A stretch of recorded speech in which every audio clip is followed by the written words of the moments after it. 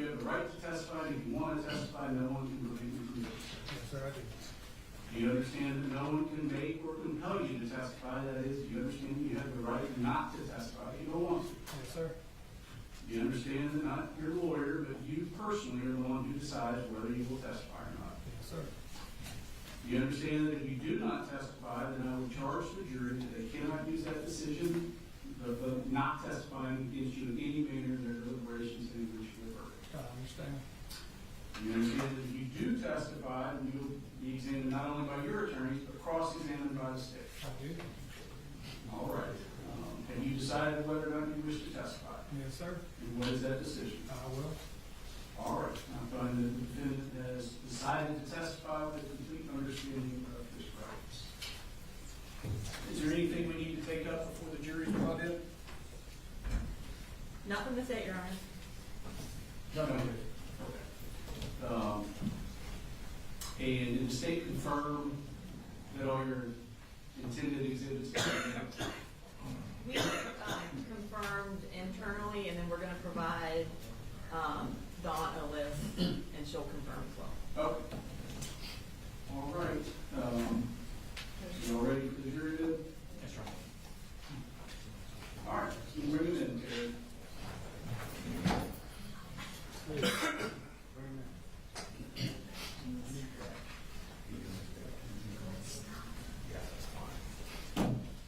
Your Honor, Yes.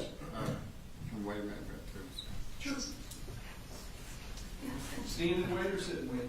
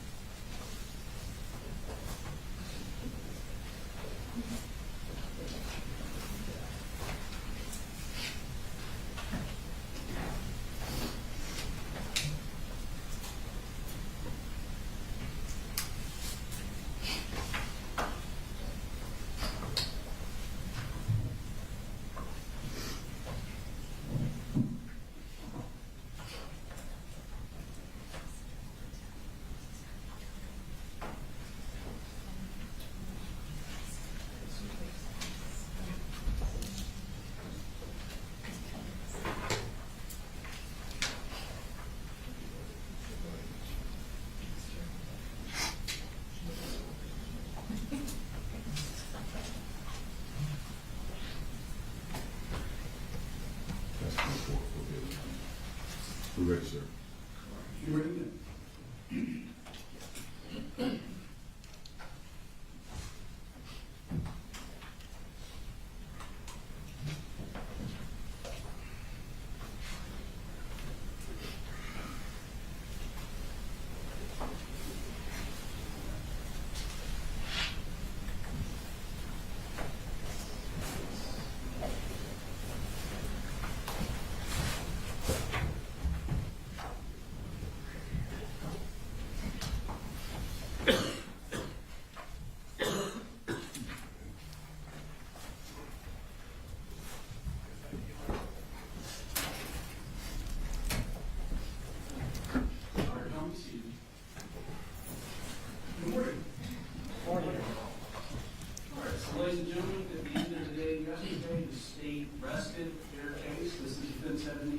witnesses they wish to call?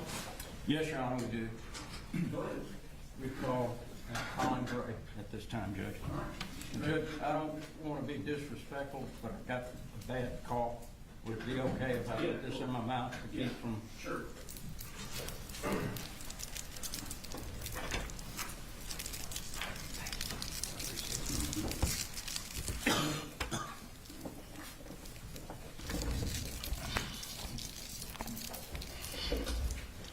You raise your right hand. Solemnly swear the testimony you're about to give before this court and jury will be the truth, the whole truth, and nothing but the truth to help you God. I do. Would you state your name for us, please? Colin Gray. And would you spell it for the court reporter? COLINGRAY. And Colin, where did you grow up? So I grew up originally Marietta, Woodstock area. Spent most of my youth, middle teenage, high school years there. I guess early 20s, mid 20s or so, moved out to Winder. And when did you end up meeting Marcy? So I met Marcy, I would say 2008, after the stock market crashed, 08, 09, construction basically came to a halt. I was offered a job at Lund International and met her there. All right. And what kind of work were you doing when you met her? So my entire career has been in construction as a construction superintendent. During my time at Lund, I was a director of facilities at Lund when I met Marcy. All right. And I think we heard that she was an engineer, is that correct? She was an engineer there, yes, sir. And did you and Marcy have children? We did. We had 3. Colt was the first child born. Jenny Reen was our second, and little Coley was our third. Okay. When Colt was born, where were you living? So we were living on Beach Creek Circle in Winder. Okay. And how long did you reside in Winder? So when I first met Marcy, we dated for a very short time, and I moved in with her. So I would say that, 09-ish time frame until after Jenny was born. Okay. And at some point, I think we saw in one of the statements you moved to a farm. In Statham, yes, sir. Mm-hmm. And how long did you keep the farm? So we kept the farm for several years. All the kids, I think, went through 4th or 5th grade at Statham Elementary. Little Coley was born there 2016, so we were there for the majority of our marriage, I would say. Okay. And at what point did you leave Statham? So we left Statham, I would say, maybe a year prior to COVID. The original game plan there was we had purchased a boat, and we're thinking that the market was decent. We had talked about building our own home. It was something I was interested in doing, and we really enjoyed the lake life. So the original thought was we could sell the farm and make a pretty good profit, and find a parcel of land up near or on Lake Lanier and build a home. And what age was Colt at the time that you moved from Statham? Oh, so he was probably 4th or 5th grade, so 8, maybe. Okay. 8 or 9. I can't really remember exactly how old he was. He was little. And did he go to school? He during did that go to time? school, yes, sir. Was he a regular attendant at school? He was. Was he a smart kid? He was a smart kid. And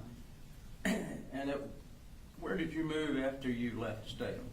So we rented a home up in Gainesville, up on Lake Lanier. We wanted to have a place that was on the lake if possible, and came with a boat dock, so we could just keep the boat there. And really, the kids enjoyed the boat, skiing and tubing and fishing and playing all the time. So that was a big deal to us when we were able to find a home in Gainesville and move there. Okay. At some point during your working career, we heard on the video that you broke your back.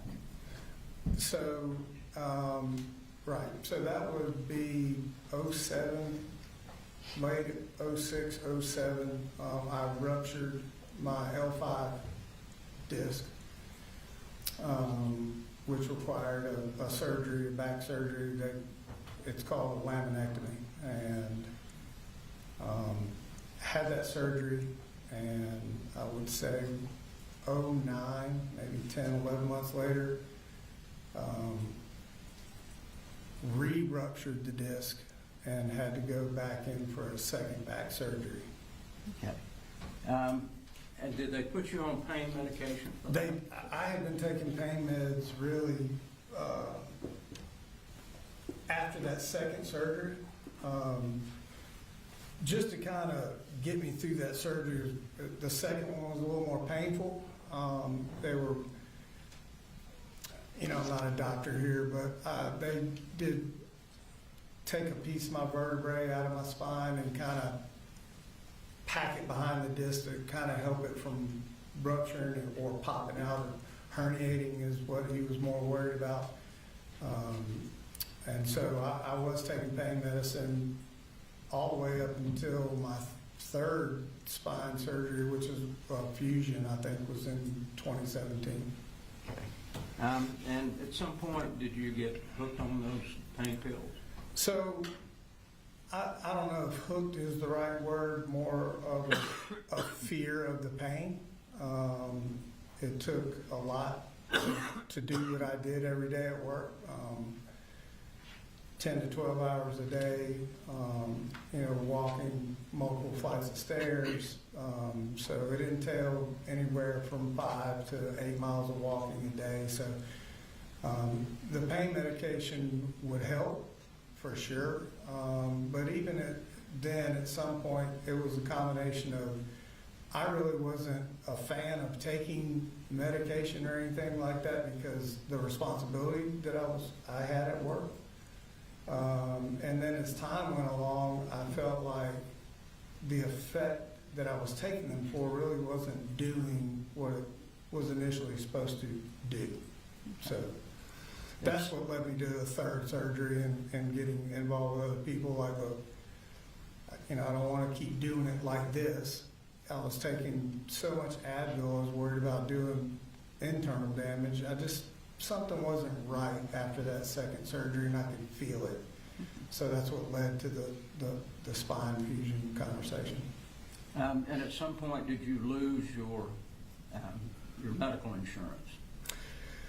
So I lost my medical insurance when I changed jobs. So I had finished a relatively big project downtown, and a couple of the guys that were with the company I was working for decided they were going to start their own general contracting business and wanted me to come along with them and mentor, kind of general superintendent type of thing, and bring on talent and just help him build his company into what it was. So there was a lag of insurance in between those job changes. Okay. And at some point, during the times that you had lost insurance, did you decide that it would be a good idea to get on methadone? So I did, because I didn't have insurance, and I had been taking the pain meds regularly for a while, and then as I tried to scale back myself, I realized it was like, the withdrawal from taking pain meds for that long, I really never even considered what would happen just stopping. So there were several times where it was I was very sick, and so had some friends that had done the same thing, went through this program, and said, hey, listen, there's a place in Auburn, Georgia, that they use methadone the same way. And I'm like, I know what methadone is for. I said, I'm not a heroin addict. That's what, I always related that word to. So I met with them and said, listen, I'm confused on what this is and how this works.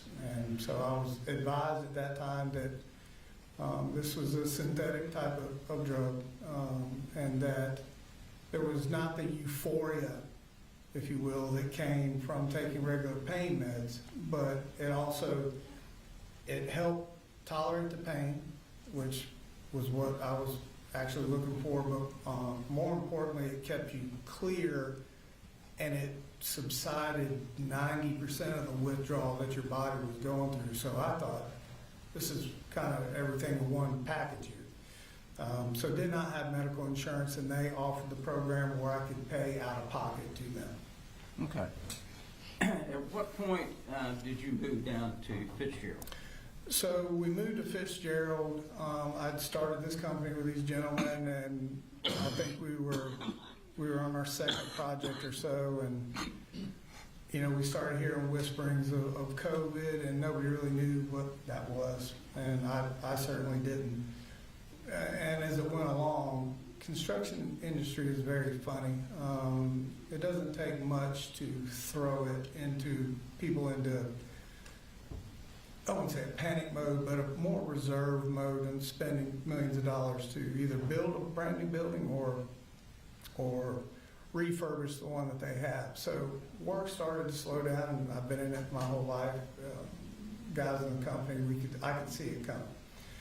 So that's when I started having conversations initially with Marcy of a couple of different things. Like, I can see what's coming. Marcy wasn't working at the time. Like, I could see the slowdown coming.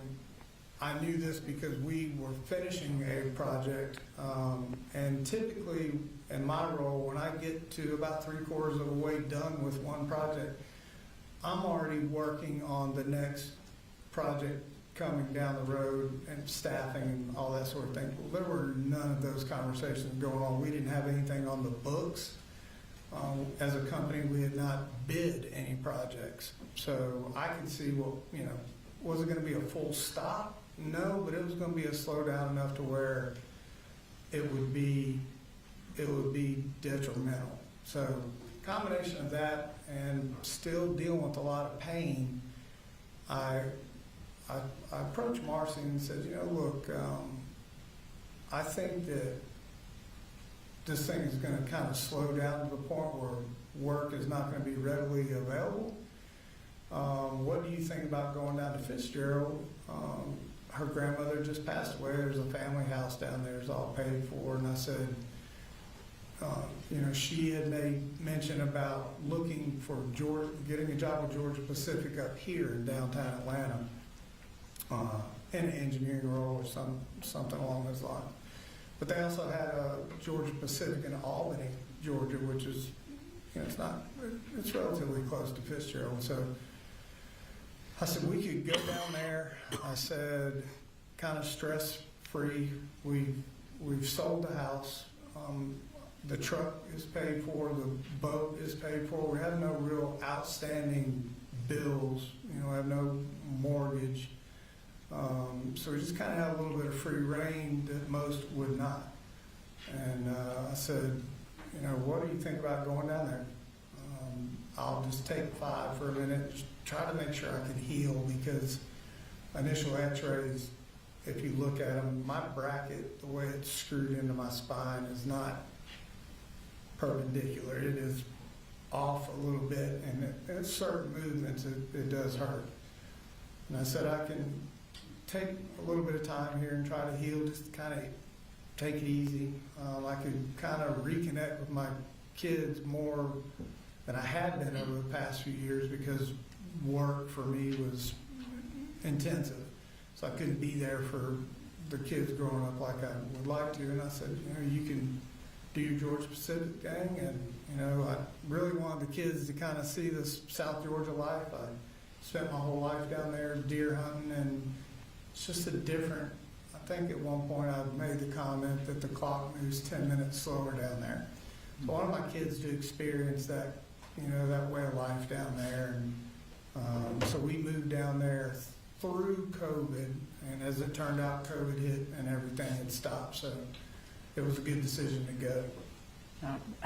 How old was Colt when you were there at Fitzgerald? So I think Colt would have been maybe, he was 6th grade, you know, is when he started down there. So 11, 10, 11, somewhere in that range. Okay. Did he have any problems in 6th grade?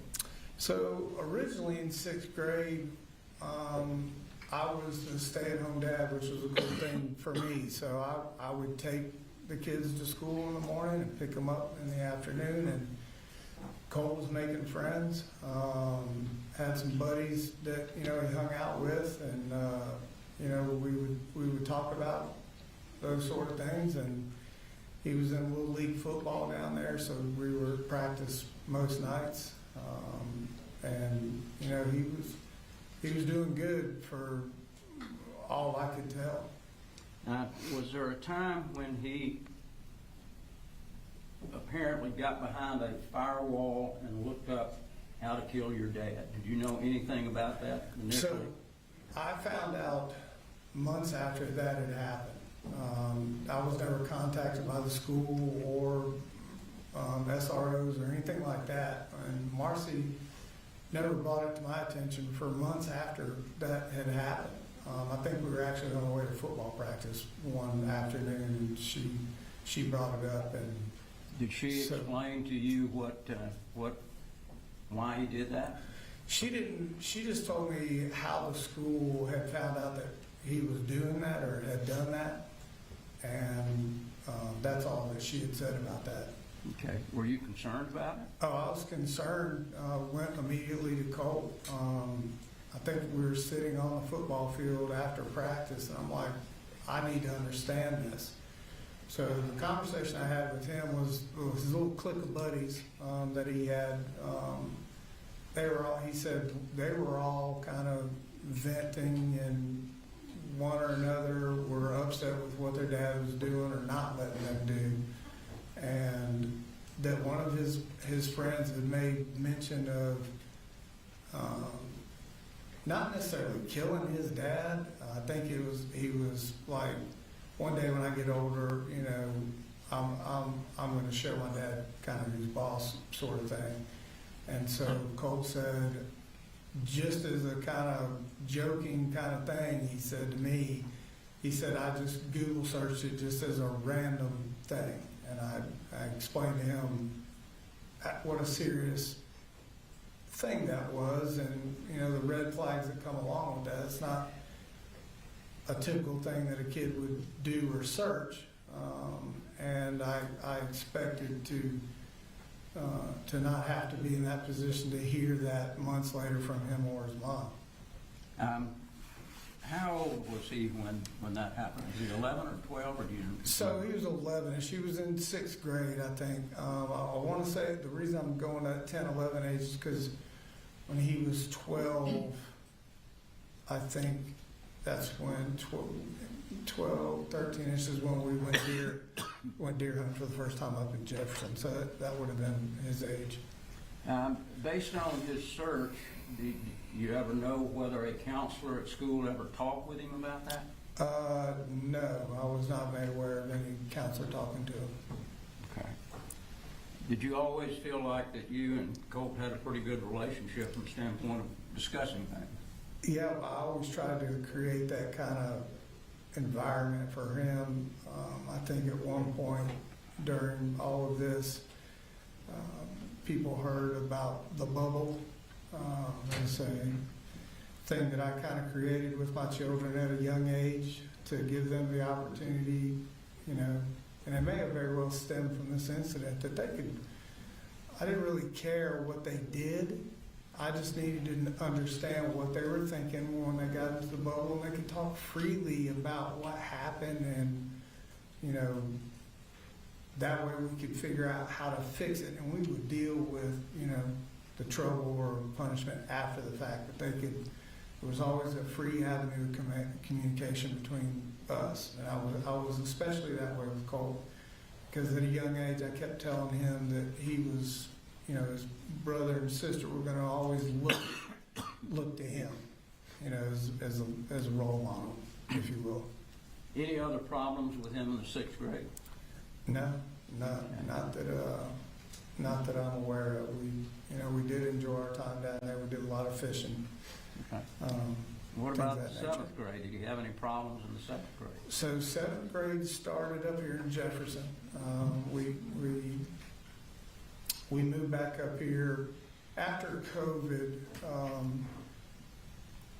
I wanted to, you know, Marcy, I think, had lost her job at Georgia Pacific, and I think had gotten another job in Douglas, I want to say, at an electronics company, and had lost that job.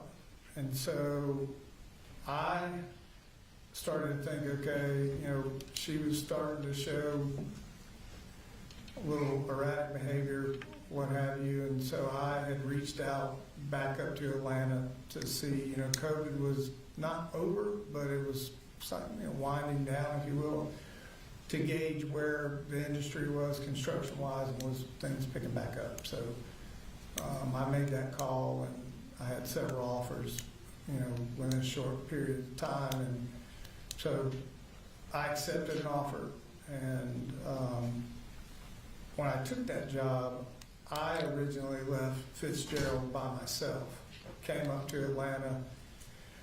How long were you here in Atlanta by yourself? So I was up here for about, I know, at least a couple of months. And the thought process, I went back every weekend, you know, to Fitzgerald. And the goal was to come up here, get established with work, and just kind of send money. You know, she just put it in the bank. We didn't have anything really to pay for, thinking that at some point here, which we ended up doing, was we would all move back up to Atlanta, and we would have, you know, enough money maybe to get rental properties and just kind of start over in Atlanta. Okay. And at what point did you and Marcy kind of split? So that would be about the time Colt, in that 7th grade time frame. Colt originally started 7th grade, was really going well.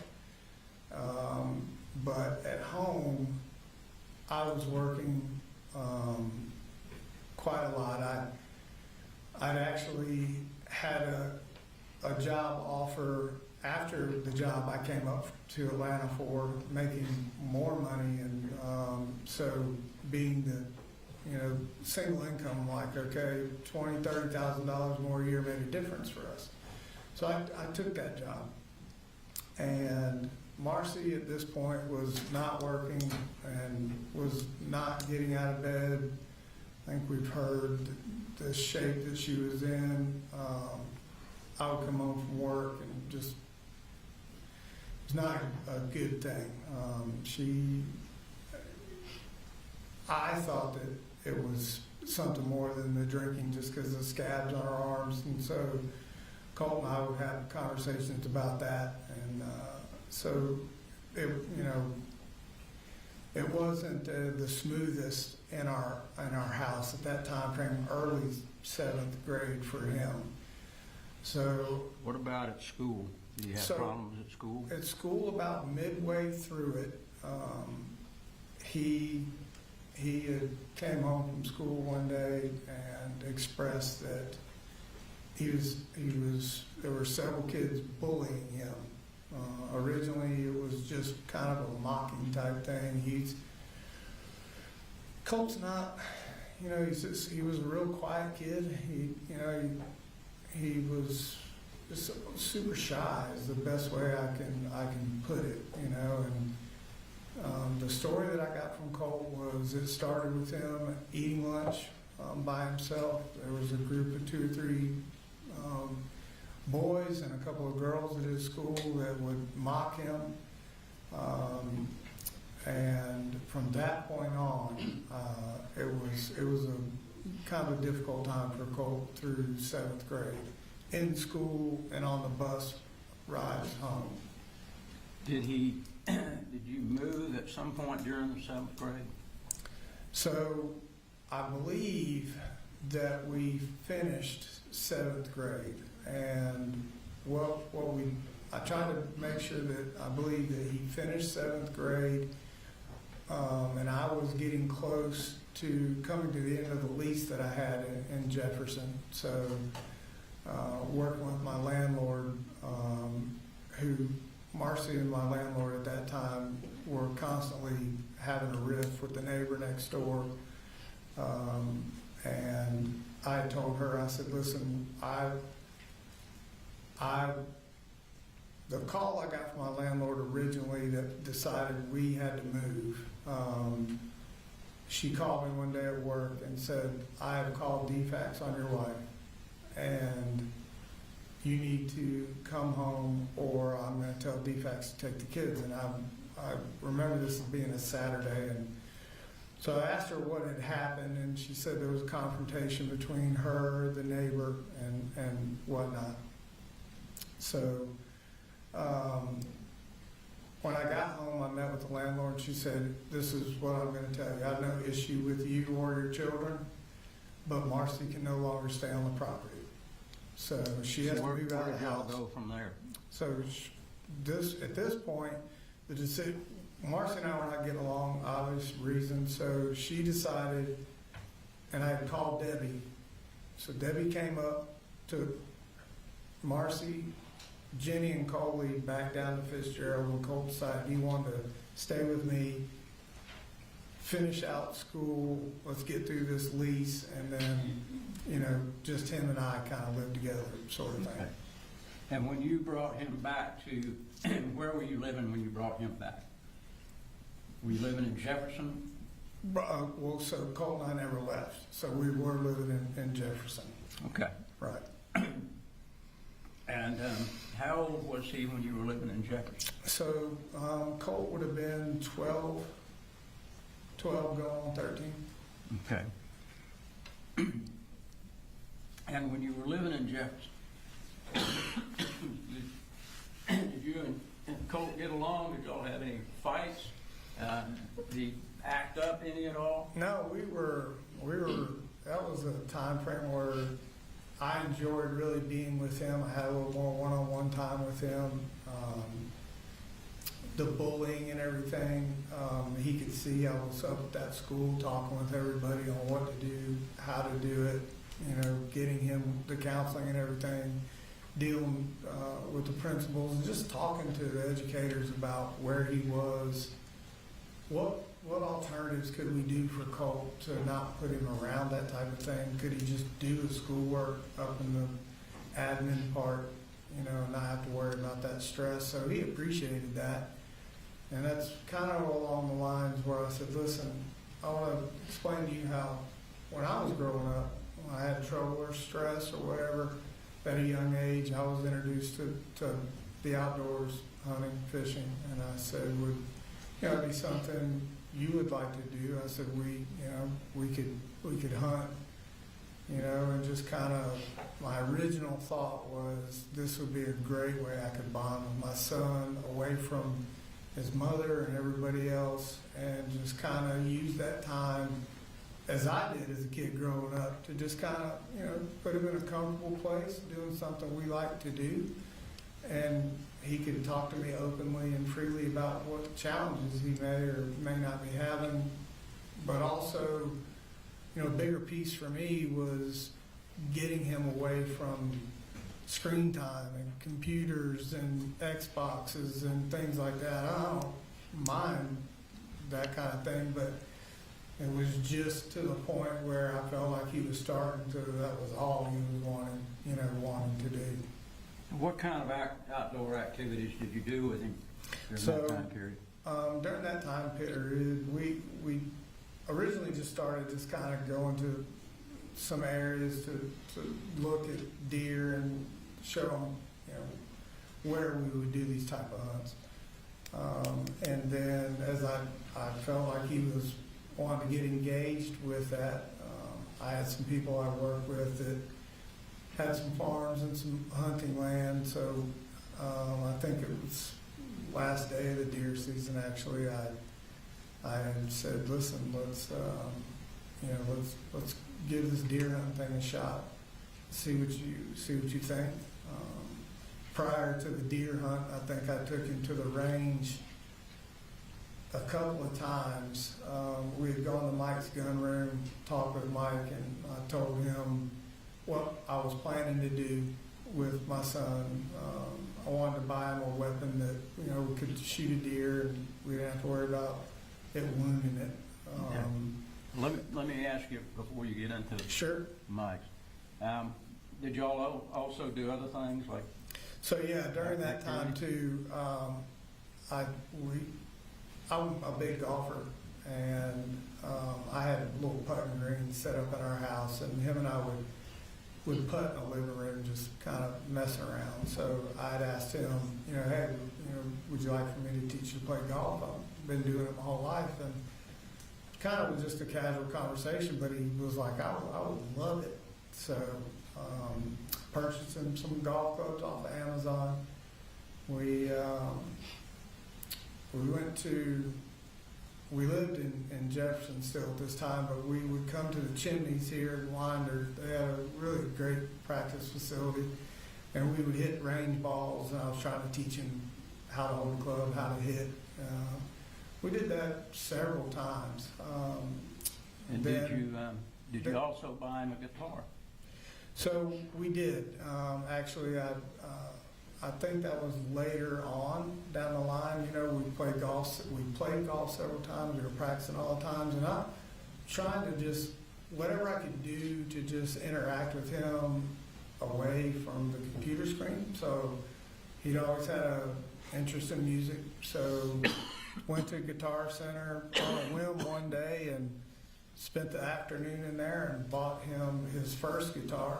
And I'm left-handed, so we could not find one for me on that specific trip, and bought him an amp. And he started kind of trying to figure it out on his own. And then we went back. He enjoyed it so much, we went back and I bought him a second guitar. And I had found a kind of a beat-up, used left-handed guitar for me. And so that was another way that him and I kind of, on our one-on-one time, he was teaching me to play guitar and to read music, and I was terrible at it. And so we would sit in the living room and play guitars and things of that nature. You mentioned Mike's gun room. Was there a time when you took him to Mike's gun room? Sure. So we did the original, deer hunting conversation. I told him that we could go. I've been to Mike's prior when we lived here in Winder originally, and Mike's a good man, and so Colt and I went in there, and I was explaining to Mike what we were doing, and he understood it. Trying to get Colt engaged in the outdoors, and so kind of just going through the guns and explaining what all the rifles were. And Colt had seen me through the years shoot deer rifles on our farm in Statham, and him being a little bit little at that time, he would see they were big, they were loud, and they kicked. So he didn't want that. He didn't, that was his thing. He was afraid of the kicking. And I said, they're not all built like that. I said, so we'll go and talk with Mike. So we went in there and talked with Mike, and I explained to him what we were doing. And so Colt, through the gaming and Call of Duty and all the things the kids are into nowadays, a lot of the weapons when you go into a gun store are what I call an AR platform. Everything from shotguns to little plinksters all look like ARs. In fact, the first gun I ever had Colt shoot was a little .22 on the farm that I had that looked like a looked like a gaming AR that they play with on Call of Duty. So my thought process was, I will do whatever I have to do to get Colt interested in the outdoors. So he liked this way the AR platform looked. And Mike was like, okay, I have these, the Bushmaster 450, look like the AR that we've all talked about here over the last couple of weeks. Different caliber, and was big enough to take down a deer.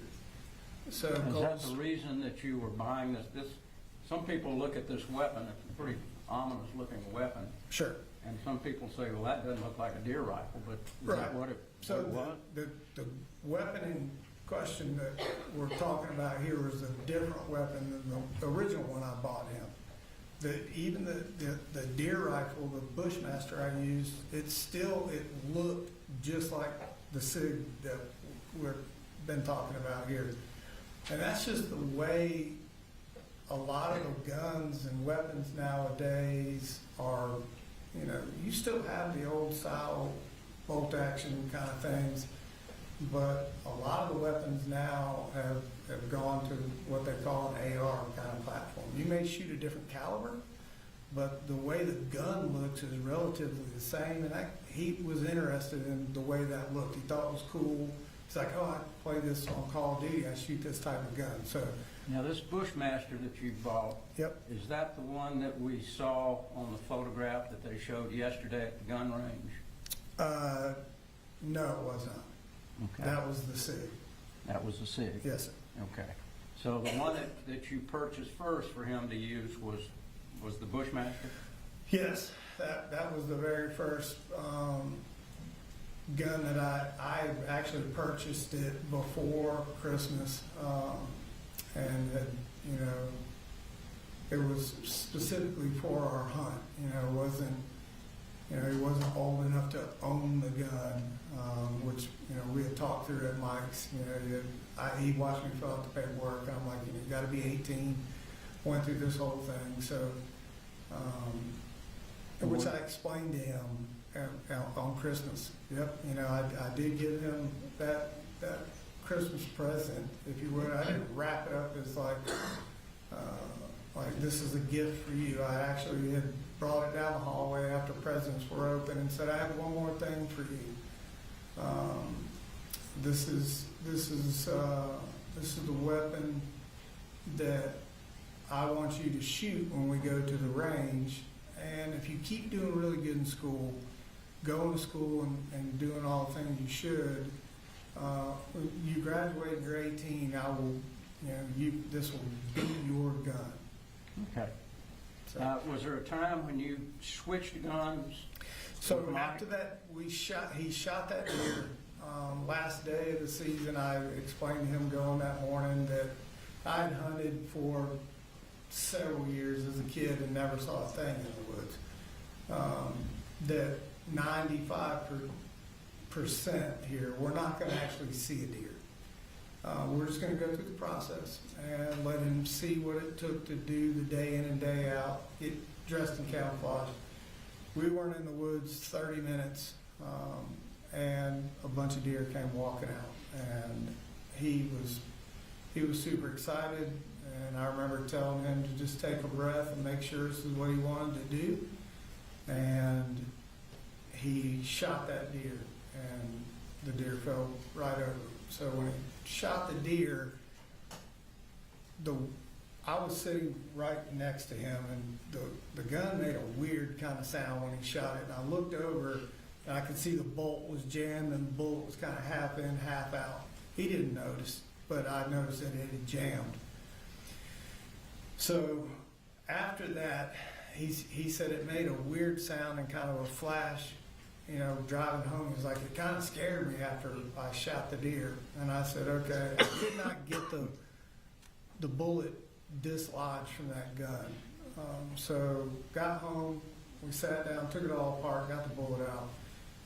I think we went to the range sometime after that, cleaned the gun, you know, let him shoot again, and it jammed again on the range. So at that point, we went back to Mike's, and I explained to Mike, hey, it worked. the great thing, he shot a deer, it was the greatest day of my life, made a video of it, showed it to his grandmother and some of my family and his mom, and I said, but the gun jam scared the crap out of him. And I said, during the course of that hunt, he'd seen some coyotes run through chasing some deer earlier in the morning, and I told him, I said, well, there's a hunting season for that, and explained to him I did a lot of hog hunting and whatnot. So after the gun jam, we went back to Mike's, and I told Mike, listen, it was great, gun jammed. I said, but even in his excitement, the 450 did kick a little bit more than, he was hoping for, I guess. And it did have a kind of a different scope on it than what we all see here. And he said when he shot that deer, the scope, it didn't bruise him. He said he just felt the scope kind of come up, and he didn't like that. So we traded that gun back in at Mike's, and I told Mike I was just looking for something a little lower caliber for him to shoot, that he was really enjoying going to the range and whatnot, and that we were going to do some varmint hunting, throughout the year in between deer season. So that's where the 223 came up. Let me bring you back to during the time you were in Jefferson. Was there a time that the Jefferson County Sheriff's Office sent someone out to talk with you about some Sure alleged did. threat? Absolutely. And did you cooperate with them? Yes, I absolutely did. It took me completely by surprise. I remember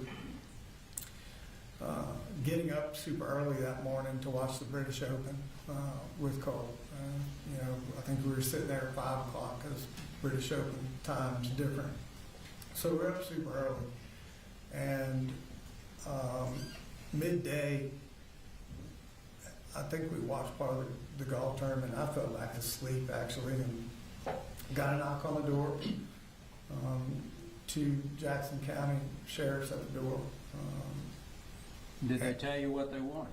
Sure. They asked me if Colt was there, and I told them he was. Did you ask Colt to come out? Yeah, I went back into the room, and said, hey, listen, the sheriff's department's here. They've got some questions for you.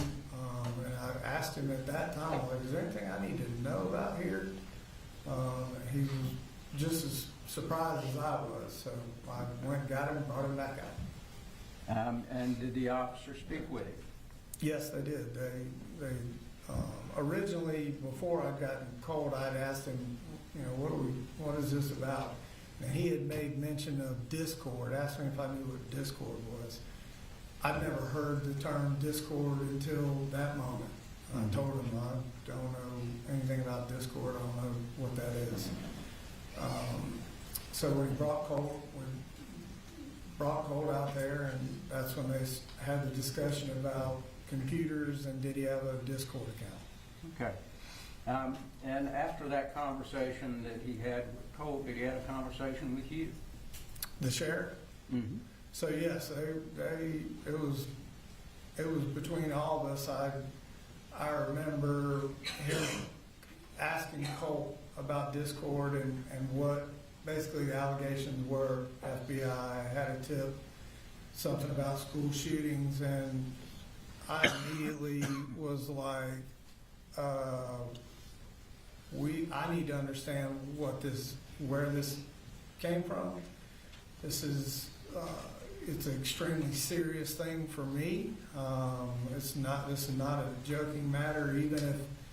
Even if this is not Colt, I still want to know how it ends up there at my front door. I was very serious about and making sure Colt understood how serious this was, and ultimately, if they didn't like what he said, the second officer was there to take Colt with him. That's what the sheriff had explained to me.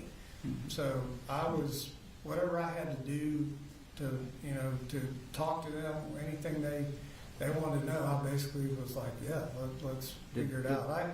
I told him at one point in this conversation, if he even thought that this was related to Colt in any way, shape, or form, he asked me if I had guns in the house. I said I did, and that he could take them.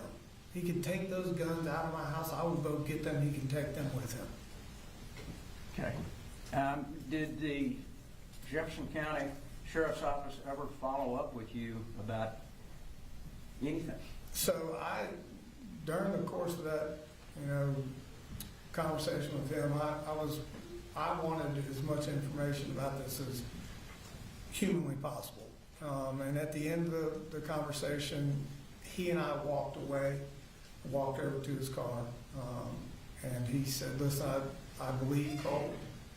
And I said, okay. He said, I've still got some more information I need to look through and go over. And he said, I'll call you. And the next day, I think, is when we talked. I said, do you have a card? And he gave me his card. I said, you can call me any time. I said, if you find out any more information, I just want to I want to know what you know.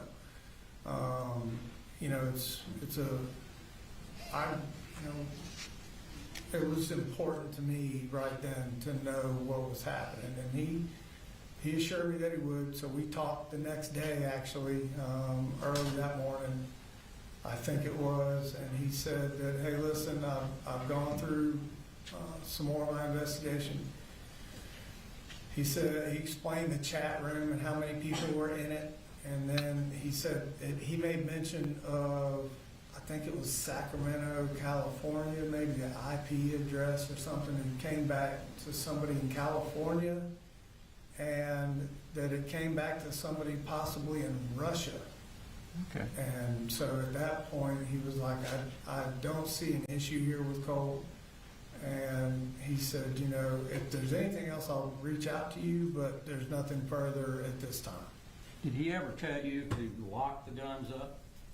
He just, not necessarily to lock the guns up, but he said, hey, just make sure that there's not free access to the guns. He asked me where they were. I told him they weren't locked up. I said they are in my master bedroom closet where I kept the guns for most of my life, and when Colt was little, I said they're up on the top shelf of my closet, not just laying around the house.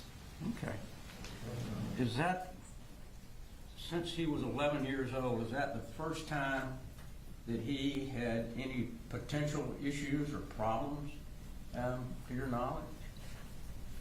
Problems With acting out or acting depressed or anything like that? Yeah, I mean, I don't know if that episode with Jackson County would be classified as a depression or whatnot.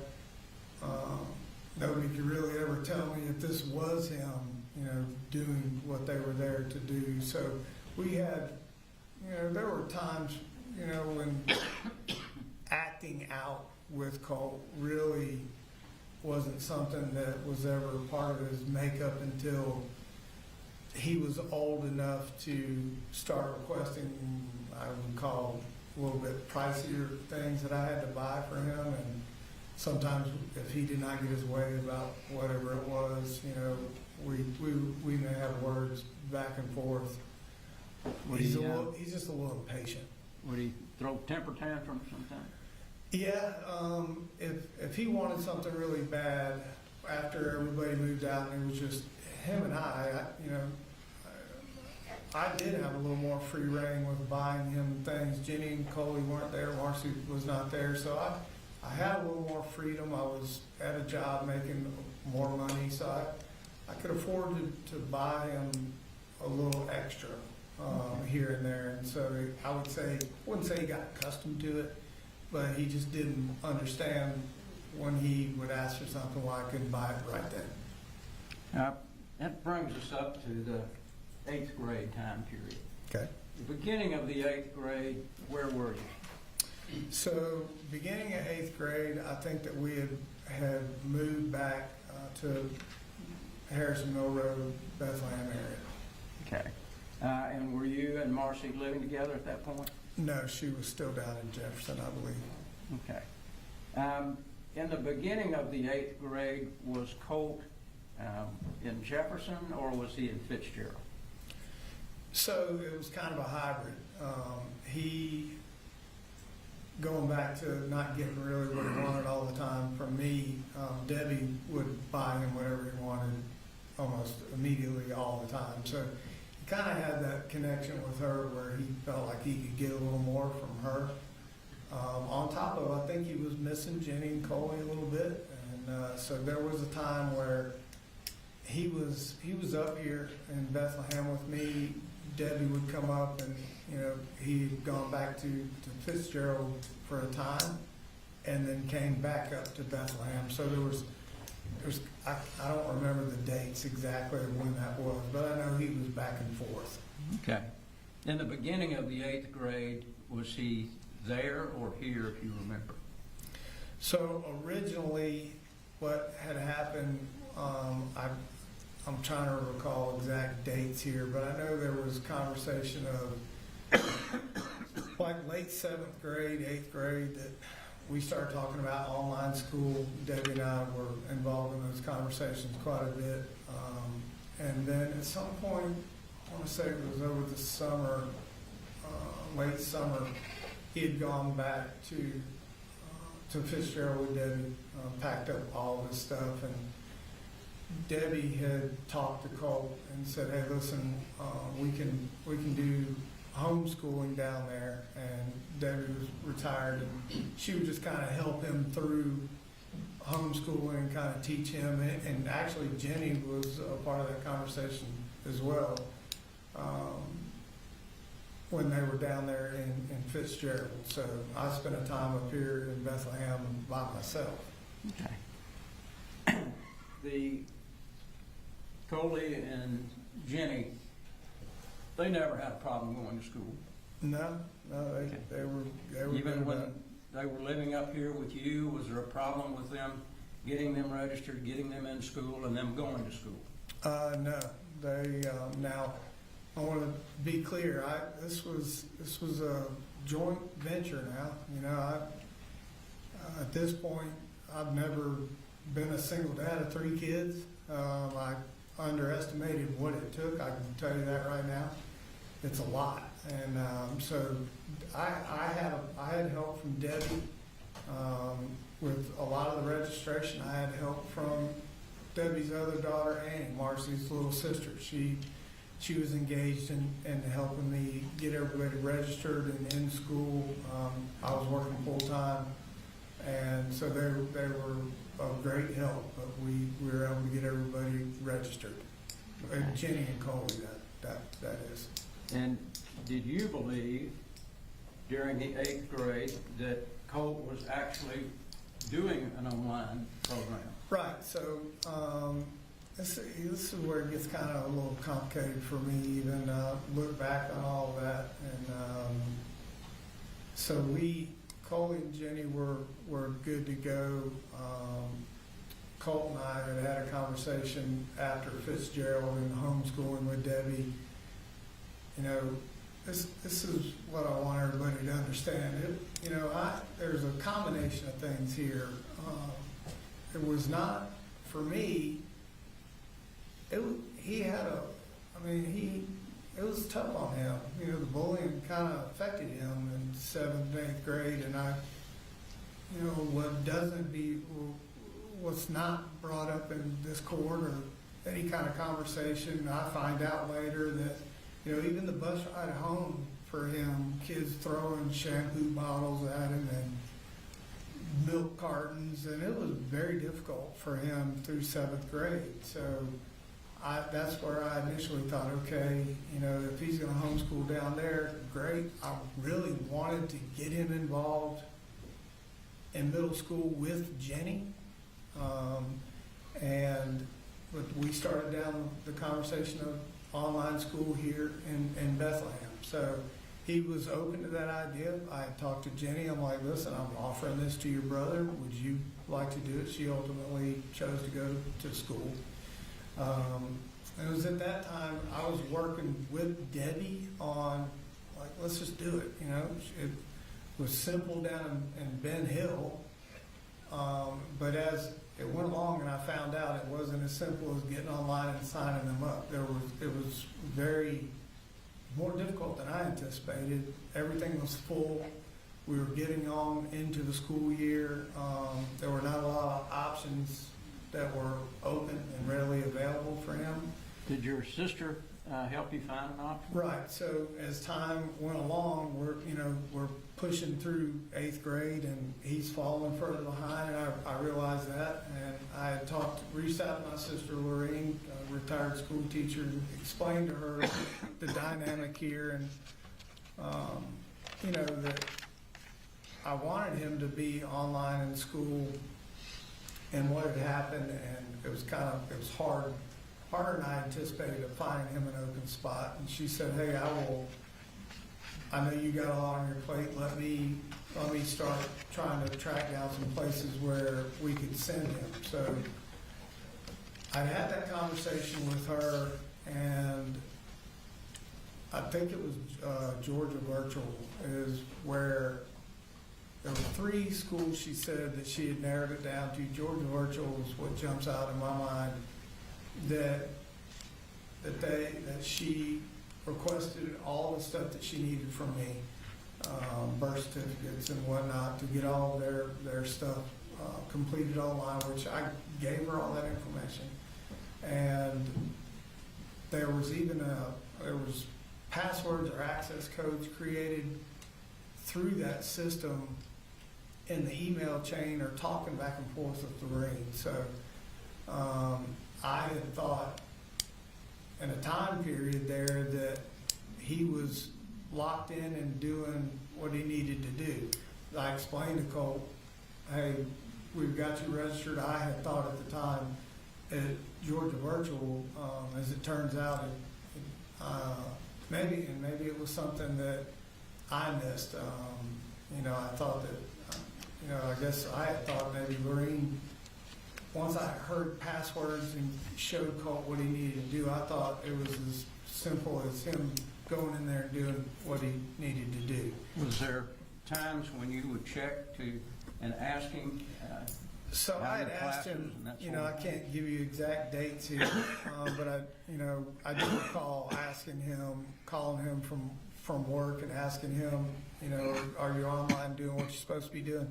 I remember him having a conversation with me about an algebra class, and when I got home from work, he was showing me a page of what he was working on. So I never, verified. That's my bad. I didn't fact check what he was saying. We'd established a trust between him and I, and a respect for one another, that, he was growing up, and I was trying, that's what the whole idea was try to get him to just be upfront, honest with me, and moving forward to high school in the back of my mind is what I was thinking. But also, as this time frame was moving along, we were getting further and further behind, and I knew that. And I got to a point in 8th grade where it's like, man, I don't know if he can catch up, right? So I had a conversation with Colt originally and said, listen, Colt and I were at dinner one night, and he said, so what would you think about taking the 8th grade over again? And I had a two-pronged attack there on that. I didn't think that he was far enough ahead in 8th grade. And I didn't want him to come out of the gates behind in high school. We're already kind of bumpy in school with him. And I thought, if he could retake the 8th grade, that would put Jenny in the same grade as Colt. And they were close. They had a great relationship. Would they be in the same classes? Maybe. I don't know. But they would be in the same school, with the ultimate goal that they could kind of confide in one another, get through school together. And a bigger piece was if they went through 8th grade together, they would go into high school together, and they would make that 4-year journey together through high school. That was my train of thought, right? It was never that, I don't give a damn if he goes to 8th grade. That's not what happened here. It was very, very fluid kind of thing, trying to make sure I was, and listen, could I have done better? Yes, I could have done better. I could have done more. I see that now. But the overall goal here was just get him in a comfort zone place. And it got to that point where I thought, okay, well, I had to retake a grade. This would be great. If he could just go take the 8th grade again with Jenny, they could help each other and they could move through high school together. So that was the thought process. All right. Now, was there a time that Colt went down to Fitzgerald to stay with his mother where he got into an altercation with her? Yes. So that would be that summer time frame. I don't have the dates here in front of me. I just know that Debbie, and this was the time frame when Debbie came up and they took his computer, packed up a bunch of his stuff, and he went down there to stay. He was kind of missing Jenny and wanted to hang out with Mamu. And so Mamu had called me. There was actually 2 that I know of. This is the only 2 that I was ever made aware of. The first one was Debbie had called me and said that Marcy had slapped Colt across the face really hard. They were arguing. I don't know what about it was not there. She just said it was an ugly argument. And I never hit my kids. There's multiple reasons for that. So Debbie said that DFAX was called. I didn't know if she had called or who had called. Ultimately, I find out that it was Annie that had called DFAX in the first episode of the slap, right? So I had talked to Colt and said, listen, what, you okay? What happened? He said, we just had a knockdown, drag out kind of argument. Mama was drinking and just, she just slapped me.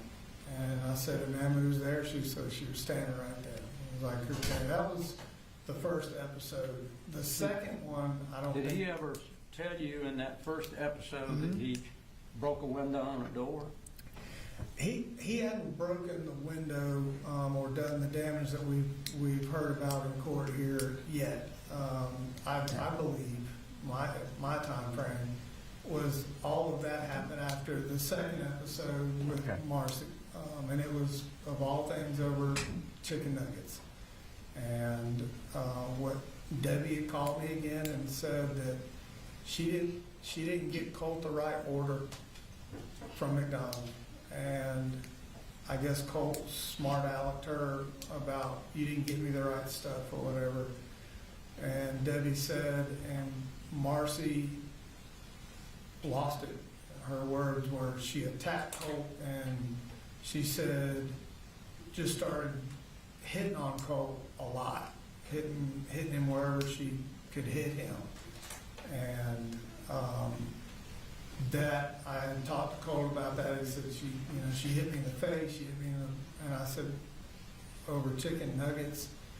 He's like, it's like, Dad, I could smell alcohol on her. She's screaming, just out of control kind of stuff. And I said, okay, do you want me to come get you? And she was like, no, I'm going to go. He said, I'm going to stay with Mamu, which when the kids and everybody went down there, they weren't, I know we heard that they were living with her. Now, little Coley did stay with her, but Jenny and Colt, when they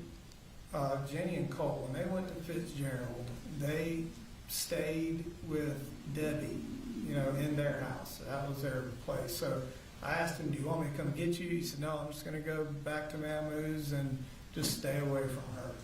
So it was after that time frame where my understanding was he was breaking the windows. I didn't know about the couch thing until after I went down there to pick him up, and I received a call one day at work from him, middle of the day, and he was in tears, and I'm like, what is wrong? He said he had another falling out with his mother. He said, I slammed the door and broke the window, and it escalated from there. He didn't tell me about him cutting up the couch, or, it's kind of unclear who really did that. One says the other wasn't down there. He said, I just need you to come get me right now.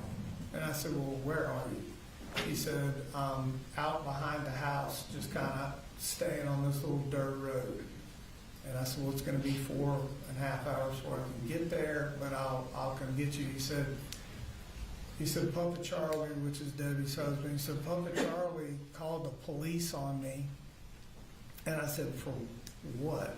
And he said, because when I broke the window, they said I cut the couch up. And I said, did you cut the couch up? He said, I tore part of the top of the couch off. He said, but they're saying I sliced it all up and broke these windows. He said, I slammed the door and broke one window above the doorknob. He said, and Papa Charlie showed up with Ben Hill County Police and wanted to take me to jail, basically. He said, and the police officer was telling Colt that he couldn't act like this and disrespect his mama, grandparents, and if he couldn't get it calmed down, that he would ultimately take him to YDC or whatever. And Colt was upset about that and asked me, hey, I need you to just come down here and get me and bring me back home, which I did. Did you do that? I did. Did you go down that same day? That same day, yeah. And do you remember about what month that was? I don't remember exactly what month that was. I don't. Okay.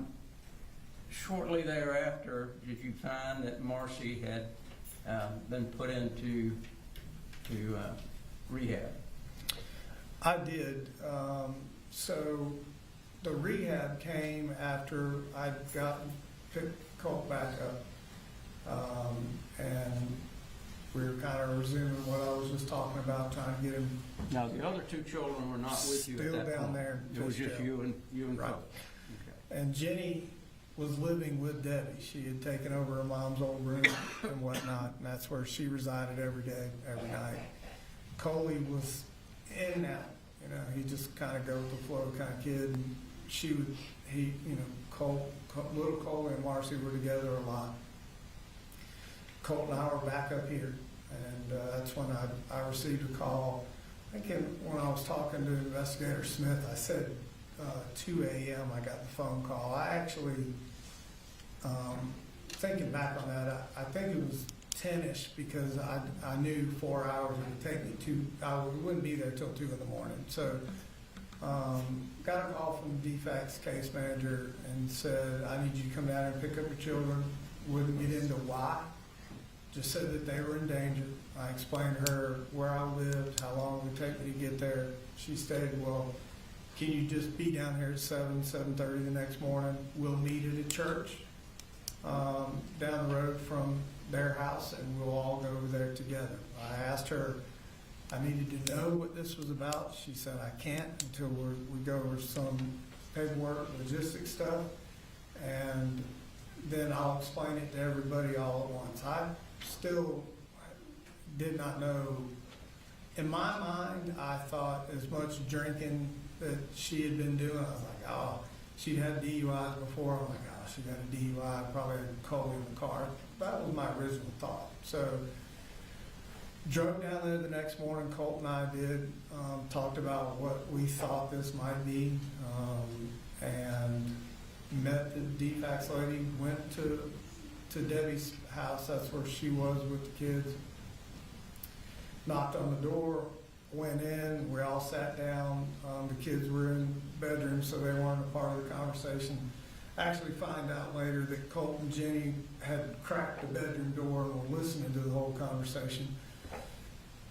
And she said, listen, she said there had been a call made to DFACS, and I find out later that it was Annie, the little sister that had called DFACS, made a complaint that she was driving drunk or acting recklessly with little Coley in the car, something along the lines of to where they needed to hair follicle test her.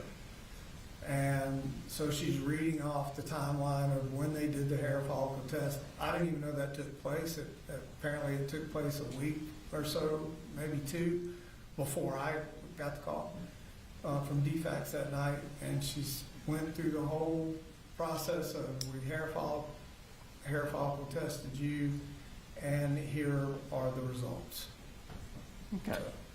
And at that point, you took the other two children with you? Correct. She stated that I was to take all the children back, that Marcy could have visitation as long as it was supervised. And at that point, I asked by who. I wasn't sure if it was DFACS. She said, no, you will be the one supervising, and you are the one that says when she can come and when she can't come. She cannot just show up. This has to be agreed upon time and whatnot, so I took the kids back. Were you prepared to have three children No. with you at that point? No, I said this in passing to so many people. I hear people talk about single moms and whatnot and all the things they go through. And as a dad, I was fortunate enough just to get up and go to work. And, you think is what I'm doing, like that's the hardest thing in the world, to get up and go to work, as much as I was working. It paled in comparison to what a single parent has to go through with one kid, let alone three. So I underestimated the effort and everything that it took to just keep everything afloat with three kids, let alone all the ins and outs and things that happen with kids every single day. It was a lot more than I could ever imagine that it being, and I underestimated that greatly. Now, was there a time when Marcy called you and threatened to kill you and Colt? So, yeah.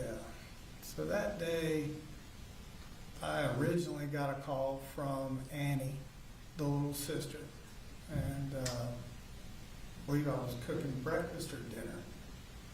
And because I know I was cooking something, because I have a phone laying on the counter, I just hit the speaker, I'm like, hey, and she's crying. I'm like, oh, what's wrong? You okay? Her original statement was, we can't find my mama. I'm like, what do you mean you can't find your mama? They're in Virginia. Like, they're all up there. Charlie's in some golf tournament. She's like, no, she came back early. I'm like, well, then she's at the house. She's like, no. She's like, we can't find her. I'm like, well, how long have you been looking? Like, since yesterday. And I was like, oh, shit. I'm like, okay, have you called the police or anything? Like, is something wrong? I'm like, in my mind, I'm thinking, God, I hope nothing happened to her medically, like heart attack or something.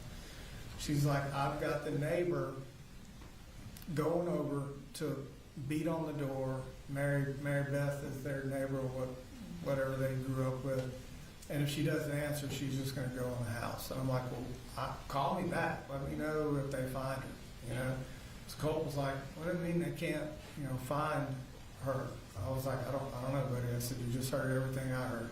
Now, were the other two children with you at this point? Yes, they were with me. Okay.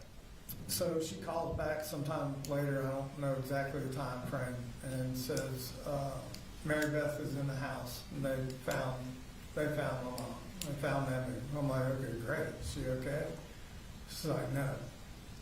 I'm like, okay, well, what do you mean no? Is she in the hospital? What's going on? She said, no. She said Marcy had taped her to the chair in their office, and then not only taped her to the chair, left her there for a couple of days. They found her with soiled pants, and she just basically had to go to the restroom, whatever, just taped to the chair. And that she had taken one of the dog leashes out of the backyard and tied the chair to the sleeper sofa behind her so she couldn't scoot to the phone to call 911. I'm gonna object to the litany of things that he wasn't even there to know about. Do you have a response, Mr. Perry? I'll try to redirect, Judge. I'll sustain the objection. Thank you. Sure. But was there a time when you found out that Marcy threatened to kill you and Sure. Colt? After what I was just trying to say right there, she went through what condition she found her mother, and she said that she had told her mother that she was coming up here, wanted her car and money or credit card, and her mother asked her why, and she said, "I'm going up to Winder to kill Colt." And I'm like, to kill me? And Marcy said, yes, she's coming up there to kill you. And she said, she told Mama, meaning Debbie, and since Colt is your favorite, I'm gonna kill him too, and you live with that. So that on that day is the first time I had heard that threat. And did Colt know that? He heard it on speakerphone while we were talking. Okay.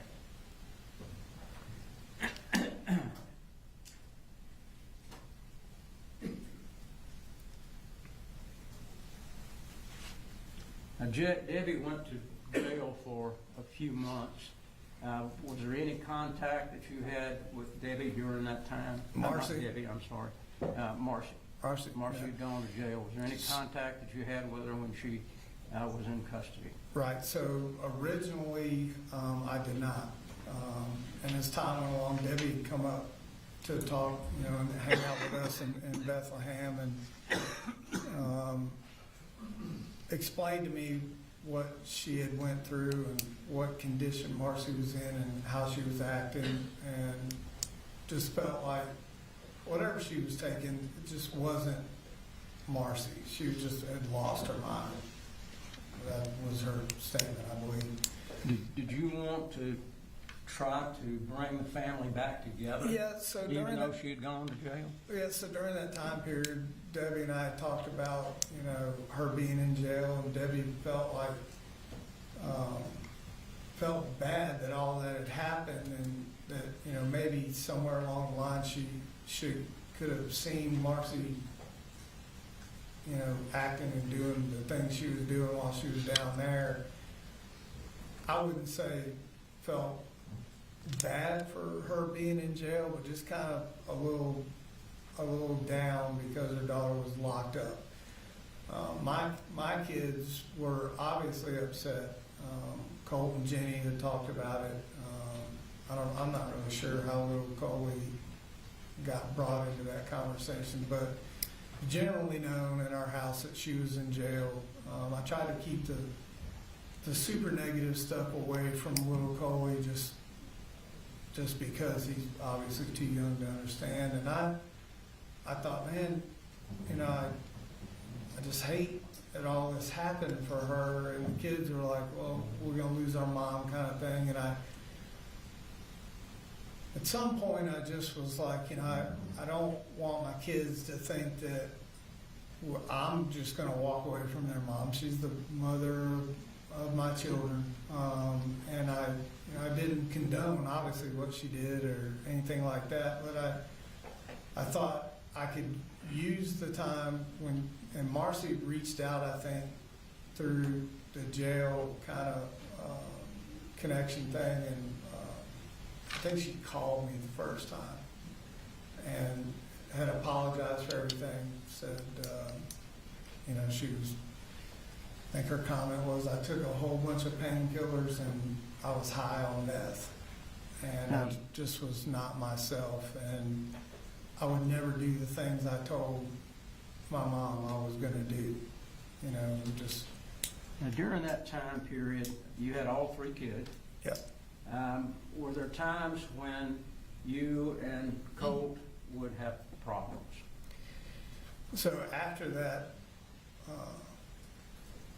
after that event right there, we, you know, I wouldn't say we were having problems, but it was more along the lines of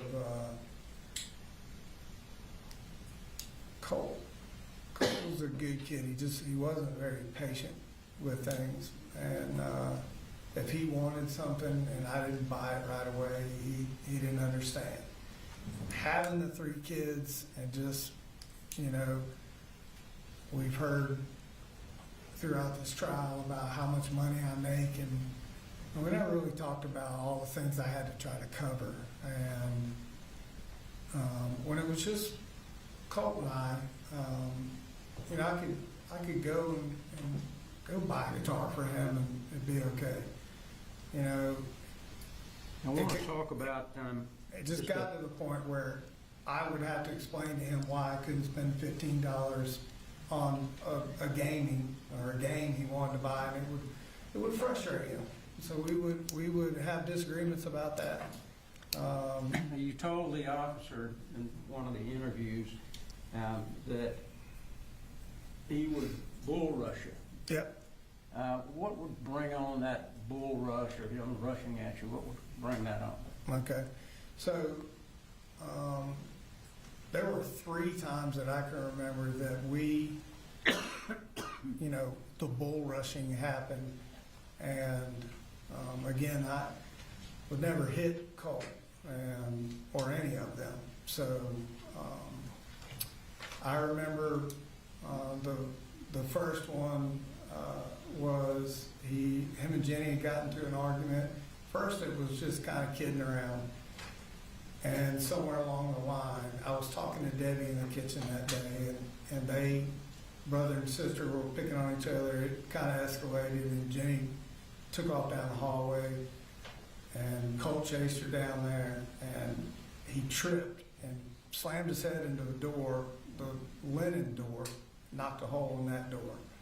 And then he got up and he was trying to pick the lock and kind of damage Jenny's door. And I went down there and was like, you know, he calmed down. You know, took off after Jenny like a wild man. You're damaging this door. I have to pay for all this. This is just a rental house. And that kind of started he was already worked up kind of thing. I remember walking away down the hallway to the living room, and when I turned around, I could see him coming down the hallway, and he was just pissed. And so he kind of bull rushed me. I turned around, he kind of slammed into me, and I grabbed him and just held him up against the wall. And was to tell him, like, you need to calm down, you need to calm down. He had gotten one of his arms loose and was flailing around. He hit me on the side of the neck, hit me in the side. I got his arms together and till he calmed down. Just held him in place. The second time that this had happened, we were having a discussion about he thought he needed to take the Zoloft that his mom had given him, and I disagreed with that. So we had a kind of heated conversation about yes or no, and I told him I don't want this. We need to go see somebody. This is not like taking aspirin. This is different. He was pissed because he'd been taking it from her for, I don't know, a number of weeks, and he felt like it was helping him and whatnot. Didn't understand why I would not give it to him. So that was the second time that we had that argument. And the third time, it was about moving his bedroom into the laundry room and separating him from his computer to the laundry room. Same type of thing. He would, you know, he never really would challenge me face to face. And in this last episode, I remember like, hey, I want you away from your computer. I just bought him he had his computer torn apart in his bedroom, and he was pissed because I was making him move and to separate him. He wanted to stay in his little bedroom there. I was trying to create space so he wouldn't be on his computer all night long. But I had bought him a set of tools so he could work on his computer. He's really good at it. And during this argument, after I did the same thing, I could see him coming. You can see him getting worked up, and I just caught him and held him and said, you need to calm down, get him calmed down. Like, I'm gonna let you go. So when you calm down, we can talk about things. I walked back into the kitchen, and he had gone into his bedroom, and I bought the wrong tools, as it turns out, for his computer. And when I was walking into the kitchen, I wasn't even looking at him. He had thrown a screwdriver, ricocheted off the door frame, and hit me. And that was, that was the three bull rush times that I remember that we had. Now, we had disagreements, and we argued, here and there, about normal things. You hate to say normal when you're talking about the kids raising their voice and whatnot, but the bull rushing and fighting was not something that happened as much as has been portrayed here. If it was a disagreement, it was more kind of the yelling and screaming back and forth. Did he ever threaten to kill you? No, he never threatened to kill me. Never face to face, never heard that. None of my children, Jenny or anybody, never said, hey, nobody, Marcy, Debbie, nobody ever said, hey, Colt said he's going to kill you. Okay. Did he ever use the gun to threaten you or any of the children? Right, so, in these disagreements, this is the thing I need people to understand. The gun was a thing that him and I used to bond with, and I was very clear on the rules, right? No loaded guns in the house ever, and he abided by those rules. He respected the weapon. We didn't have them in a safe. We didn't, have locks on them, as we've all seen here today. But I'm telling you that he had a healthy respect for weapons. They stayed where I told them to stay. And in the heat of the moment, whether it was arguing with me or arguing with his mom, arguing or bull rushing, he never once made a threat to me or his sisters or brother or anybody that I know of going for the gun. He never made that kind of action or movement towards a gun, made a threat, never said anything about a gun. He was pissed about other things, but that gun was understanding we had of what it was for. Now, was he allowed to have the cartridges in his room? So the magazines were typically kept in my closet. The ammunition was in there as well. We didn't have stockpiles of ammunition just, piled up in the closet. Typically what would happen, we would buy ammunition if we were going to the range a few days before. We'd either shoot it off or not. Bring back the left, and I would always put it up in the closet there. My clips, magazines for the weapons were up in that closet as well. At some point, I think it was for a birthday, he got a gift card. Debbie said, hey, I want to take him to Amazon to get some stuff for his gun. Colt said, hey, Mammy wanted to ask, could she buy me ammunition? And I'm like, yeah, we're going to, have it. We'll go to the range. I don't know what that time frame was like. I can't sit here today and tell you, yeah, she can buy the ammunition because we're going to the range the next day. I don't have that time frame. And I said, sure, it's no problem. I did not find out that she had bought him 4 or 5 magazines on that trip to Amazon until after the fact. I saw them in his room, laying on the shelf. They weren't loaded or anything. I'm like, well, where'd you get these magazines? He said, man, we bought them for me. Okay. So those magazines, they were empty, but they were in his room. We saw yesterday a photograph of some Winchester cartridges that apparently were sitting on the shelf of the bed. I can't remember. Was that against the rule for him to do that?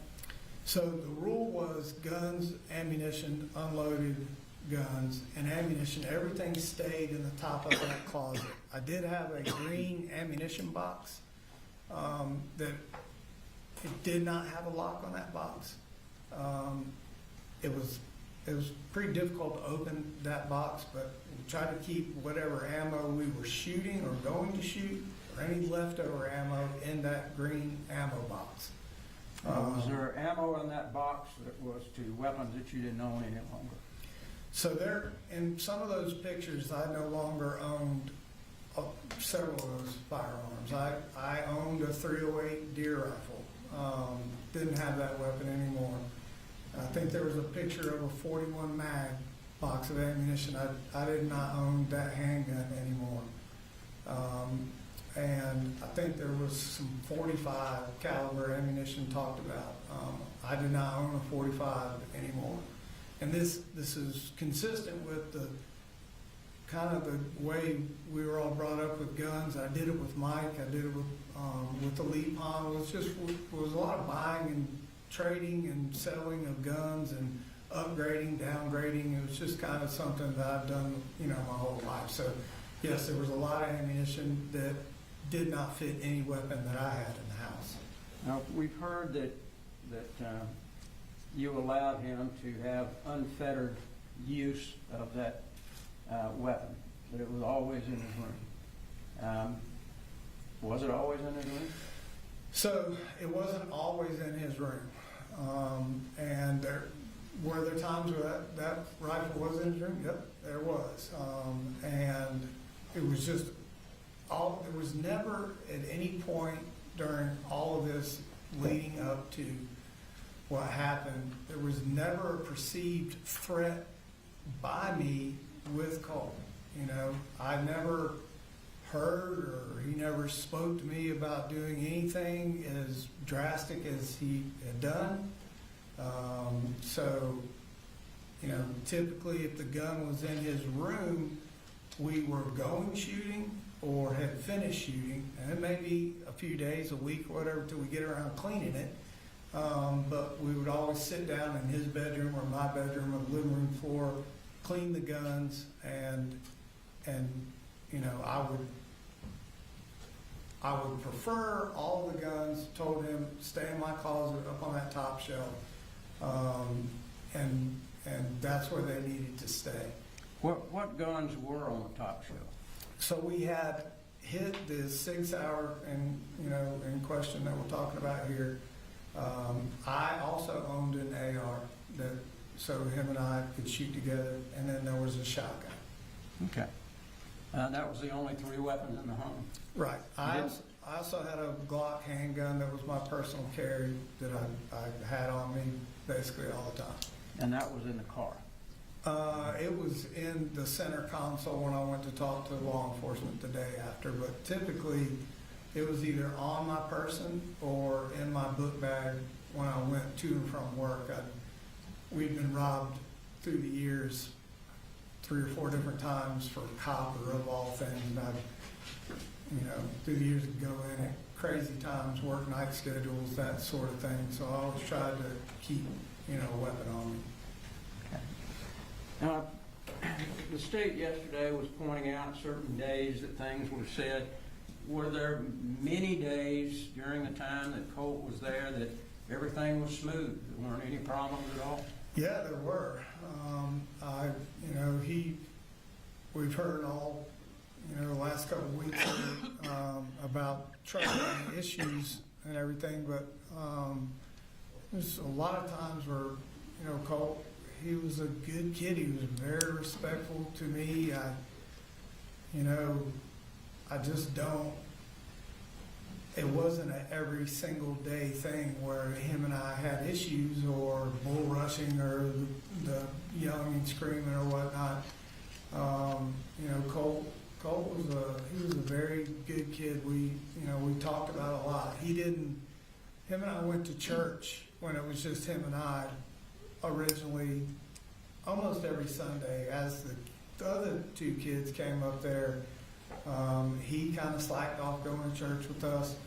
But he was a good kid. He was a compassionate little kid, and you know, he was really a thoughtful young man. He would help me fold laundry.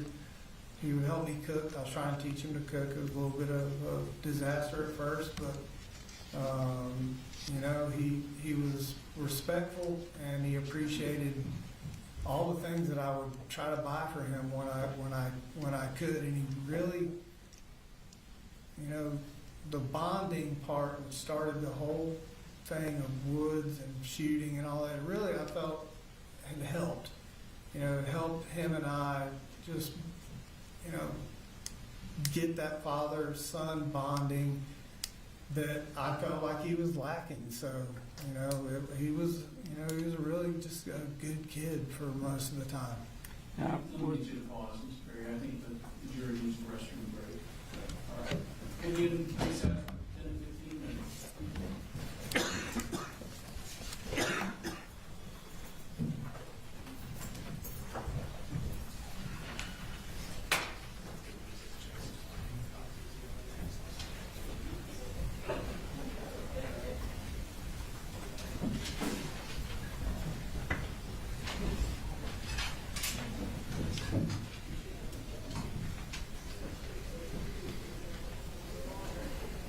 Straight, go back to the office.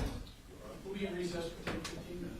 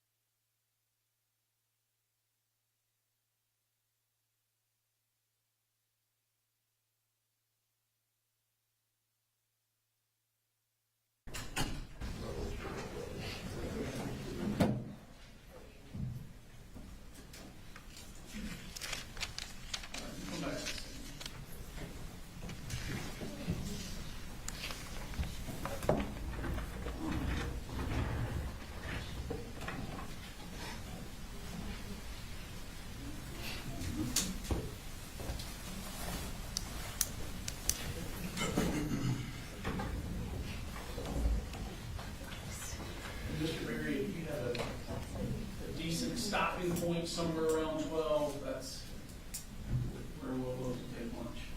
We're gonna try to get through this a little quicker. Okay, I mean, do what you need to do. We're ready, sir. All right, I'm ready now.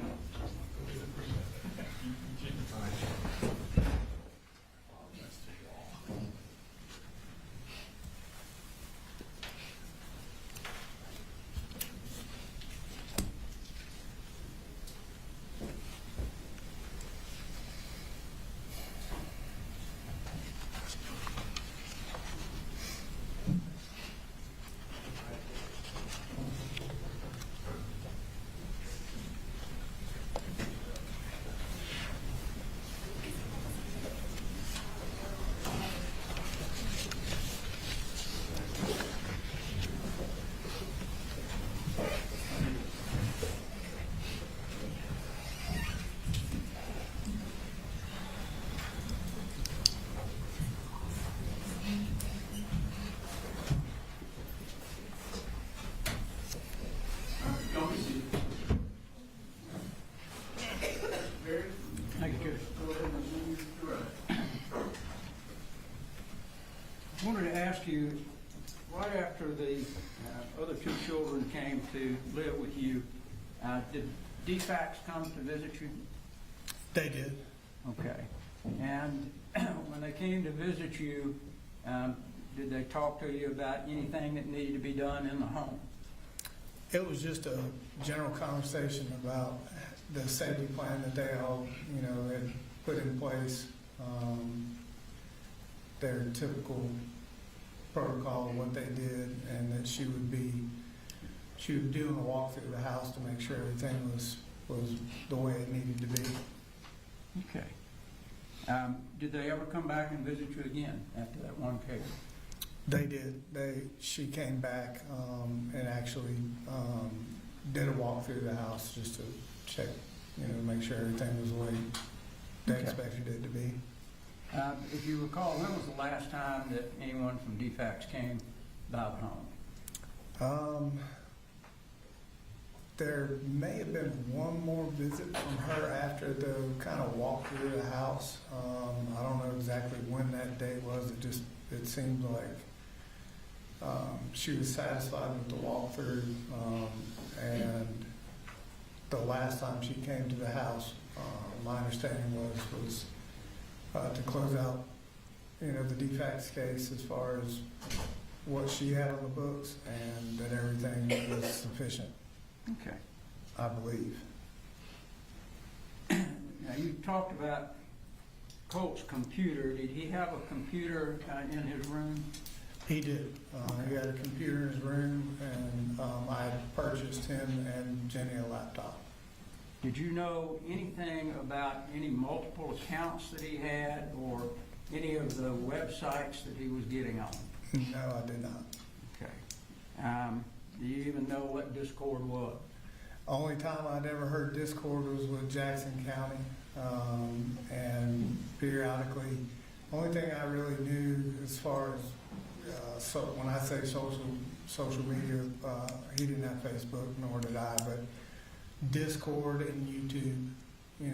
If I was asking him, I think it was a couple times I made him show me what he was looking at on Discord, and it was typically all about gaming. And YouTube, he was just doing some, typical kid searches. Did you ever see any communication that he had with any of the people on what we would consider the dark web? No, sir.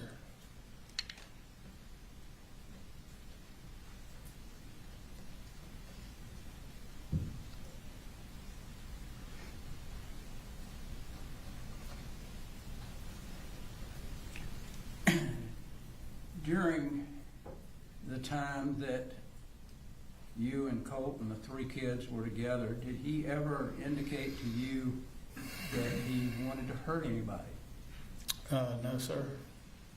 Did he ever indicate to you that he wanted to do a school shooting? No, sir. Now, was there a time when Marcy came back and stayed with you and the kids for I won't say an extended period, but for a period of time. After I received a call from her at rehab, said she'd gotten her certain number of day chip, and that Mamu and Papa Charlie said it was okay and agreed that if I wanted to come down and pick her up, that I could do so. So I did. And how long did she actually stay with you? I want to say,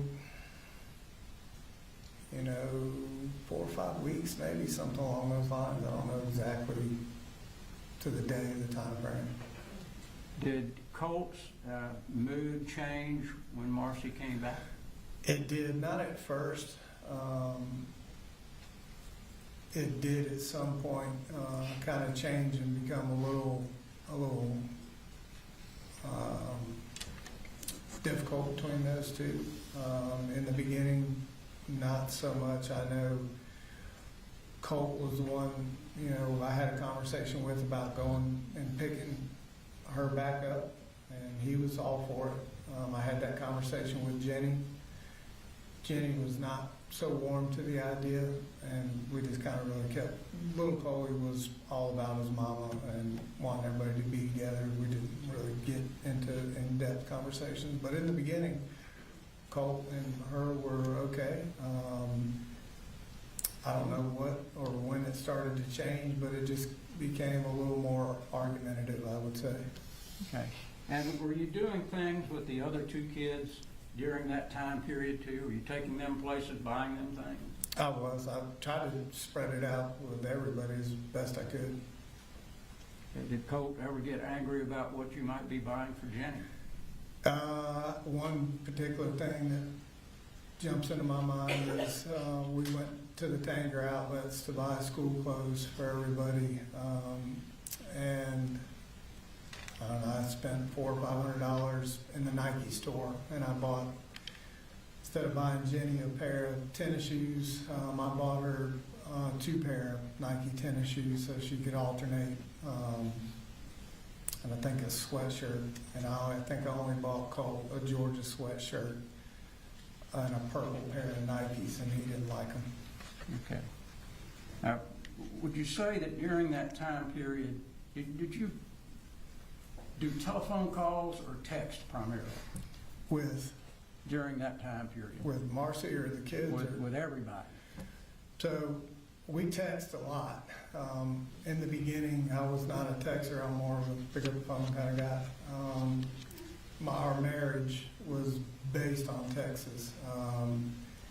And, it was just a quicker way for me to communicate with the kids during my day. So I would say the majority was texting. Okay. And when Marcy was there, did there ever come a time where there became a problem between she and Colt? It did. Like I said, in the beginning was that nothing really, and just kind of disagreements, kind of a little bickering here and there, what have you. And then I want to say somewhere along the line,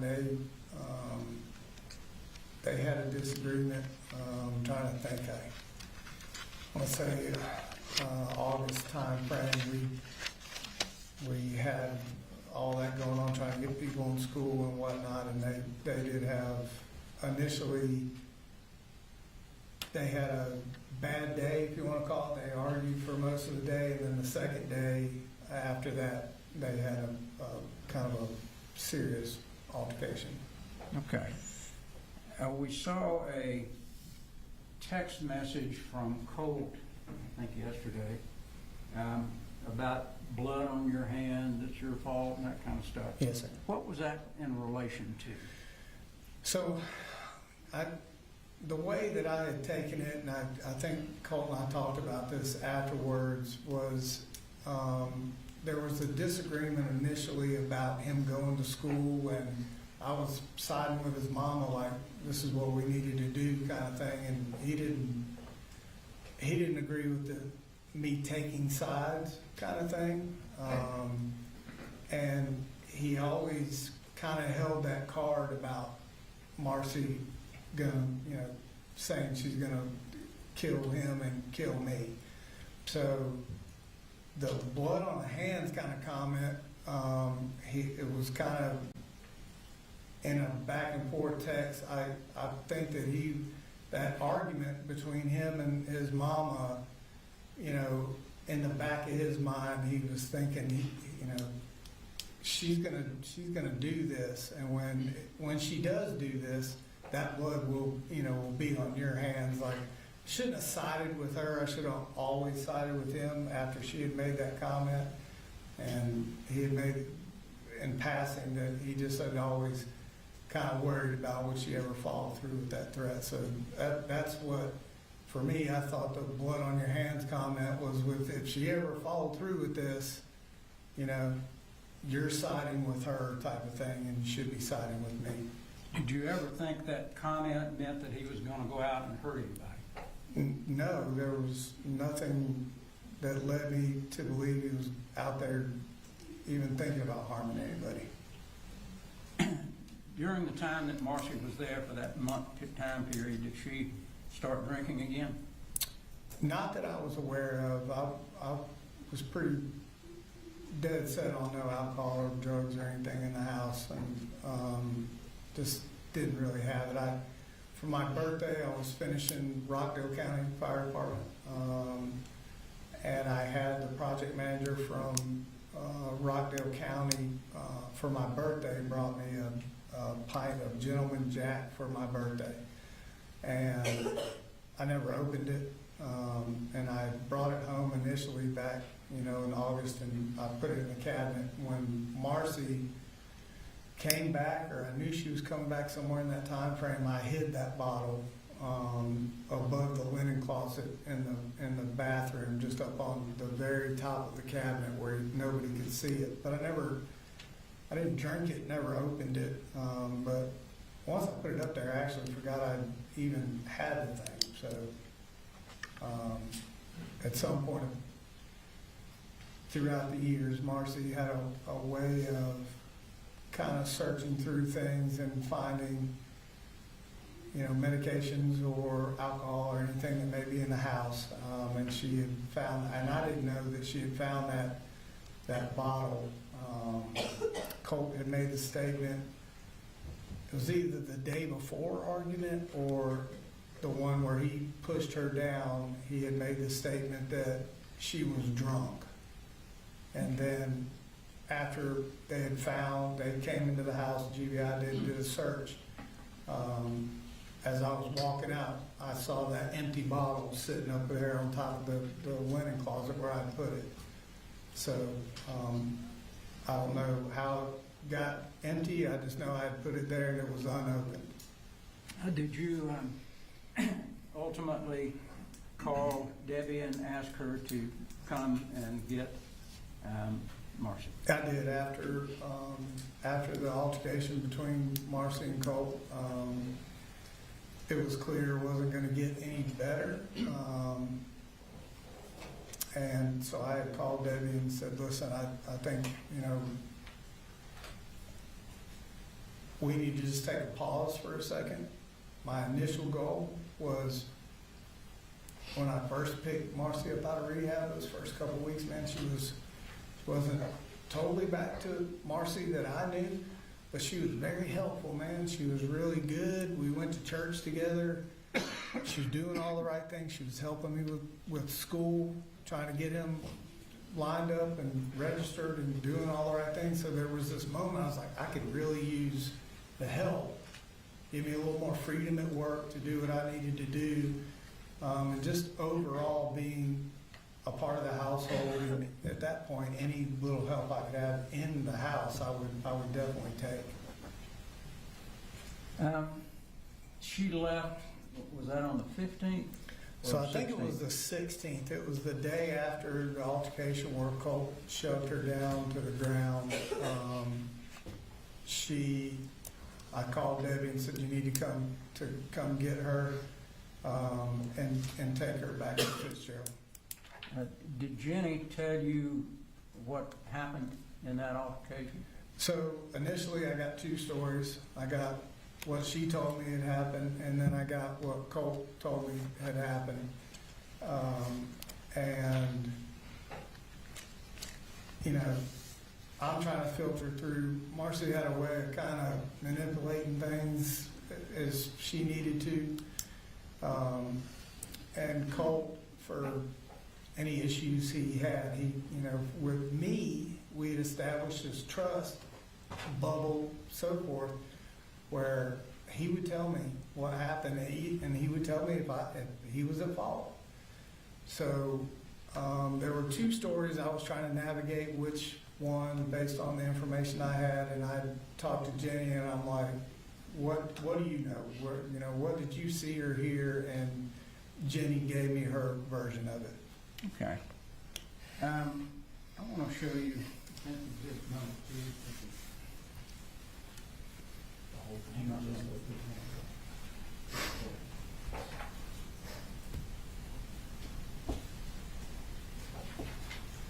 How far are you going? text messages between this day and this day this year. And these text messages taken. Oh, so you're not going, Yeah. okay. Yeah. Got that worked out. Okay. Let me show you what's been marked as exhibit number 2. Okay? These are all the text messages between you and Marcy. Those are from the 17th after she left until the day after this incident occurred at the high school. In any of those text messages, did she ever tell you that she felt Colt was homicidal? No, sir. Did she ever tell you that she felt like he was suicidal? No, sir. Did she ever tell you that he was obsessed with school shooters? No, sir. Did she ever tell you that he was obsessed and looking on the internet at Nick Cruz or any other shooter? No, sir. Okay.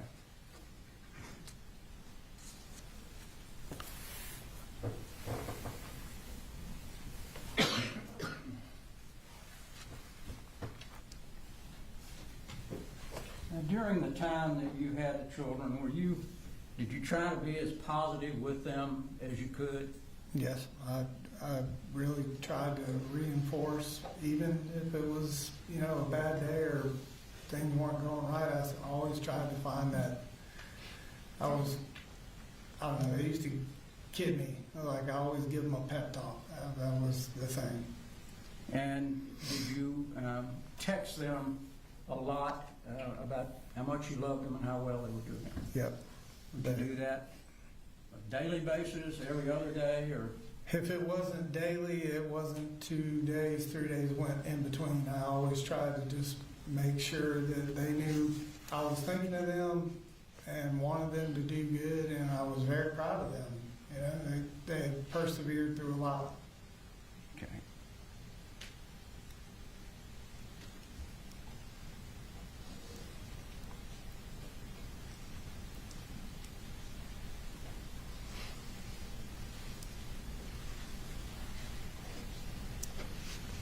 Let's talk about we'll try to get through this before lunchtime.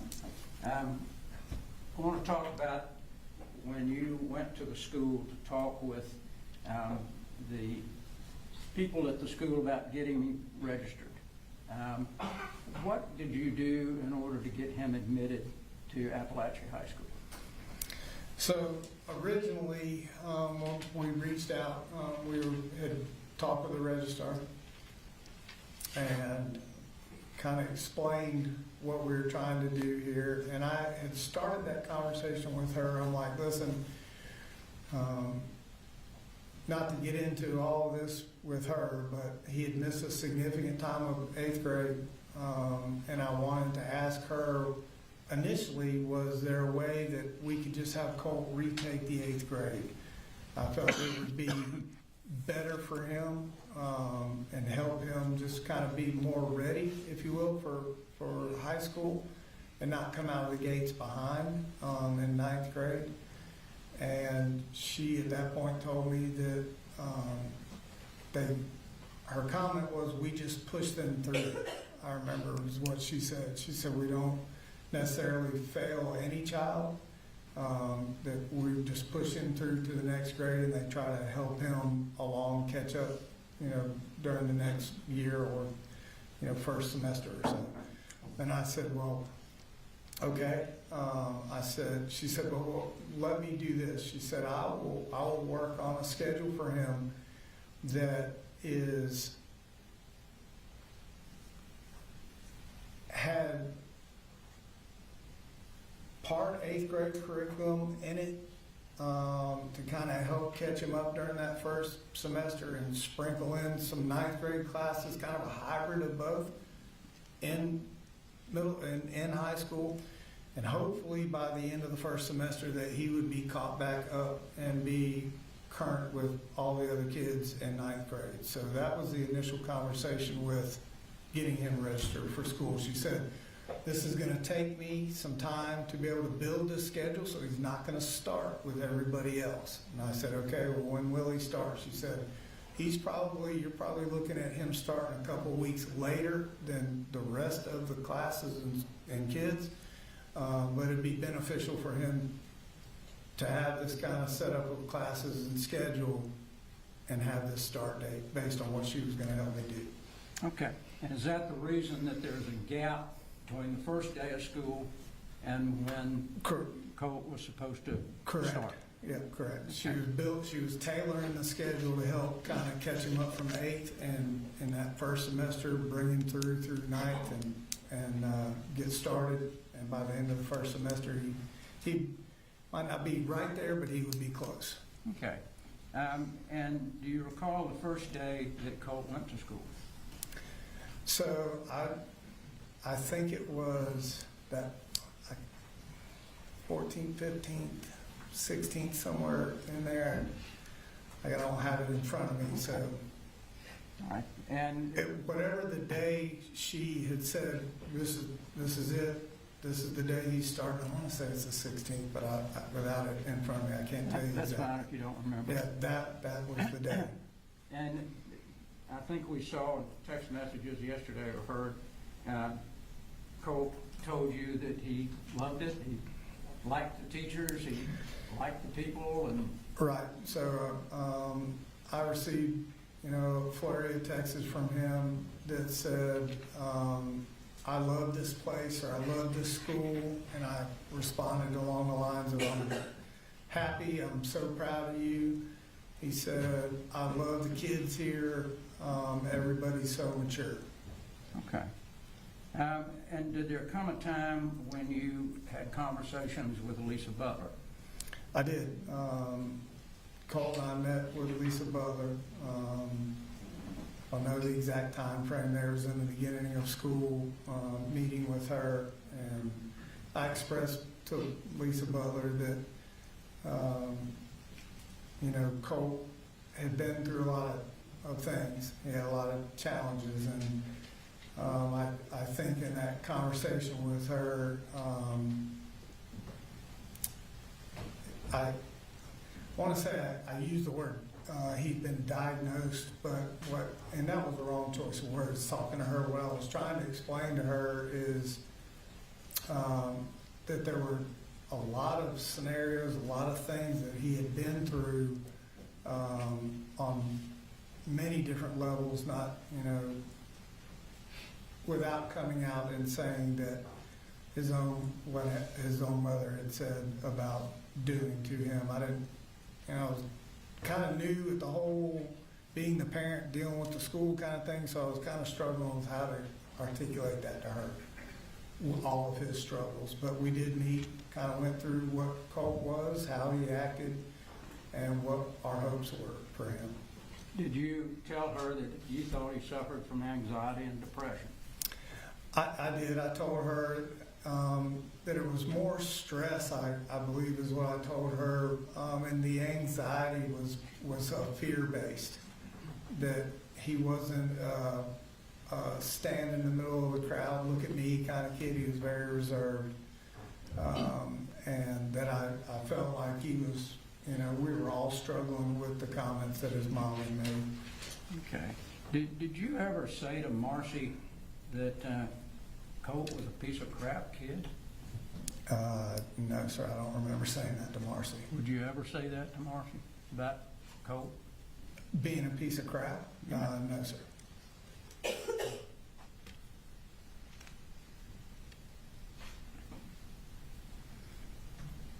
Did you and Lisa Butler talk about getting Colt into some sort of counseling? We did. She had said there was a program called Aware, and it's kind of a specialized type thing where they really worked one-on-one with the child, and she thought this would be a great thing for Colt.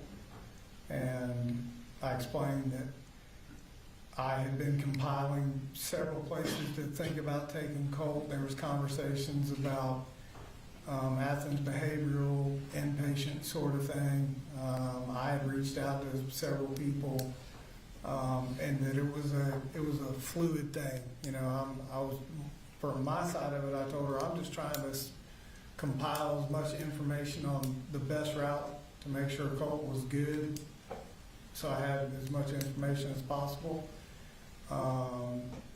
Did you rely on the people at the school to be able to tell you this really would be the better option for you? Yeah, by the time I got through talking with Miss Butler, there was twofold. She had some good things to say about Aware, and that had been in the school for a while. It was a great program, good thing. I was looking at it as Colt, after his 7th grade and all that he went through, he didn't have a lot of trust in the schools and school systems and counselors, and I thought my take on it was, okay, this would be a great thing, kind of twofold. He would get help, he would get the specialized help he was needing, but I explained to Colt that also you will see that high school is different than middle school. They are preparing you for college. Things are different. But it also, I was hoping Colt would see it as he could believe and trust in his counselors and the school system, and that they actually had their, for lack of a better term, their arms around him. They really cared about his well-being, and wanted to help him, and that he would be doing these things at the school. So it wasn't like he would have to be out of school, going to different places. It was all in the same house, if you will. Okay. And was there a time that was scheduled that you believed Colt would be talked to about a counselor?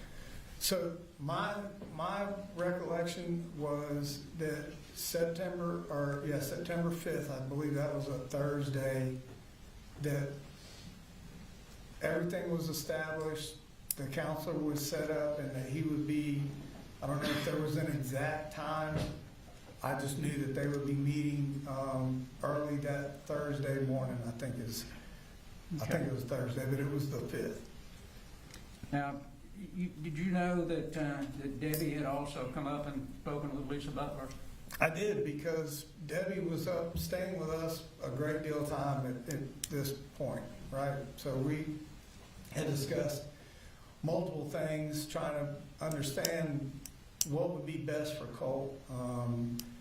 I wasn't really didn't understand the whole inpatient part of this. I thought, man, he's just going to end up, I just thought that was an extreme measure. Debbie agreed with that. Colt, the conversation I had with him was he wasn't really jazzed about that. And then Debbie and I would use the evenings to kind of formulate a plan. I'm going to work. She was like, I will go talk to the school in your place. She's got a good, educational background. Her and Colt are super close. So we would talk about options and what we thought was best for Colt. We'd agree on whatever she was going to say, talk about, options or whatever with Miss Butler or whoever she was meeting with. I would go to work the next day and she would go to the school. So I knew when she was up there and basically what she was talking about, because we talked about it the night before.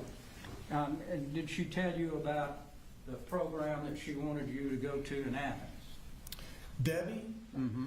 No, Debbie never brought up the inpatient Athens behavioral inpatient part of that with me. Who brought that up? Was that Marcy? That was Marcy that was kind of on that. And did Debbie have plans to come up and take Colt somewhere? That the whole Debbie and I had talked about this aware, and we both agreed that this would be the best option for Colt. So in my mind, I never had any other thought of, I know I had compiled a bunch of searches and looking at different places and talking to people, but with conversations with Miss Butler, Debbie talking about, her and I agreed that aware was the best thing for Colt. Okay. Now, you got some paperwork from Lisa Butler Yes, sir. for that program. Did you fill that paperwork out? Yes, sir. Okay, the state indicated it took you 24 hours or so to fill it out. Did you- Something like that. Okay. Yeah. Why did it take that long? I had to work full-time. Wanted to kind of just make sure Colt was good with it. He understood what was happening. And I filled it out, I think, the next day and sent it back. Okay. Now, was there conversations between you and Marcy about coming, she was going to come up on Saturday before this incident took place, and y'all were going to take Colt to this place in Athens? Was there some conversation about that? So the conversation originally was no. That weekend, that's a holiday weekend you're talking about? Mhm. Yeah, we were talking about all going away as a family, originally. And why did you not go pick her up? I didn't go pick her up, a couple of reasons. One, I thought I was, maybe had to work that Saturday. I was not sure. It was kind of a fluid situation. But the kids, Colt and Jenny, just, they weren't really fired up about her coming back up here, after Colt, especially after what had happened. So I've been through this enough with her, so I just kind of made the decision that listen, I'm not really sure Tuesday or Saturday if I have to work, even for half a day. So I didn't go down and pick her up because I wanted the kids to be comfortable. I wasn't sure if I had to work, and for me, it's a 9.5-hour round trip to go get her. Did you tell her that you were going to take Colt to the program there in Athens? There was never a set time said to me to go take Colt. She was like, they're open anytime, you can take him on a Saturday, I think is what she said. But at this point, during these conversations, we were set for aware in the school. So I had a plan in place. Okay. And I'm sure you're going to be asked, you went to Athens that day, but you didn't take him to that program. I did not. We went to Guitar Center. Okay. You went to a guitar store. Mm-hmm. And did you buy him this hat? Yeah, I bought him, I think I bought him a hat, some guitar strings, and I think I bought him a guitar cord. And it has Fender on it. What does Fender mean? So for that? Fender is the two different type guitars I had bought him at that store. And we would, that's one of those trips that we would use, like the hunting and golfing or whatnot. Music was a bonding kind of thing for us. And sometimes we just went to Guitar Center and he would pick down the most expensive guitar in the store, made me nervous as hell, and he would just sit there and play it. We would just spend hours in Guitar Center just kind of going through guitars and just we didn't never even buy anything a couple of times. We just went in there and let him play guitars and just kind of roamed around looking. Okay. You heard Marcy testify that you threw Colt's guitar across the road. Did you ever do that? Those guitars are so sacred to that boy, and on top of they're fairly expensive. When I heard her make that statement, I wanted to go have my family get that guitar and bring it in here. There's not a scratch on that thing. I don't care what kind of disagreement I'm having with him or her. I would never do, it was a kind of a very sacred thing between him and I, and we shared a lot of time over guitar, so throwing that thing would not be an option. Okay. Now, let's jump to the day of this horrible incident.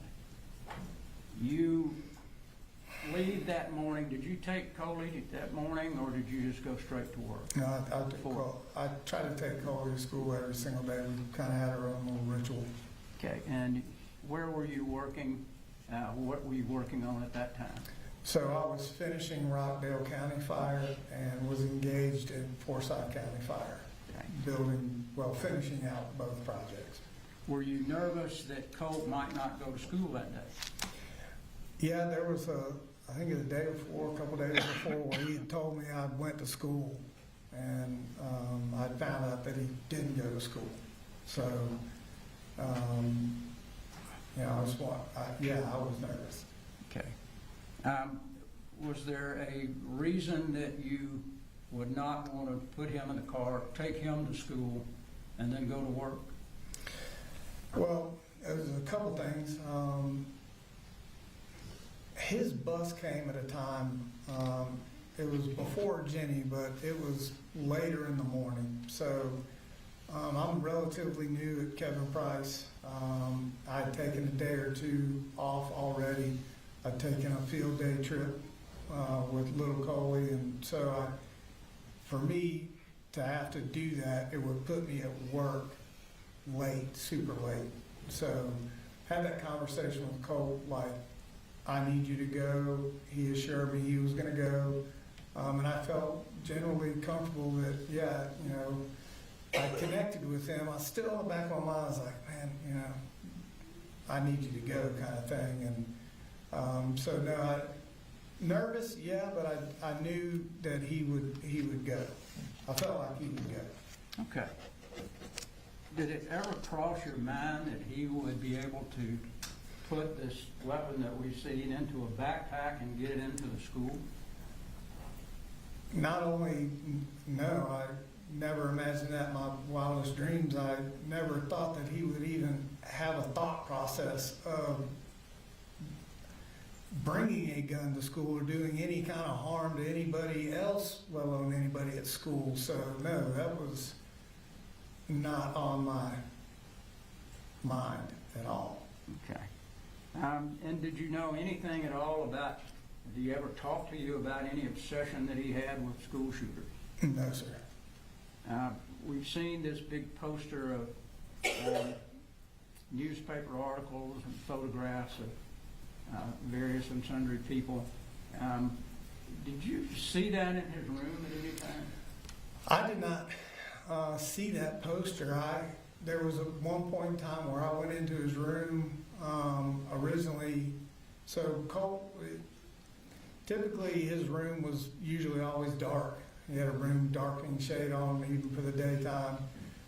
Lights were off. His monitor screens were usually the only, light in the room. I had gone in there to take him dinner one night, and there was a picture on the wall. It's a young kid. I didn't know who it was. We had been talking about, we always talk about bands and different things, and he always would say I was old, and I would tell him that band members we talk about, their kids are starting bands. And I was like, man, who is that? He was like, you don't know who that is? I'm like, no. I said, I think that's that kid's son from Green Day, like the band. And he laughed. I've never seen that picture before, didn't know who it was at all, and that's kind of where the conversation ended. Okay. And you've heard testimony about in photographs where these, or some of these, were on the wall a couple of months before that. Right. And did you see those photographs as they were brought in? No, I didn't see the shrine at any point in time in Colt's room. I think I told Investigator Smith when I saw that for the first time was during that interview. And I don't even remember seeing it on the day I went home of the shooting. I pointed out to Investigator Smith, I'm like, that single picture of that kid with the glasses right there, that's the only picture I ever remember seeing on his wall or talking to him about, Okay. other than the concert posters and whatnot. So when you went home that day, before the police got to your home, you didn't see those photographs then? When I went home, I got home after Marcy, Jenny texting back and forth. I went to the house, went in. Marcy had texted me what she thought had happened, and I just could not get my mind wrapped around it. There was absolutely no way. I went into the house. I went to my room, or little Cole's room, into my closet where the guns are stored, sorry. And I moved everything out of the way to check there first. Weapon was not there. I'm like, shit. Went down the hallway, cracked open his computer room door. Now, that was not his bedroom. His bedroom was in the laundry room at that time. So, if I did all my talking to Colt, at that point, once we switched the rooms, it was in his laundry room bedroom. I cracked the door, looked in there to see if I saw a gun or his gun or anything like that, in case it was in there. Did not see it. I didn't see any shrine or anything on the wall. Never saw it. Okay. Well, you had plenty of time while you were there to jerk all those off the wall, didn't you? Yeah, I could have done that easily, you know, but I'll say this, I didn't know, even 17 killed, like, I read that, I can understand, but I couldn't tell you anybody in the shrine by picture who any of those people were. I had no idea. Did he have other things on his wall at various and sundry times? We had all kinds of stuff. We'd hang targets that we'd go shooting with. We had concert posters. He had some weird poster. I still don't know who the guy is with the red hair. He had his deer that he shot mounted on the wall. Have a flag in there at one time? He did have a flag that Jenny bought him. And I know I'm not gonna go all over given almost much time. I'm not gonna go over all the flurry of text. You've already seen those back and forth between you and Jenny and Marcy. But when you got home, did you turn the TV on? We saw the TV was on when they were Yes, taking when the I photograph. came in the door, the TV was on. And that, my first few steps in the kitchen, I remember hearing that TV and I thought, see, this isn't him. He skipped school today again. That my initial thought was that, man, like he didn't go to school today. I was kind of upset about that because I heard the TV. They played a clip when the officers came up, and there was something kind of unclear that they said, and then you said, I knew it. What were you talking about? So after me looking for, the SIG weapon, after the texts I received from Colt, this is not your fault, I'm sorry, all the things that we all saw and read. Marcy's kind of phone call to me is the first time anybody had ever said to me anything about school shootings. And I remember her saying, he talked to me all the time about school shootings, and she was crying, and I'm like, what? I said, I've never heard anybody say anything to me about school shootings. Just calm down. I remember telling her, there's no way this is Colt. And then Jenny's text. So those combinations of all that happening, when the police showed up, and I thought, okay, that's what when I said I knew it, I kind of pieced everything together of what was being said to me through texts and phone calls with Marcy, and I'm like, shit. The gun wasn't at the house, so I kind of knew it at that point what had happened. Did you mean that you knew he was going to do this? No, that's not what the statement was. Like, I knew he was going to school to do what he did. You heard Jenny testify. Yeah. Did you ever tell her to lie about anything? I would not tell my children to lie. We go back as far as anybody wants to go. Purpose of the bubble, all of this was to create an environment for my children to tell the truth. I don't care what you've done.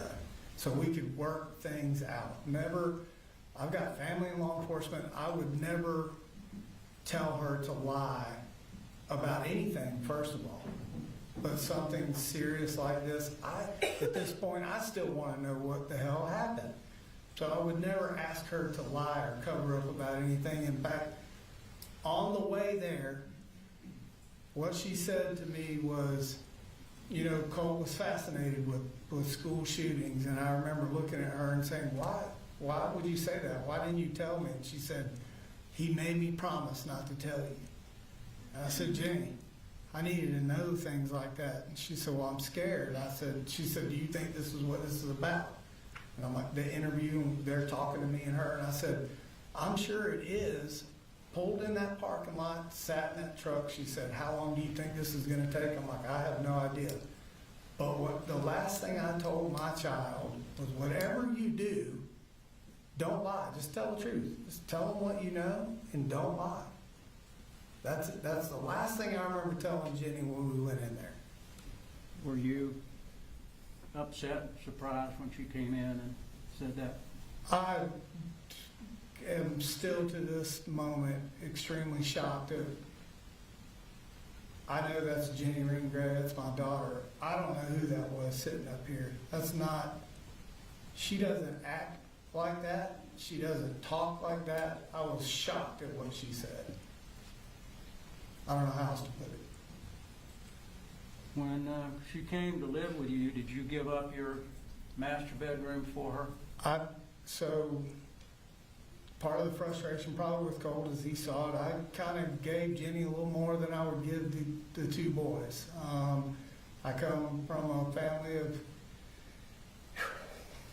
of girls, and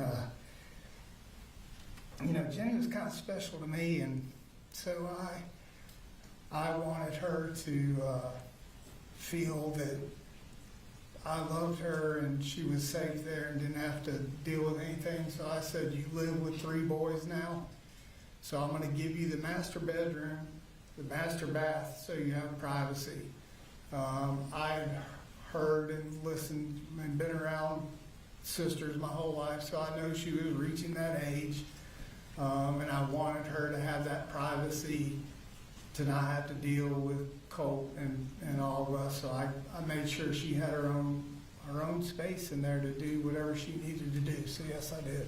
And did you and Jenny ever argue? Did y'all have any problems? No, Jenny and I, was kind of a shocking thing to hear her talk about. Colt didn't really go, but Jenny and Coley and I, it's rare, if at all, that we miss church. Our Sunday was go to church. She's a big reader. I would take them to Barnes & Noble right across from Athens Church, spend money on books for her, spend the day there. So we just had a really good relationship where she saw what I was doing for her and with her, and bought her an iPhone. I didn't buy anybody else an iPhone. I had to save a little bit longer. She was very patient and waited. But I just tried to do extra things. So Jenny and I really never had a riff, you know, and I could talk to her about things and she could talk to me about things. Jenny was wise beyond her years. You know, she's very calm and perceptive and understood a lot more than people give her credit for. She's a smart kid too. So in my mind, we had a great relationship. Okay. Is there any, if you can remember, any red flag or anything that Colt did that would make you believe that he would ever be capable of doing this act? No, I struggle with it every day. I've never seen that video until yesterday. You know,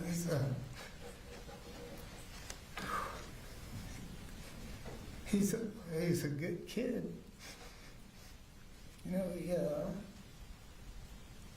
he wasn't perfect, nor was I.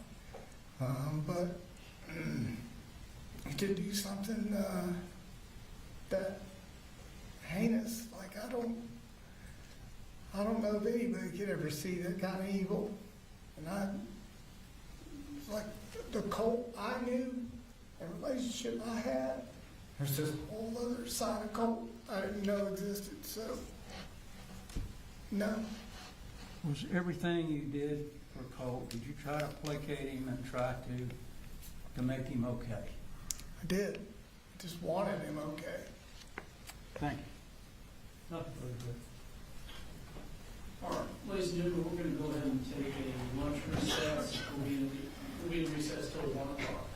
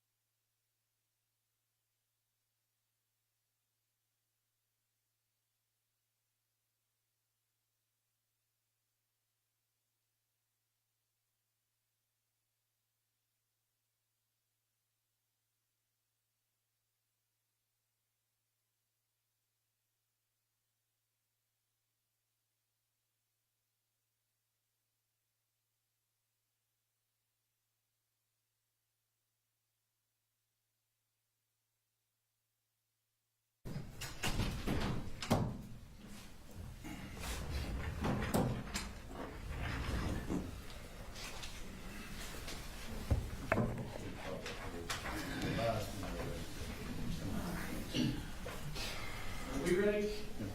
We're checking now, sir. What's that? We're checking now, sir. Y'all ready? Yes, sir. All right. Mr. Gray, you go ahead and go back to the stage.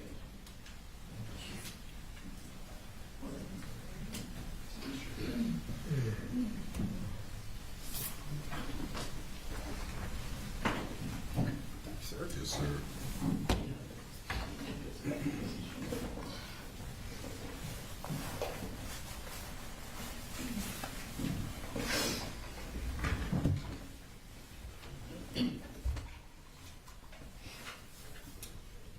We ready, sir? All right, move in.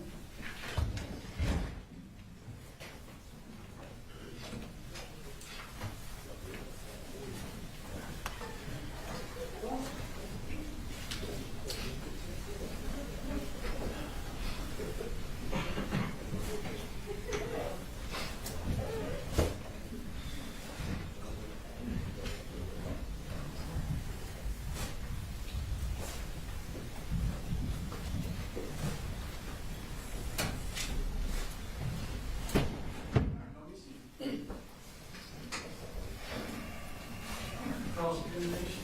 Thank you, Your Honor.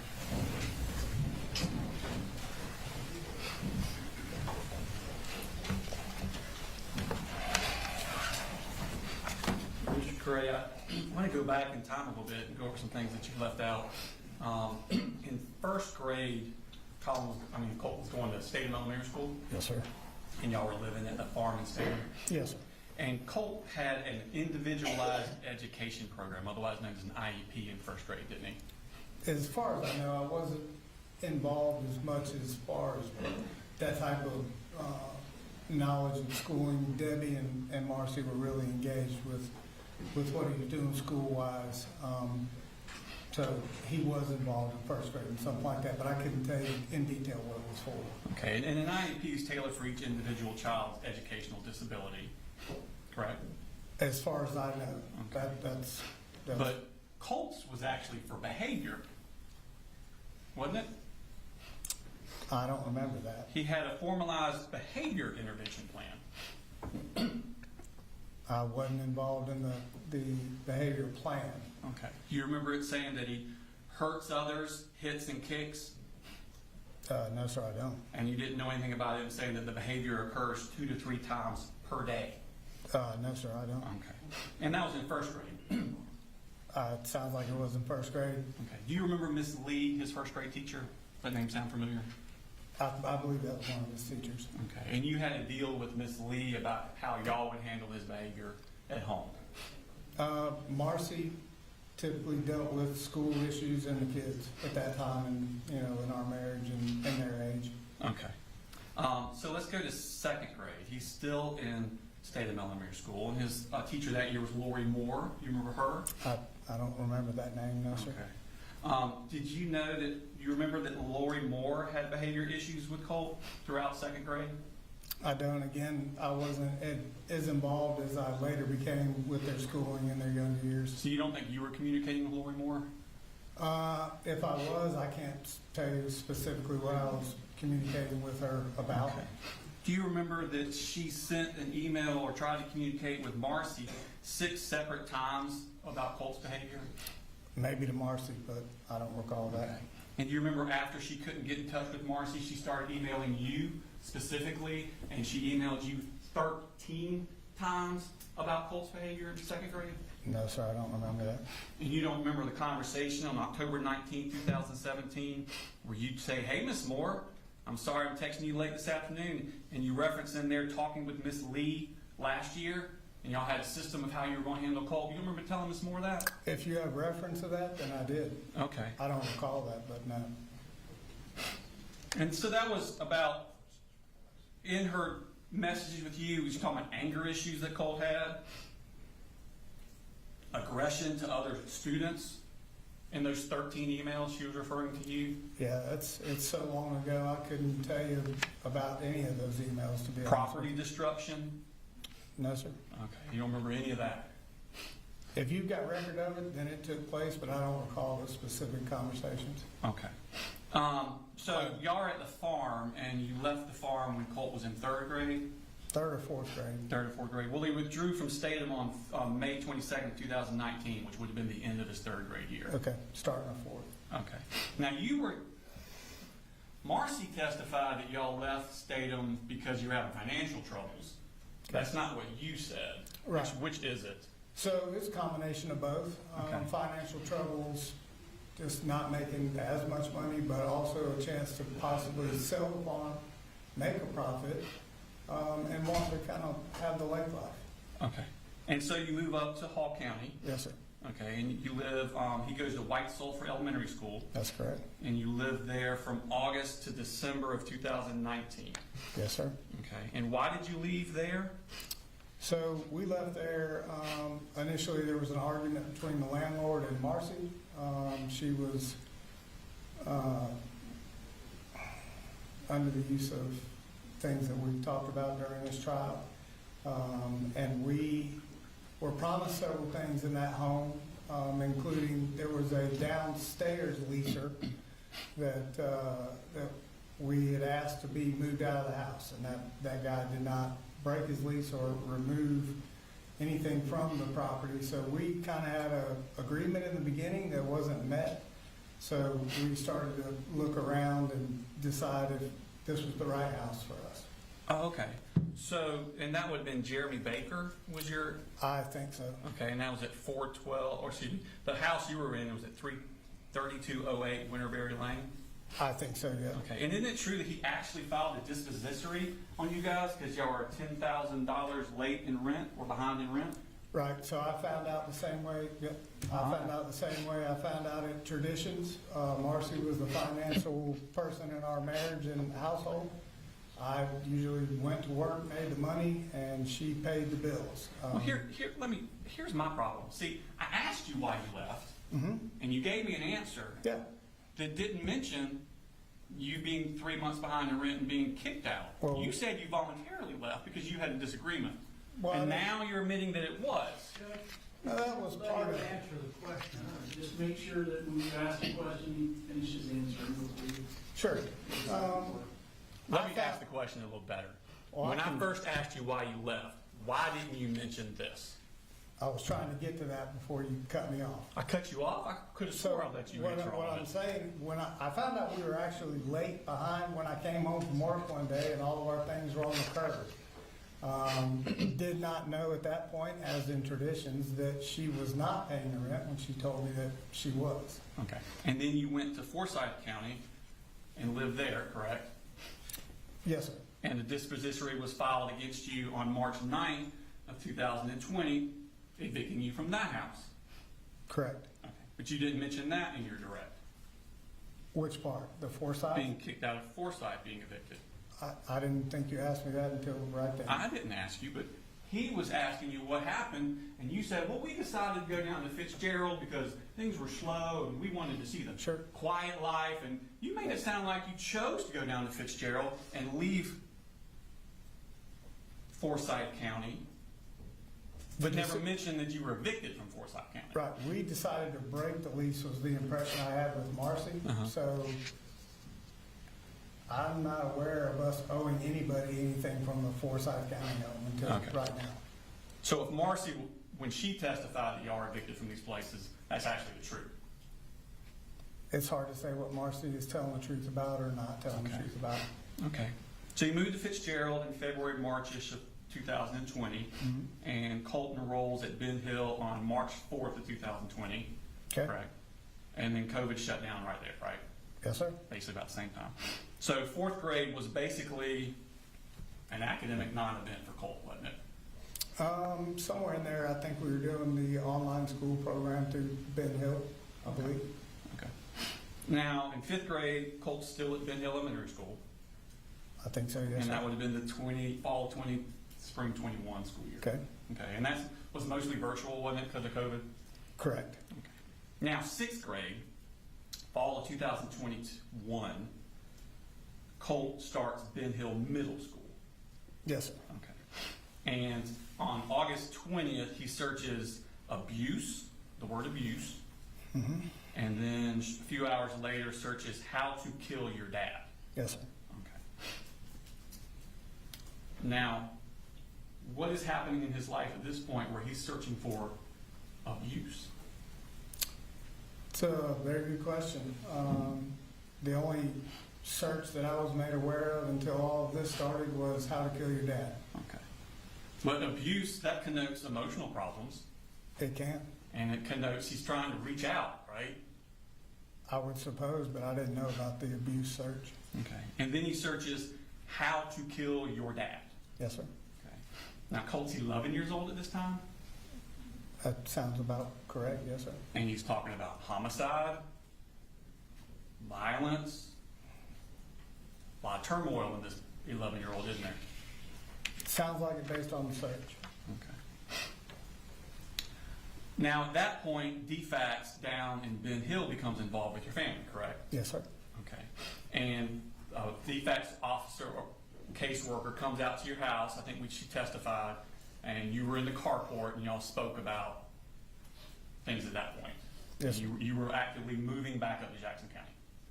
So at that time, I had received a job offer, and I had left Fitzgerald to take the job in Atlanta and was solo up here for a couple of months by myself.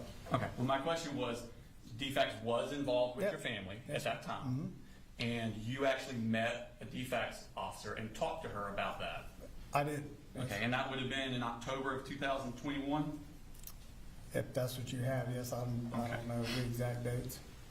Now, you move up to Jefferson around November 2021? Correct. Okay. And that's the Rice Creek Drive evidence? Yes, I believe that's correct. Now, Colt's not enrolled in school there that semester, is he? Not right off the bat, I don't believe. Okay, so you leave in November, but you don't enroll him in school? I don't, we, like I said, I'm working day to day. She was Yeah. always the insurance school enroller, things of that nature. That was just kind of the agreement we had. Okay, so Christmas comes and goes, New Year's comes and goes, the kids aren't enrolled in school. In seventh grade. The October, November, or it's 2021 into New Year's of 2022. Kids are not enrolled in school. Not yet. Okay. In fact, we go through January, all of January, kids aren't enrolled in school. So it's been, what, 2.5 months since y'all left Fitzgerald? Sounds like it. Okay, still not enrolled in school. As far as I know now. That's kind of a recurring theme with your family, isn't it? You say so, yes, sir. Okay. So on February 1st of 2022, Colt is still not enrolled in school, and a DFACS referral is made on your family from Ben Hill. In Ben Hill or in Jefferson? Well, Ben Hill's the one that made the referral, but y'all are actually in Jefferson. Okay, yes. Okay. You remember Suzette Giddens testifying about Yeah, that? I remember her. Okay. So it's a week later that he starts, on February 8th, he starts West Jackson Middle School. You remember that? Yes, Okay. So this is finishing out his 6th grade year. correct. Okay. So the beginning of his 6th grade year at Ben Hill, he searches abuse and how to kill your dad, and then now he's starting a new school for the 2nd semester, 6th grade. Okay. And I think you testified on direct that he had no further problems in 6th grade. Correct. Okay. Now, do you remember that on March 10th of 2022, so about a month after he starts, he gets in-school suspension? Yep, never heard that until the other day sitting here when it was discussed in the court. That wasn't brought up in the bubble? Wasn't brought up in the bubble, had no idea he was suspended. Okay.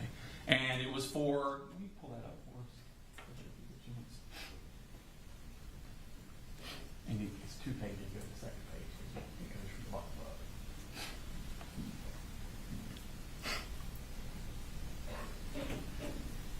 All right, so this is one of those where it kind of goes from the bottom up, I think. Yep. Mr. Green testified to this. Mm-hmm. So this is going to be on March 10th. He drew swastikas, FU, Yep, Nazi, and Hitler on a school calculator. right. Never told of that Okay. by anybody in the school. So this is the same school year about the how to kill your dad and abuse. Correct. Which I didn't find out till months later that the searching took place with the how to kill your dad. I mean, To you, does that look like a child that has a lot of anger issues? I would think so, but when I found out about the how to kill your dad part of it, like I said, it was several months later. And the excuse that he gave me about that, I took him at his word, and he wasn't really lashing out at me or saying I did anything specifically wrong to him. I was referring to this. Oh, this, I didn't know anything about swastikas or suspension or any trouble he was actually having at this school. Okay. I think, if their parent was notified by email, her voicemail was full. So I wasn't on the voicemail or email, so I didn't even know this took place. Well, let's go back to my question. This connotates a child with a Sure. lot of anger. I don't know if this highlighted specifies anger. He's not drawing Pokemon on the school calculator. No, he's not. He's saying F you. Yep. Okay. So Colt, what? He's 12 at this point? Yes, sir. Okay. Now, that's March 10th. That's his first month at school. Okay. 19 days later, he gets in school suspension again.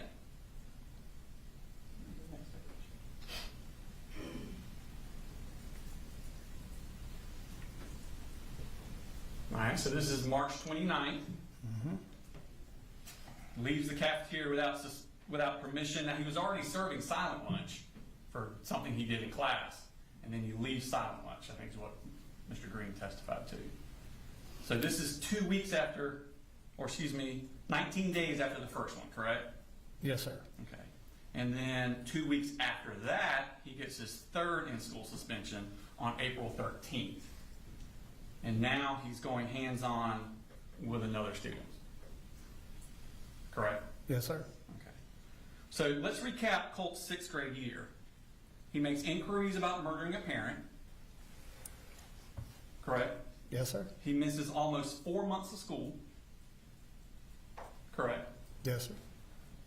And then gets 3 in-school suspensions in less than 3 months for property damage, disobedience, and physical violence. Correct? Yes, sir. Does Colt seem to be, to you, a child that is out of control?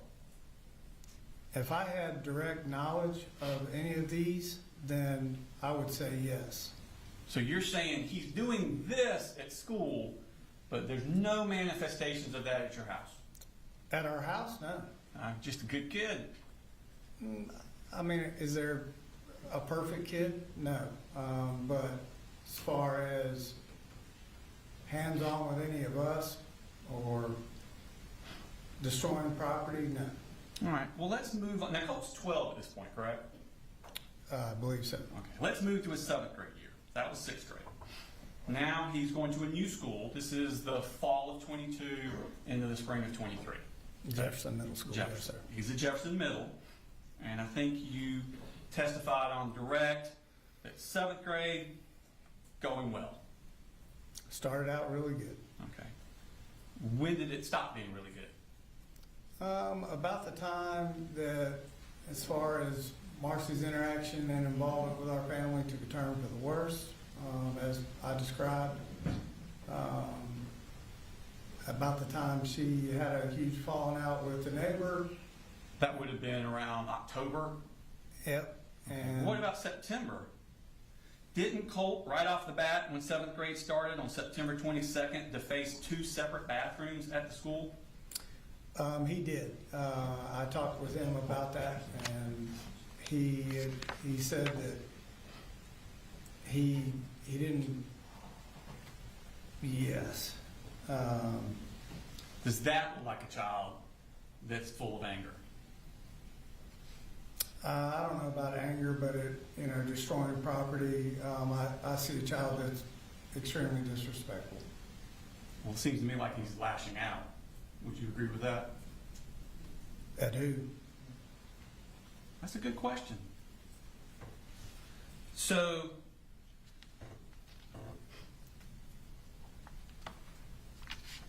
you were talking about Marcy.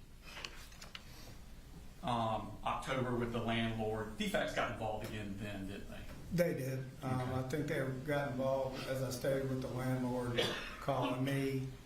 I was working a double shift, day and nights, kind of on the project, and she had apparently locked the kids out on Halloween, Halloween night.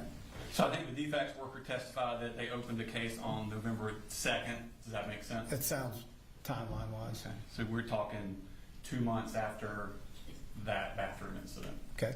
Okay. Now, Marcy, Jenny, and Coley, they go back down to Fitzgerald in Ben Hill County. Correct. And you and Colt stay up in Jefferson. Correct. The choice was up to them, and Marcy had to leave the premises. Okay. So- Now, you mentioned that you bought the Rock River Arms rifle for Christmas, and it's going to be that Christmas, correct? Indirect? I don't know if that's when I bought the Rock River rifle. Didn't you say in direct that you bought it for them for Christmas? You didn't give it to them at Christmas, it was after presents were That over was with? the Bushmaster 450. That's a Bushmaster? What's the Rock River Arms rifle? That is my rifle. That's your rifle, Yes. okay. Now, you said you gave it to him for Christmas because he was doing good in school. Correct. I think I told Investigator Smith I was using it as a carrot for him to continue Okay. to make a strong effort. So Christmas of 2022, he's doing good in school. He's doing better. There was room for improvement, and I was just, again, trying to give him, something to work towards. Do you remember the principal of Jefferson Middle School coming and testifying and saying that they were trying to email you all the time because Colt was up to double-digit absences in Correct. school? I do remember talking with that principal several times. Okay. And y'all had that attendance meeting, she testified, on January 11th, 2023. Correct. So by January 11th, which is obviously he hadn't had much school second semester, he had already had double-digit absences, so basically first semester. Correct. And I heard in testimony that, I don't know who he was talking to, but he was telling me he was at school, but would miss the bus and stay home. But they're sending you these emails Correct. and trying to get in touch with you about all his absences. Right. And Are you getting those? I was getting those and doing everything I could to be involved with the school and figure out what was going on. Okay. But Colt was doing so good in school, you got him that rifle. He wasn't doing so good that it was a work towards kind of thing. Oh, okay. Now, you said that bullying started midway through school year. 7th grade-ish. Can you give me more of a month? I can't. If you have something that you can show me to refresh memory, that would be good. Well, you were referring to your conversations with Colt, so Right. I didn't know if you I don't knew. know exactly what month or date. It was just, it was a conversation where he came home and didn't want to go back to school. Okay. And I'm trying to understand why, and that's where the bullying came in. Well, taken literally, middle of the school year would have been the Christmas break. And I'm not taking you literally. So No, do you know if it was before or after Christmas break? I'm not sure. Okay. Would it have been right around Christmas break? It could have been. I don't know exact dates or time. Okay. Well, let me ask you this. Sure. How long was he talking about it before you emailed the school to address it? We had talked about it, and it was very shortly after our conversation, and I understood what his impression of bullying was that I reached out to the school. How long would you think that was before when he first started mentioning it until you reached out to the school? I'm not sure. Would it have been a month? In the time frame, I don't know. It's been quite a while since that happened, so I can't tell you when exactly I reached out to the Would school. it have been more than a month? I'm not sure. Weeks? I'm not sure. It would have been. Days? It would have been relatively, after we talked about it and I understood the full totality of what bullying was to him and what was actually going on. Well, I understand, but I'm trying to get you to narrow it down Yeah, a little bit more. You can't give me anything better than middle of the school year? Yeah, I can't give you an exact day or time when that happened. Okay. Well, we talked about earlier that when Marcy was found in November of that year, Sure. that Marcy was found and defects opened a case. Do you remember in March, Michaela Anderson come into your house as a defects worker to meet with you? I do. I think I stated at one point, I don't remember that, but after I saw her walk in here, I do remember talking with her. Okay. So, Several times, actually. okay. So she came to your house the first time on March 9th, 2023. Yep, And she tells you she's with DFACS. yep, And she's there to monitor Colt, make sure he's doing good. right, Okay. She asks you about school. yep. Okay. Yes, And sir. you tell her, going great. Well, I didn't tell her it was going great. I told her, you know, we're moving through school and, you know, he's doing good. Okay. You didn't mention to her anything about having this attendance meeting because he'd missed double-digit school. I didn't tell her that, no, sir. Okay. You don't think maybe she could have helped with that with Colt? I don't think it crossed my mind that DFACS would get involved with absentees. Okay. And you don't mention anything about Colt being bullied at school? With her, no, sir. No. And this is March 9th.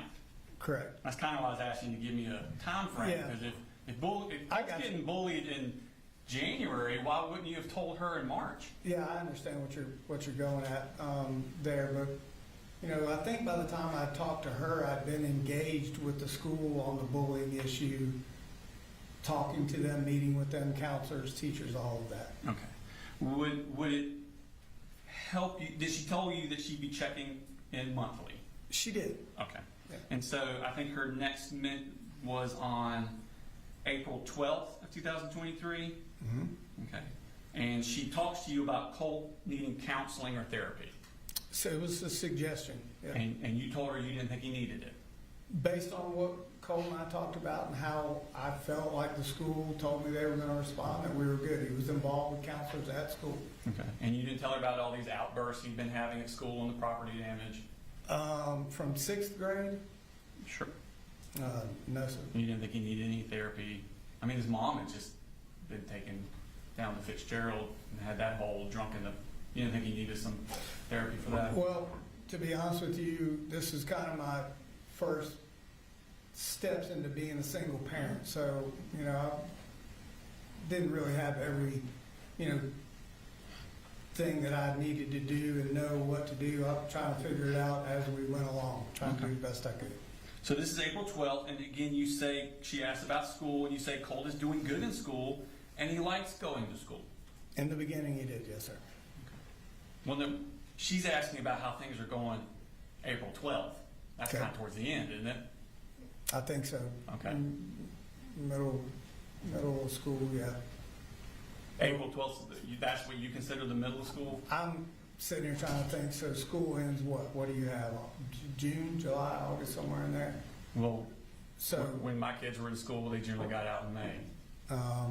so I thought we were out June, like beginning of June. So towards the tail end, I guess April would be. You know, outside of the bullying issues, he was, you know, But that's not what you told her. You didn't say outside of the bullying issues, Right. he's doing good in school. Right. You said he's doing good in school and he likes school. yeah, I mean, Just left it out completely, the bullying. I didn't feel like DFACS was going to do anything more than the counselor and the school administration was already doing for Colt. Okay. So it's actually 5 days after that you first emailed the school about Colt being bullied on April 17th. Does that sound about right? Sounds like maybe. Okay. And the next month, May 5th, so this would have been 2.5 weeks after you sent that email about Colt being bullied at school, she visits again. Correct? Correct. Every month. And you say Colt is doing superb in school. Correct? If that's what the statement says, yes. And you still make no mention whatsoever of Colt being bullied. Okay. And she tells you at this time that she wants Colt to do counseling, right? She may have. Okay. But you didn't give him any counseling. I did not. Okay. Now, it's 2 weeks later that Jackson County Sheriff's Office shows up at your door. Yes, sir. Okay. And that's pretty unsettling to have law enforcement show up at your door. Obviously. Jarring. Okay. And they told you that Colt had made threats on Discord to shoot up a school. Yes, sir. Okay. And did you look to see what Colt was doing on Discord? I didn't know what Discord was. Okay, so you didn't make any inquiries with Colt and like actually look into his Discord? Oh, I didn't know what Discord was. I asked Colt, sat down and had a long discussion about what Discord was. He gave me the rundown as he knew it. All I did was tell him to shut it all down. You didn't ask him to like pull it up for me, let me look at it? I don't believe I did. Oh, okay. But he did spend a lot of time on the computer, didn't he? He gave me. Okay. Now, this is less than 2 years after he searched how to kill you on a computer. Okay. But you didn't mention that at all to the deputies. No, sir, I didn't. I didn't find out, like I said, until after the fact, and was really settled with the explanation I got from Colt, so no, I didn't bring it up. And to be quite honest, I was more focused on what they were there for. Well, they were there because they had had reports that Colt threatened murder on a computer, and you had information that Colt had once searched murder on a computer. Well, actually, they were there because someone in a chat room made a threat, not specifically Colt. But they're there to look at Colt, and they gave you Colt's name. Colt was on a list of what I was told of several different juveniles that were in the chat room, not just Colt. But they came to your house because they had the name of Colt. They did, and they were on Okay, and their, they told you that. and they were on their way working down the list, is what he told me, of several different names of children that were, or juveniles that were in that chat box or room or whatever, but Colt was on that list and several others were too. They were asking you if Colt could have been the person that was talking about murder on a computer, and you had information, whether you got it at the time or got it later, you had information that Colt had once searched murder on a computer, and you did not share that with them, did you? They did not tell me directly Colt. My question, you did not share that with them, did you? Which part? That Colt had once searched how to kill you on a computer. I did not. Thank you. Now,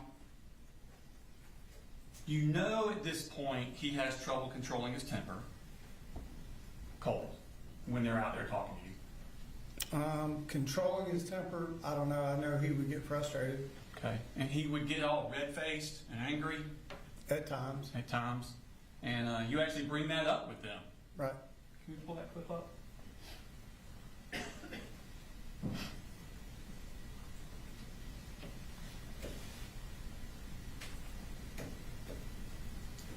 Can we pull it up sound? All right, so him and his, now look, let me give you a backstory. So, you talk to him? Yeah, absolutely. Now look, he gonna get all red-faced when you talk to him. Just calm, all right? So him and his, let me give you a backstory. So, So you're warning the police officers before they see Colt. Right. Calm. Right. Colt's a little volatile at this point, isn't he? Not volatile. It's just more, I don't know if embarrassment's the right word. He just gets flustered. His face gets really red, and to be honest, when he gets to that level, he tends to just shut down and not talk at all. In fact, I think you said in there that he gets flustered under pressure and doesn't think straight. Yeah, that's what I believe I said. And you know he's interested in school shootings at this point. I don't think I do know that. You don't remember telling them that you guys talk about this a lot? We talk about what we see on the news. About school shootings? Any shooting. Okay. Now, you also know he has access to firearms at this point. Correct. Okay. In fact, you say, I'm going to be mad as hell if he did threaten the shooting, and then all the guns will go away. They won't be accessible to him. Right? Yes, sir. In fact, they asked you to restrict Colt's access to guns. They asked to make sure that they're not laying about the house and Freely available. Freely available, because you don't want dangerous kids having access to dangerous instruments, do you? That's correct. I mean, that's just reasonable, right? Yep. Now, you believed this tip enough at the time that you took Colt's computer away. Correct. Okay. So they're going down this list. They're not sure it's Colt. We're not sure. But you believed enough you actually took his computer away from him. Until I could get a follow-up call the next day from that sheriff verifying that Colt had nothing to do with it. How long was the computer taken away? I'm not sure how long I took it away. I think you talked about it to Jason Smith. Let's look and see what those things say.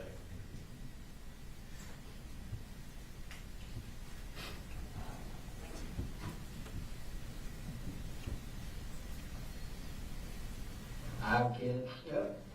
And again, you just say I didn't work in law enforcement. To me, as a regular dad, if the law enforcement comes from, no matter who they are, law enforcement comes to my house and tells me that my son was in a room where they were talking about committing a school shooting, that is going to be a giant red flag. Oh, and it was. No matter what my kid says, the kid can lie, right? That's right. That's right. Yeah. And it was. That's a huge red flag. Yep. It was. And I talked to that officer. I'm probably going. You're not going to have a computer. You're not going to have a phone. You're not going to be on the internet. Is that what happened with you guys? It was done. No. You took his computer. Yeah, we just like. Right. Just like when you took his guns after you cut stuff. Everybody take a break. Right. And when you feel like coming back and being normal, let me know. We'll talk about all this. Right. Something along those lines. Yeah. Till you come back being normal. Right. You didn't say anything to him about when they cleared him the next day. It sounds more like a longer period of time there. Yeah, I'm not sure, you know, he was asking a time frame at that moment, and ultimately there was a lot of other things running through my mind other than how long I took his computer away at that moment. I think there's another, I think they can bring it up again later in the conversation, see if it sheds any more light. When did you give his computer back to him? Because he was able to go look up all this about the school shooters and stuff. When did you give his computer back to him? In Jefferson? Yeah. I have no idea when I get it back in because that was towards the end of school and then we started moving. Okay, so it wasn't the next day, was it? I don't think it was the next day. And then he also did have a laptop, I believe, at that time too. So you take away his computer because of this threat. You take away his ability to talk about school shootings, but you don't take away his ability to commit school shootings? I mean, the gun stayed, right? Well, the gun stayed, but at that point, I just, you know, there was no, this was Colt said to me by law enforcement.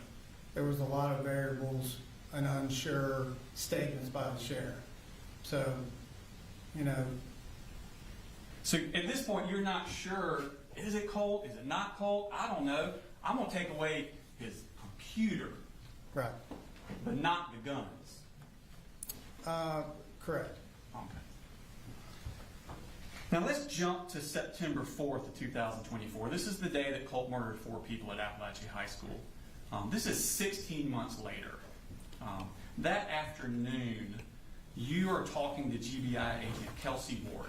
Remember that? I do. She came out to your house and Yep. y'all met in a car. Mm-hmm. Now, when you're talking to her, she's trying to figure out why Colt did what he did earlier that day, wasn't she? Yes, sir. That was the point of it. Yep. Okay. And she's asking about Colt's friends. Remember that? At some point, I'm sure she did. Okay. Now, you never mentioned, y'all talked for like an hour and a half. You never mentioned one time to Agent Kelsey Ward that just 16 months earlier, Jackson County Sheriff's Office deputies came to your house and told you that Colt may have been threatening to shoot up a school on the computer. And Yes, sir. she's asking you for anything you can think of about why Colt would do that very same thing. And for an hour and a half, talking about Marcy and your back and everything else, you never mentioned them coming out to that house, did you? No, sir. In fact, she actually, when she's talking about the friends, she asked you, did you ever have any reason to talk to him about what he did on the computer? She's specifically asking, has there ever been a reason that you would need to talk to Colt about what he did on the computer? Did she? Is relating to Apalachee? Relating to Colt, and that's what she's talking to you about. Sure. I didn't feel it relevant to talk to her because I had followed up with Jackson County and was specifically told that Colt was not that person. You didn't think it was relevant. Is that what you're telling us?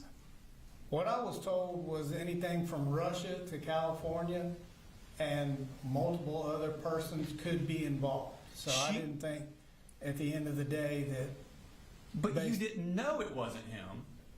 You just don't think it was him. no, I was told it wasn't him. I was told I do this for a living and I believe Colt. That's not what the Jackson County deputy said on the stand. Well, that's what he told me on the phone, on the follow-up phone call. That's what he told me the next morning. He never said that on the stand, I can't. did he? No, he didn't say that. Okay. And then Agent Ward asked you if Colt had ever done anything that would cause you to want to monitor who he talks to on the computer. And you say no, Okay? right? Yes, sir. Okay. Why don't we play that clip?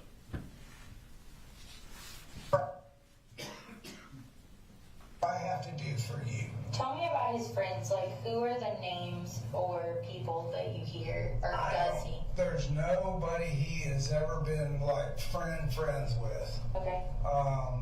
And now what or who he's talking to on the computer, he pretty much kind of keeps that under wraps. Okay. I've never had a reason to go in there and like grill him about. He's never done anything that caused you to feel like there needed to Correct. be any extra Correct. monitor on that front. Yeah, yeah.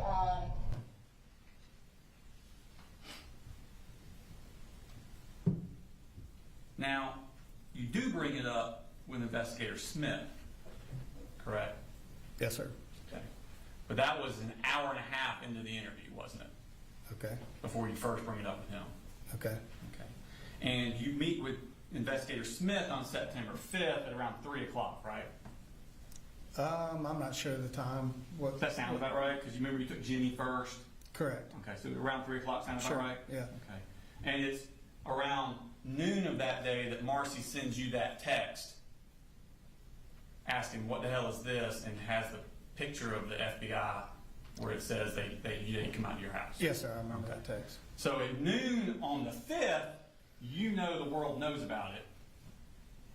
And then in your interview, then it becomes relevant again The world knows about that they'd come to your house. the FBI. Well, Jackson County for the FBI. But Oh, yeah. Not necessarily that the world knew. Marcy sent me that text.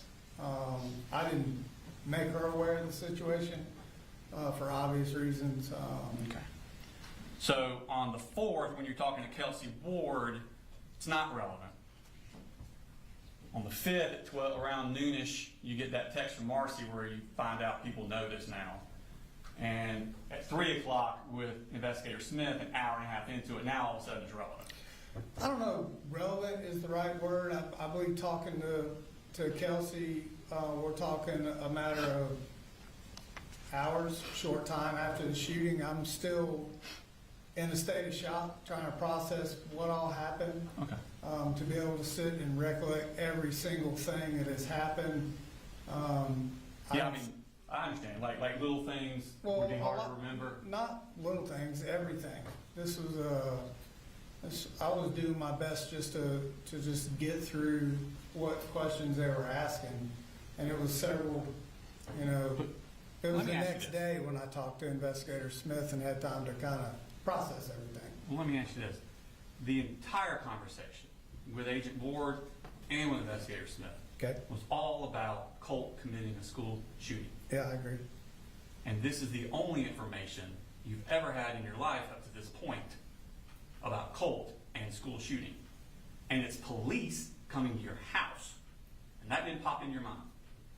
The way that I left it with Jackson County, Colt was never told to me to be the one that actually did this. Wasn't it true you were just hiding it from them because then they would think you knew this was coming? No, sir. Now, let's go back.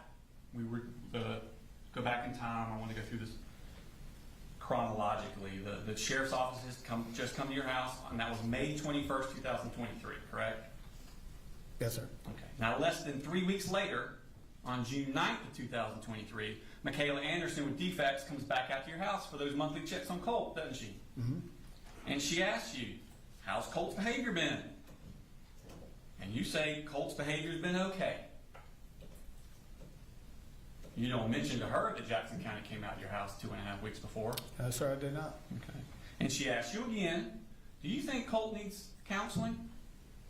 And you say, nope. Right? Correct?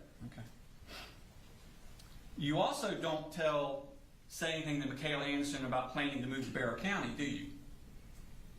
I don't think at that point I had actually found a place where we were moving at all. The overall goal originally was try to get to as close to Statham as we could. So I didn't have a dead set place yet. Right, but that's not what I asked you. I said you didn't say anything to Michaela Anderson about planning to move to Barrow County. Did you? No, I don't think I did. It was again nothing set in stone. No, you just said the final address wasn't set in stone, but you were searching for places near Statham in Barrow County. You just said that. I did just say that. Thank There you. was nothing set in stone. It had to be Barrow County. But you never said anything to her about planning to move, did you? I did not. And this is the woman who told you in March she would be coming to your house monthly to check on Colt. Correct. It was her job to do this. Correct. 2 weeks later, you signed the lease at 896 Harrison Mill Road. Yes, sir. And you don't let anyone at DFAX ever know about your change of address, do you? I don't. I think the last conversation I had with Michaela was she was satisfied with everything that was going on. That I think she worded it that I was more than helpful. Colt was polite. I was very pleasant to meet with and looked like we were on the right track. So I did not. Well, let me ask you this. Do you remember testifying at a bond hearing here in court? In the very beginning of all this, yes. Okay, and you swore to tell the truth, the whole truth, and the truth, so help you God? Yep. You did that? Okay. Do you remember me asking you about DFAX coming out to your house, specifically about Michaela Anderson coming out to your house? In the beginning, I do believe so. You may have asked that question. Okay. In fact, I asked, so while you were at 954 River Miss Circle in Jefferson, a DFAX case was opened on your family in November of 2022. And your response was, I wasn't aware of that. Yeah, I remember that conversation with you. And to further that conversation, you also had asked me if I had ever been arrested. And I had stated that I had not. And in fact, there had been some things 30 years ago, roughly, that had happened. There had been a lot that happened at that point. I've been, arrested. I've been in jail now for a year and a half. And so I'm trying to still process what exactly happened with my son and me being locked up for it. So if I did not remember every single detail that you were asking me at that point, that is my bad. That's your bad. Okay. I did, at the end of the day, we had so many meetings with DFAX here and there, I couldn't, I wasn't sure when I met with her. All right, well, let me say, so my next question to you was, after you said I wasn't aware of that, I asked, you don't remember them coming out to your house and interviewing you after November of 2022 into May of 2023. Now this is November-ish of, or October-ish of 24 that I'm asking these questions. It's just been 2 years. And you said, DFACS never interviewed me at that time. Yeah. And there wasn't a, I don't remember, or I can't recall. Right. You said they never interviewed me at that time. Yeah, after 2 years, I didn't remember Yeah. that, honestly. And then I asked, between November of 2022 and May of 2023, they never did a home visit and spoke with you at your home in Jefferson? And you said, no, sir. Remember that? Yeah, I remember that, yes, sir. And then I said, in May of 2023, was there a home visit by DFACS where they told you there would be monthly home visits? And you said, no, sir, not at that location. So then I asked, well, not at that location. What location did you have contact with DFACS? And you said, I had contact with DFACS in my home recent here in Bethlehem. I received a phone call at 10:30 at night from a DFACS caseworker that gave me instructions to get in my car and come pick up my younger children. So you're referring to when Tamika Mitchum called you. Correct. Again, just completely leaving out the Michaela Anderson stuff. Totally agree. The but- Shonda Goolsby stuff. Yep, there were multiple DFACS people. Multiple. And But- you said, no, sir. You let him answer the question. Go ahead. Sorry, there were multiple defects. Yeah, so for me to be able to try to keep track of who all and when I met them without having everything in front of me, I may have misspoke to you, but it was not in an effort to deceive you or anything. I really was just trying to process being arrested, what had happened, and I just, I couldn't remember what DFACS I talked to and when. Okay. Well, I understand completely if there's multiple DFACS involvements, which you just said. Sure. Correct? Yep. If you have multiple DFACS involvements, getting confused as to which is which. I understand that. But I'm asking you, and you said, no, you only had one contact with DFACS, and that was at your house in Bethlehem when they called to tell you to come pick up your kids. Most recently. Yep. That's not confusing multiple. That's saying there's only one. Yeah, I think I was referencing in the moment, like who I was dealing with currently. So I actually asked you that.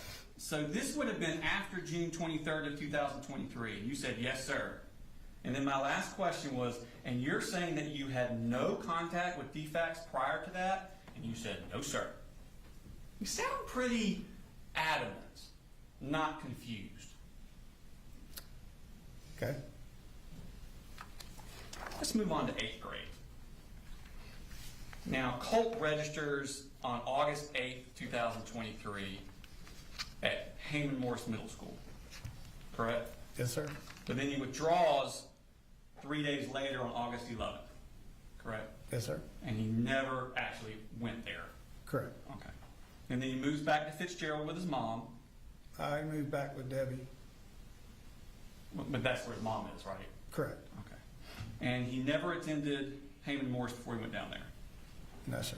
Did he attend school in Fitzgerald? No, the plan was Debbie was going to sign him up for homeschooling. Okay. But he never went to school in Fitzgerald? Not that I'm aware of. Okay. And it's down there that Colt begins cutting himself. So I found that out in a weekend trip back home after I was up in Atlanta. Yes, sir. But that's your understanding of when it was started? Somewhere in that time frame. Yes, sir. Okay. And I think they show you the pictures Yes, sir. Saw it. of Colt's arm? Yes, sir. We showed those on the thing? Yep. Okay. And is that what they look like when you showed them to you? He did. That's what they look like. Yep. Okay. And were you aware of these photos on Colt's phone? Were you aware of this photo on his phone? I don't think so. No, sir. Okay. Do these look familiar to you, though? Yeah, those are the ones that were on his arm. Okay. And those are pretty substantial cuts, aren't they? Yes, sir. I mean, the ones from the other picture were from the September 4th, and This happened almost a year before, so Yeah. a year later, it's got a pretty wicked scar still. Yes, sir. Okay. And you took that seriously, didn't you? I took that serious enough when I went back. This happened when I was in Atlanta. When I went back home, Marcy had brought it to my attention. I asked Colt what happened, what he was doing. He said, you know, he was just sitting in his room, kind of spacing out, did it with his pocket knife, and I took his pocket knives. He did that spacing out? Yeah, he said, I asked him if it was an anger issue or was there something like wrong? Was he, you know, trying to give me the backstory? He couldn't really give me a good answer as to why he did it. I think he said something along the lines, I just did it, and I said, okay. And I took the knife he had in his room. But you know that's a sign of depression, don't you? I did not know that that was a sign of depression, no, sir. You didn't know that that's a cry for help? I didn't know that was a cry for help, no, sir. You didn't realize that's a form of violence? A form of violence, yes, probably, but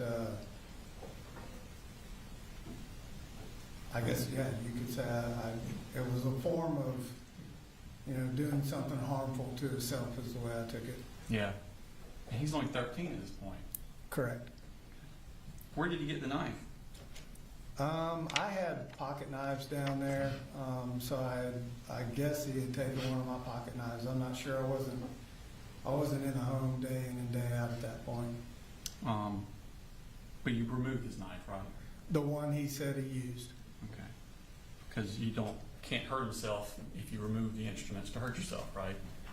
That particular pocket knife and the answer of I don't know why I did it, then yeah. I mean, like we said earlier, children that are in danger shouldn't have access to dangerous things, right? If they can't tell me why they're doing what they're doing, then yeah, I would take the pocket knife. Yeah, it's just reasonable, right? If you're harming yourself, yes. Okay. Or if you're a danger to harm yourself. Correct, but like I said, the answer was I don't know why I did it. Okay. Just kind of spacing out. So you told Investigator Smith that Colt stopped cutting himself after that summer. Yeah, that was the only issue I've ever seen where he did anything like that. Did you ever check into that? What measures did you take to check into if he continued cutting himself? It's as far as I knew, it stopped right then. He never made any other attempts or cut himself, to my knowledge, after that. I understand, but what I'm asking is what steps did you take to monitor that? I didn't monitor it because I wasn't in the home daily. I was up here, you know, pretty much gone. No, I mean he was only down there for a few weeks. Right. After he comes back, because you don't even know he's cutting down there, do you? No, I didn't know he was cutting down So there. you find out when he's here. No, I find out when I went home on a weekend visit from Atlanta and saw those cuts on his arm. And he's here at that point. No, he's in Fitzgerald. He's still in Fitzgerald? Yes, sir. Okay. How shortly after that did he come back to live with you? I'm not sure what that time frame was. I mean, he was only there for a few weeks. Maybe I can't tell you exactly when he came back. It was less than a month? I'm not sure. Less than 2 months? I'm not sure of the dates. I just know what happened to make me go get him. But you don't know when that was? No. Okay. But, back to my original question. Yep. Now that he has come to live with you, shortly after you find out he's been cutting himself, Yep. he's in your house now. Yes, sir. What do you do to monitor, check up on, to make sure he's not still cutting himself? I don't think we ever had a conversation about it. There was no further discussion from anybody else in the family that he was cutting himself. I talked to Colt a lot. We had a pool in the backyard at Harrison Mill. Saw him with his shirt off all the time playing in the pool. I didn't see any further evidence that he was cutting himself. Okay. Were you aware of this picture that was taken on April 1st, 2024? No, this is the first time I'm actually ever seeing this picture. Oh, okay. So you didn't know that he was cutting himself in April of 2024. He lived with you then, didn't he? Yes, sir. Now, let's move on. We're going back to Fitzgerald. This is October 3rd of 2023. Colt has that juvenile complaint form where he broke windows, stabbed cardboard. I think you testified about that on direct. That Yeah. whole incident down Oh, there. yeah, yes, sir. Okay. After Marcy beat him over chicken nuggets, yes, sir. Yeah. So breaking windows, Broke a window. stabbing things with knives.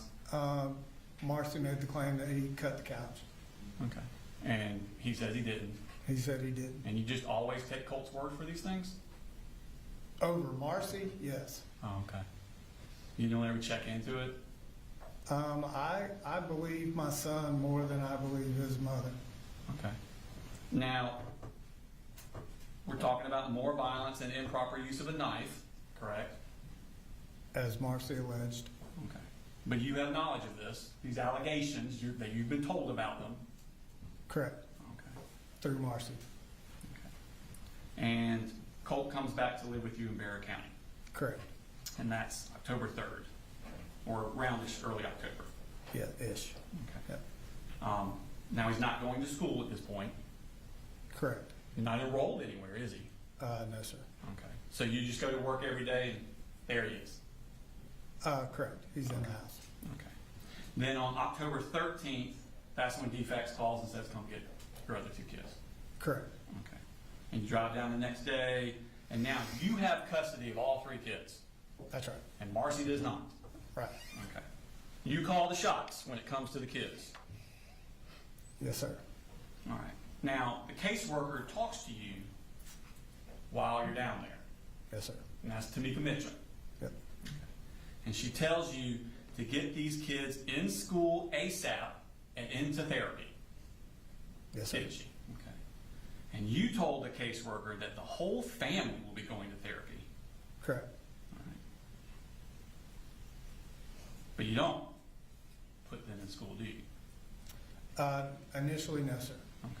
And you don't put them in therapy, do you? Initially, no, sir. Okay. Now, you also talked to Tamika on the phone on October 18th, so a week later, and you tell her over the phone that Colt and Jenny want to do homeschooling, but the school doesn't have room, so they have to go physically. Right? Yes. Okay. That sounds like what I was talking about with her. And she tells you to get the kids in therapy. So this is the second time she's told you to get kids in therapy. Right? She asked if I had them in therapy. Okay. And you tell her that you and the kids will be going to therapy. Yes, I tell her I'm currently trying to make that happen. Okay. And then approximately a week and a half later is when the Barrow County defects worker comes out to your house to look at your house. Correct? Yes, sir. And you tell her that you have arranged counseling services for your kids and yourself at Barrow Village Ministry. Correct. Arranged probably wasn't the right word to use with her. I was in the process of researching everything that I could as far as therapy went and family matters. Relatively new at being a single parent. So I wanted to let her know that I was not doing nothing about it. And I had researched Barrow Ministries at some point, trying to figure out what was the best avenue for us. Okay. So you didn't want her to think you weren't doing anything. I wasn't not doing anything. And you were researching. I was looking around trying to figure out what was best. Okay. But you never pulled the trigger on any of them, did you? Just collecting information Just at that point. collecting information. So they've asked you twice to get the kids in therapy because they've been through a lot, haven't they? They have. And you keep telling them you're gonna. Yep. And one time you kind of alleged that you already had, but you didn't. Right. But you don't ever follow through on any of it, do you? It's not the only thing I had to worry about while I had those kids. There was a lot I was learning on the fly, being a single parent, working full time, just trying to get my feet under me on how to do all of this by myself. So that's a no. That's just a fact. So if you consider it a no, then it's a no. Did you? No, ever put I them did not in actually enroll them or myself in therapy. Thank you. Now, they also asked about weapons, and you say that you have weapons, but they are stored and locked away out of the reach of the children. Okay? And again, that's not true, is it? I don't remember saying locked away. I just remember saying they were stored and out of reach of the children. Okay. But that's not true, is it? The lock part, no. Stored and out of reach, yes. Out of reach is true. For the most part, yeah, they were out of reach of, they weren't readily available for just laying around the house. Colt couldn't reach that shelf in your closet. I guess that he could if he stood on something, but even I have to reach up and over to get it. But I mean, obviously, to DFACS, they're concerned about weapons being accessible to the children, and you're assuring them that they're not accessible, but they are, aren't they? Right, and I'm being forthcoming and open and letting them know I do have weapons in the house as well. But didn't you also tell her that this was the first time you had ever had DFACS contact? I don't know if I told her that or not. Like I said, there were multiple DFACS people I was talking Pull that about. up for me. She made a summary Mm-hmm. right there. Yep. See if I can find it. So down there at the bottom, next to the bottom one, BFA, that's you, biological father, never had CPS involvement and felt appreciated that CM's helped and made it easier for the children to feel safe. So you told her you'd never had DFACS involvement, didn't you? That's what I told her. Isn't that eerily the same lie you said here in the courtroom at your bond hearing? Again, this was not a lie. I mean, this is the same year. This was not an outright lie as in deception. There was just a lot of things going on, and I didn't recall, certain meetings with DFACS. Okay. So this is October 30th of 23. The very next day, DFACS closes their case, don't they? Yes. And that's because you told them that you were getting counseling and that the kids had no access to the guns. Told them I was working on counseling, and That's not what she recorded. I don't know why she recorded what she recorded. I know that I told her I was working through multiple avenues of therapy, not locked into one. I never signed anything to go specifically to a counselor. I was compiling information. Yeah, doing a lot of research you were. Let's go to November 4th of 2023. Marcy comes up, and that's when she keys your truck and gets arrested. Correct. All right.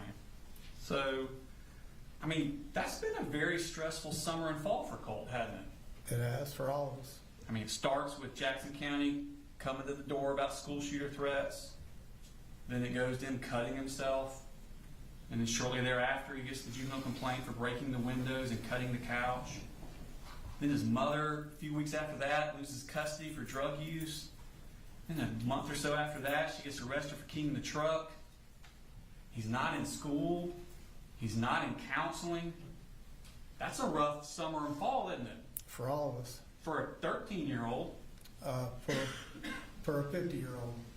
For all of us. And on November 17th, you buy him that 6-hour M400 rifle. In November, I actually purchased the weapon for me, and was going to use that weapon as something that he and I could bond over with.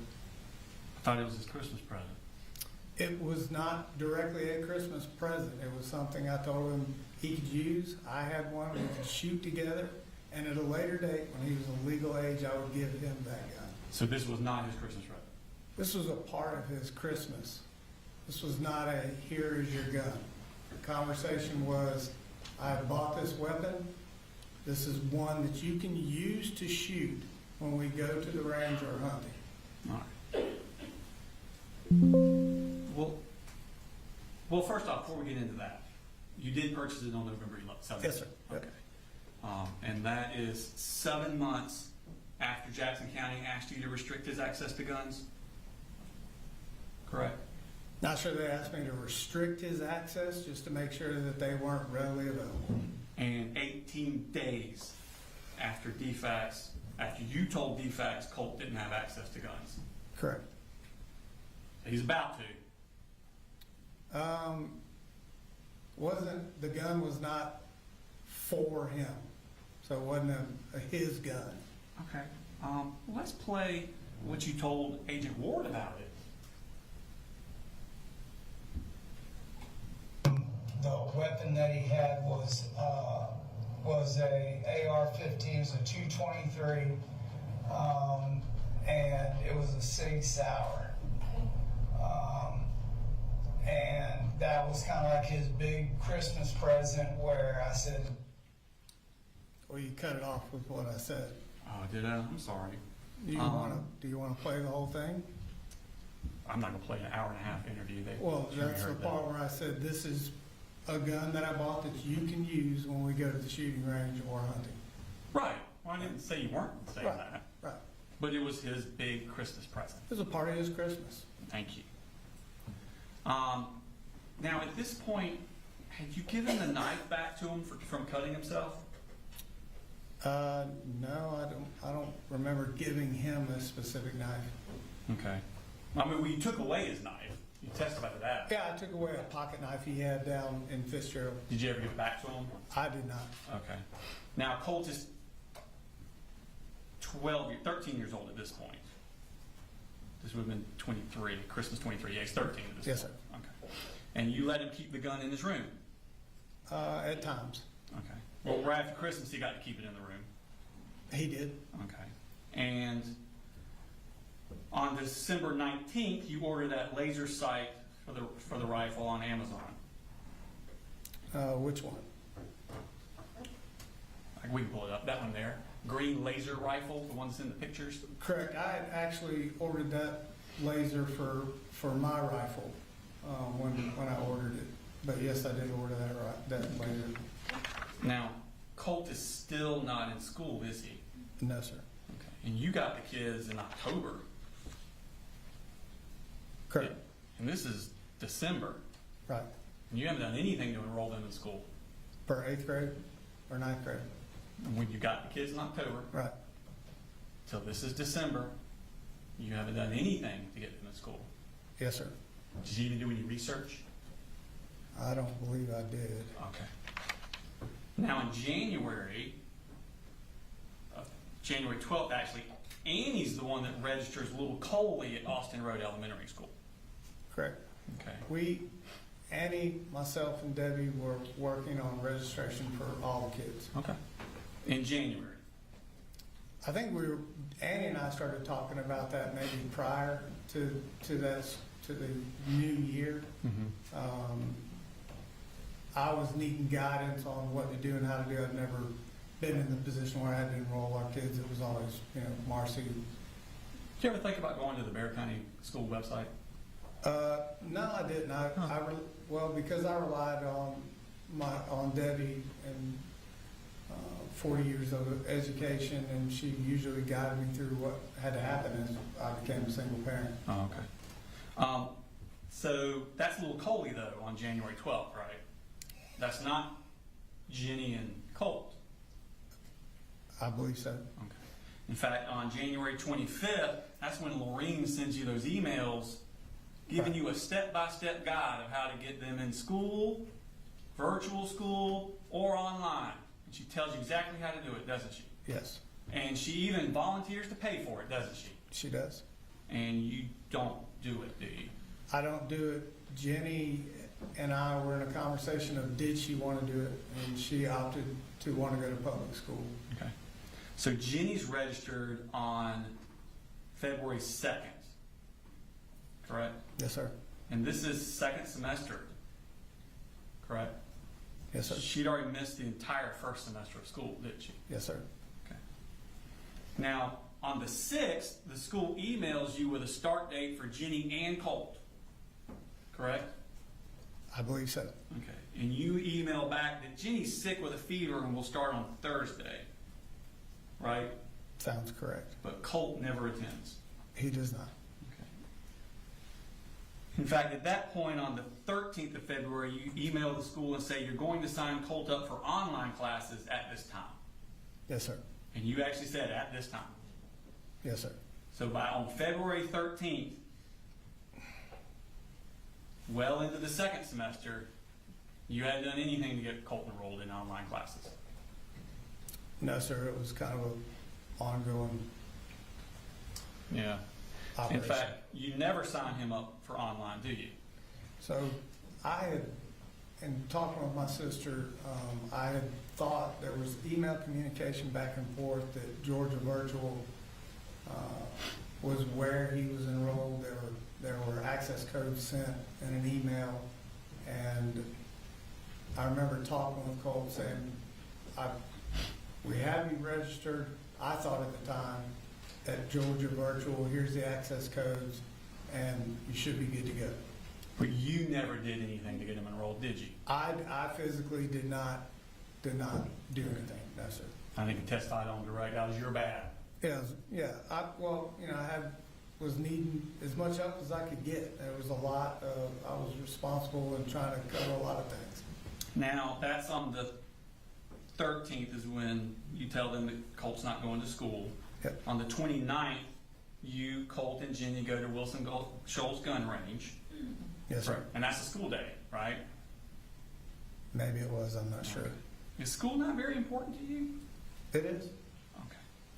Now, it's around this time that Colt's aggression is escalating, isn't it?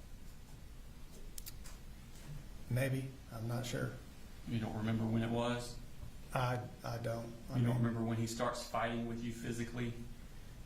Physically, I think I mentioned it 3 times. I don't know when the exact date of those were. I would say that aggression-wise, just more temper, kind of short-tempered, more than he would normally be. Okay. Do you remember telling Kelsey Ward on September 4th that probably 5, 6, 7 months ago, his attitude escalated to the point where he would be like cussing and talking to me like you shouldn't talk to your parents, and he's like gone to hands-on trying to fight me?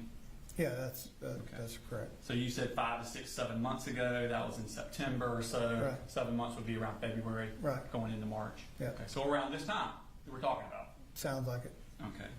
And you told her that he went so far as to strike you in the face. And one of our scuffles, yes, sir. Okay. Does he Side of the appear to neck. you to start being out of control? It was not an everyday thing.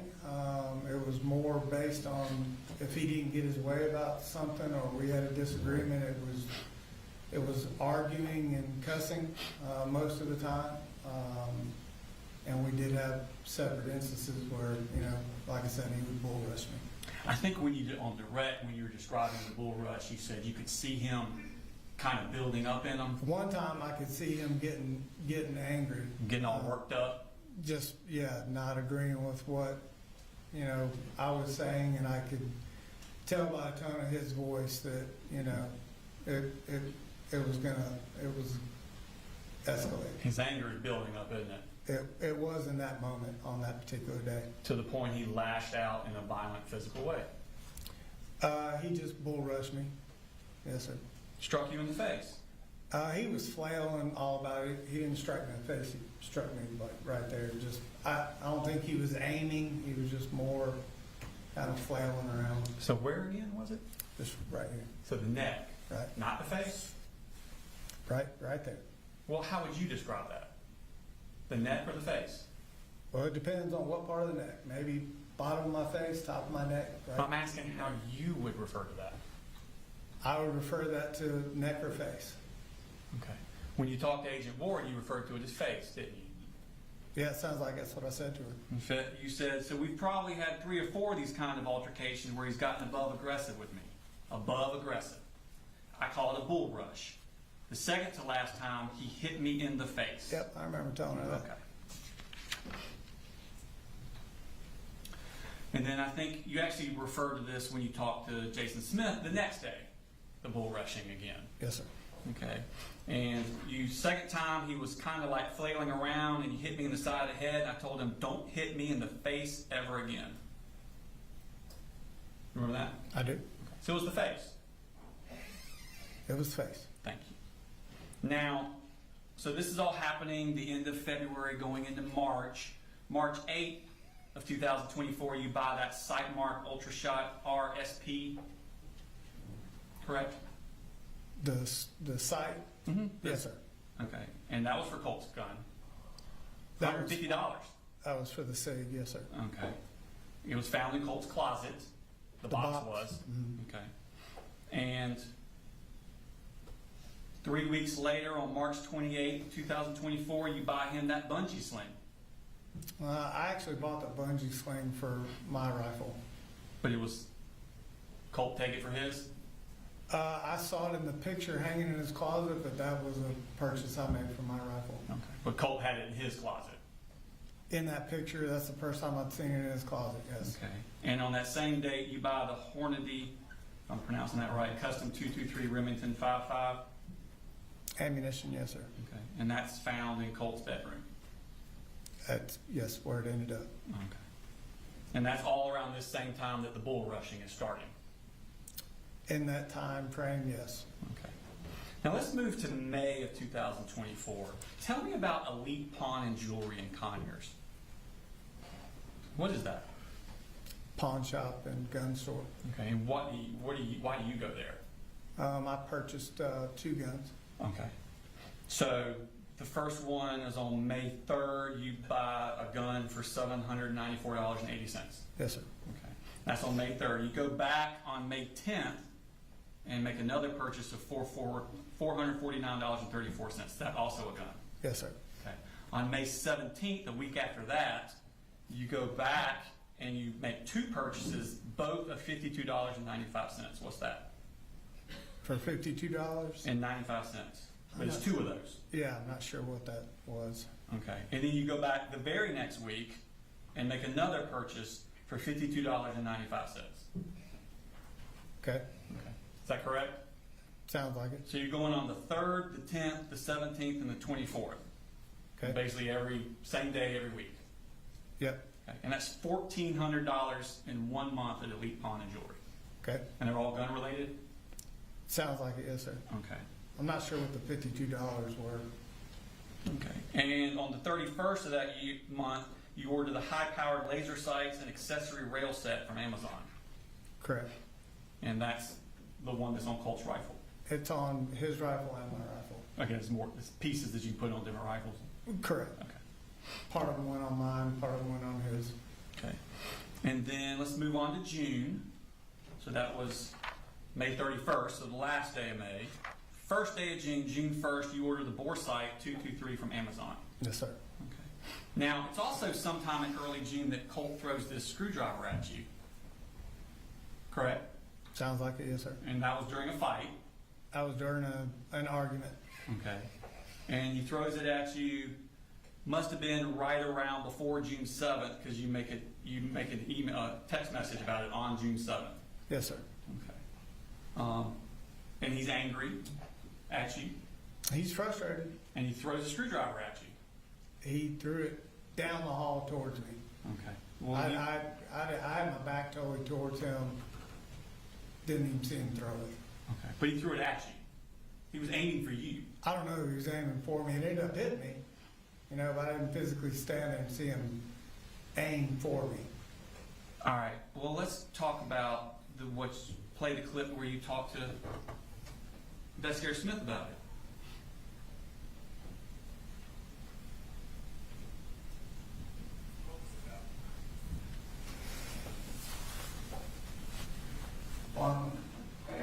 And Jenny described seeing him kick you, punch you, hit you.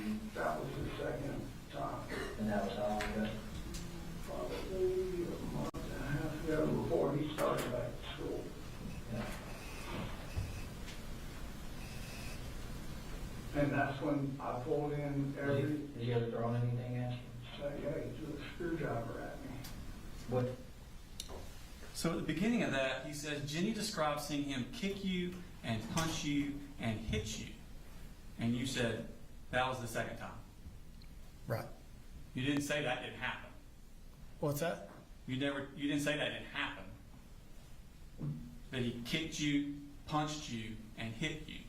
Right, that was Jenny's statement. And you said, yeah, that was the second time. Meaning the hitting part. Oh, okay. And then he threw the screwdriver at you. He did throw that screwdriver, down the hallway towards me. All right. Well, let's look at the text message you sent to Colt about it on June 7th. Mm-hmm.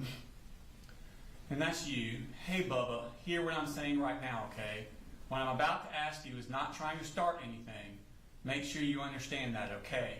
Are you worried about his anger there? I was worried about him taking it as far as he did, yes, sir. Okay. Well, like, even with just sending him this text message, you seem like you're worried about him getting angry. Yeah, I'm worried about, we'd established a close bond at this point, and I thought that I'd created avenues for him to be able to come and talk to me before it got to this point. Okay. And then the next one you say, okay, question I have is this. Did you tell Mamu that you had the screwdriver in your hand for self-defense? Right. Please tell me the truth, because we both know I wasn't even looking at you when you threw it at me. Right. Okay. So he threw it at you. Right. All right. So that's on the 7th. 3 days later, on the 10th, you order him that tactical vest from Amazon. Yes. And Colt had asked you about that. Get it for him. The tactical vest, yeah. He So wanted. Go ahead. I'm sorry. No, he wanted to use it. He saw people at the range using it, so he thought it looked neat and asked me about it for him. Okay. And you ordered it to appease him. I did. Okay. And you told him you were getting it for him in a text message, didn't you? I did. All right. Let's see that text message. And you say, yo, I got this for you, son, because I love you. And also, hopefully, you can work on being a little more patient. Mm-hmm. Colt, when it comes to you, and if you need something, if I can do it, I will do it. But if I cannot, then I cannot do it. And that's when I need you to be okay with it, knowing that as soon as I can, I will. At the end of the day, being disrespectful and flat out being mean and ugly doesn't do anything. So please, when you feel like you're getting angry or about to lose your temper, take a deep breath and then realize I'm going to make it happen at some point. Okay? I'm working hard for us. I do not want any more of that pushing, shoving, hitting anymore. We both deserve better than that. So here's the wind-up and the pitch. See you later, alligator. Love you. Yes, sir. And then that's the one where you talk about when you feel like getting angry and about to lose your temper.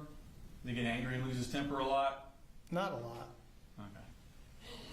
And you'd say don't want any more of that pushing, shoving, hitting. Yes, sir. So he's physically violent. Not all the time, no, sir. Well, I know he's not all the time, but there are times that he's physically violent. 3 times the pushing and shoving, three times that I remember. And the throwing the screwdriver. Correct. Okay. And you also add in a screenshot of the tactical vest in this. Hold on, we have to pull it up. Yeah, there you go. And that's the one there. Yes, sir. And then he sends a photo of him in the vest.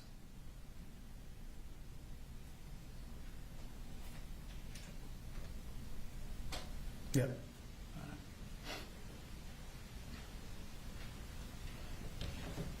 Now, on the 28th of June, you purchased a knife for Colt at Academy Sports. That was a purchase for me. For you. Yes. So, this knife, Brown handle. that's Yes, the sir. one, that's your knife. I purchased that knife. Where did you keep it? I had it in my pocket sometimes, had it in my book bag at other times. Sometimes I forget to take it to work. Okay. Was it accessible to Colt? It may have been if I didn't have it on my person. Okay. I mean, that's the one that was found in Colt's book bag at school, wasn't it? Oh yeah, I agree. I didn't know that he had taken that knife. Okay. So you're not worried about Colt cutting himself anymore? Again, that knife wasn't for Colt. But it's in the house where he can get to it. You weren't worried about him cutting himself anymore? Again, I didn't purchase that knife for Colt, and typically it was on my person. Okay. So let's move on to July. That was June 28th. So let's move into the month of July. I think you were testifying earlier that Colt can be violent, but it's not all the time. Jenny sends you a text on July 3rd.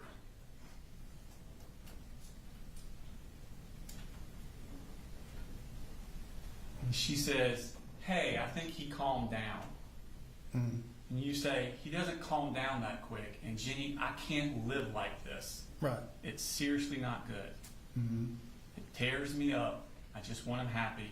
And man, he calls me everything in the book." Yes, sir. How many good days is he having if you seriously can't live like this? It's just that I couldn't reach him. You know, that was the part I was trying to, I guess, convey to Jenny is, you know, I wanted him to not get as upset as he would over silly things. So, Does he have trouble calming himself down? no, not typically. Even after one of our dust-ups, he would relatively calm down. Pretty quick. Okay. Do you want to read your statement again? Which part? Where you say he doesn't calm down that quick? Yeah, I mean, it doesn't take days or anything, you know, for him to calm down, but he doesn't calm down in 5 minutes either.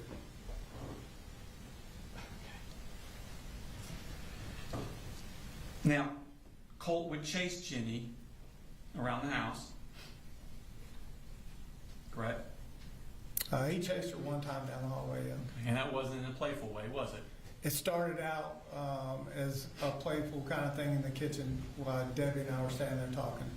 So they're playing around in the kitchen, Yeah, and then all of a sudden Colt yeah, didn't play Jenny. anymore. Yeah, Jenny did something. I don't know what exactly she did, but as soon as she did it, she took off down the hallway and he chased her. In a violent way. Oh, I don't know if it was violent. He just chased her down the hallway. Well, do you think it was playful then, or did you think it was violent? I think it was brother and sister kind of picking on each other. Just brother and sister picking on each other. Right. And that's what you're testifying today. Well, Debbie and I were standing there. I don't think either one of us thought it was a violent thing. Okay. Well, you talked to Investigator Smith about it, didn't Right. you? I did. Let's play that clip. See if you thought it was violent then. Told us about the incident where he chased her into his room because it scared her. It scared me? Yeah. And you know that you and her have talked multiple times about getting him help. Yep. Going back for a while. For a while. You're asking time frames. I'm sorry, I can't just snap off with what these time frames are, but yes, there was no blind eye. We're trying. Right. He said she told us about the incident where he chased her into his room, and she said it scared her. And you said, yeah, it scared me. Yeah, it scared me because when he got to the end of the hallway, he tripped and went headlong into the linen closet and put a hole in it with his head. Okay. And then he put a hole in her door, trying to get into her door. Not at that time. He got up and I think he was trying to pick the lock, I think is what she said he was doing. Okay. But he put a hole in her door too. Not at that point, I don't think so. Okay. So he can go from being playful to chasing his daughter to the point it scares her, so his sister, it scares her and scares you like that. Well, what scared me was him banging his head into the door. That's not how you said it. I said it scares me. Right. He never asked what scared me. I just told him it scared me. And I'm telling you what scared me was he tripped and went headlong into the door. Oh, okay. Okay. Now, so that was on the 3rd. You pick up Marcy on the 6th of July, correct? Sounds accurate. And she moves into your house. Correct. And you refer to her in your phone as my pretty. Yeah, that's how I always talk to her. Okay. And she talks to you about Colt while she's up there. Correct? Okay, yes. Y'all talk about Colt a lot. We talk about all of our children a lot. Okay. We specifically talk about Colt a lot. I don't think any more than the others, but we do talk about Colt, yes. You don't think you specifically talk about Colt any more than the other kids? We At talk this about at this time. Oh, I don't know about this time. We were talking about a lot of things at this time. If it was more about Colt, we probably had good reason to be talking more about Colt. Yeah, I think y'all have pretty good reason to be talking about Colt. This is when he starts showing signs of depression, isn't it? Maybe. I'm not, I can't tell you I can look at somebody and see depression. Well, you don't remember telling Investigator Smith that he suffered from depression for a while? If I use the word depression, it was more just kind of really disappointment of what his mother had said and done leading up to, So the word depression is being thrown around in your house in July? It's just casual conversation, not being thrown around, One of your children having depression is casual conversation? we're talking about our children. I don't know how you want to quantify it, but, we're just talking about what's going on with all our kids. All right, well, did you talk about Colt on July 20th when he had the panic attack at the house? I did. And you were there then, weren't you? I believe I was, yes, sir. And Colt wanted y'all to call 911. Yeah, I never heard him state it to call 911. I wasn't in that living room at that time. Okay. But he was acting bad? Not bad. I didn't mean mad. Bad. Oh. He was having a bad time of it. That particular night, I came out of the shower, I believe, and he was in the kitchen with Marcy in tears. Yes, sir. Okay. And y'all been talking about depression? We've been talking a lot of things, not specifically only about depression, but Well, I know you don't talk only about depression, but y'all have been talking about depression. in conversation, yes, we've talked about depression and a lot of things. And now he's crying, wanting to call 911, having a panic attack in your house. Yeah, when I found him, he was crying. I didn't know it was a panic attack. I've never seen a panic attack. So at that point, I didn't know that's what And there it was discussion about taking him to the doctor the next week. I believe there was. But y'all never took him to the doctor, did you? No, Marcy took him in the bedroom and got him to calm down. I asked her what she thought it was. She had made mention of a panic attack. I think I said something along the lines, I've never seen one. So. Okay. Did it scare you? It scared me to the point where I've never seen him, cry really like that. Okay. But you didn't take him to the doctor? I did not, no, sir. Okay. Now, 4 days later, that's when Marcy starts giving him Zoloft. I'm not sure when she started giving him Zoloft, Okay. to be very honest with you. Do you remember getting the text on July 24th where she texts you and says, I started Colt on Zoloft today. Don't say anything about it unless he brings it up? I remember that text. Okay. And now that's Marcy's prescription, right? Yes, sir. Okay. You didn't take him to the doctor? I did not, no, sir. Okay. And did you think he needed medicine? I didn't think he needed medicine, no, sir. Okay. Did you want to go to a doctor and see if she's giving him medicine? Don't you want to kind of talk to a doctor about that? I didn't think that, I needed to take him to a doctor. Did you tell Marcy not to give him the Zoloft? I did tell Marcy. The comment was, I think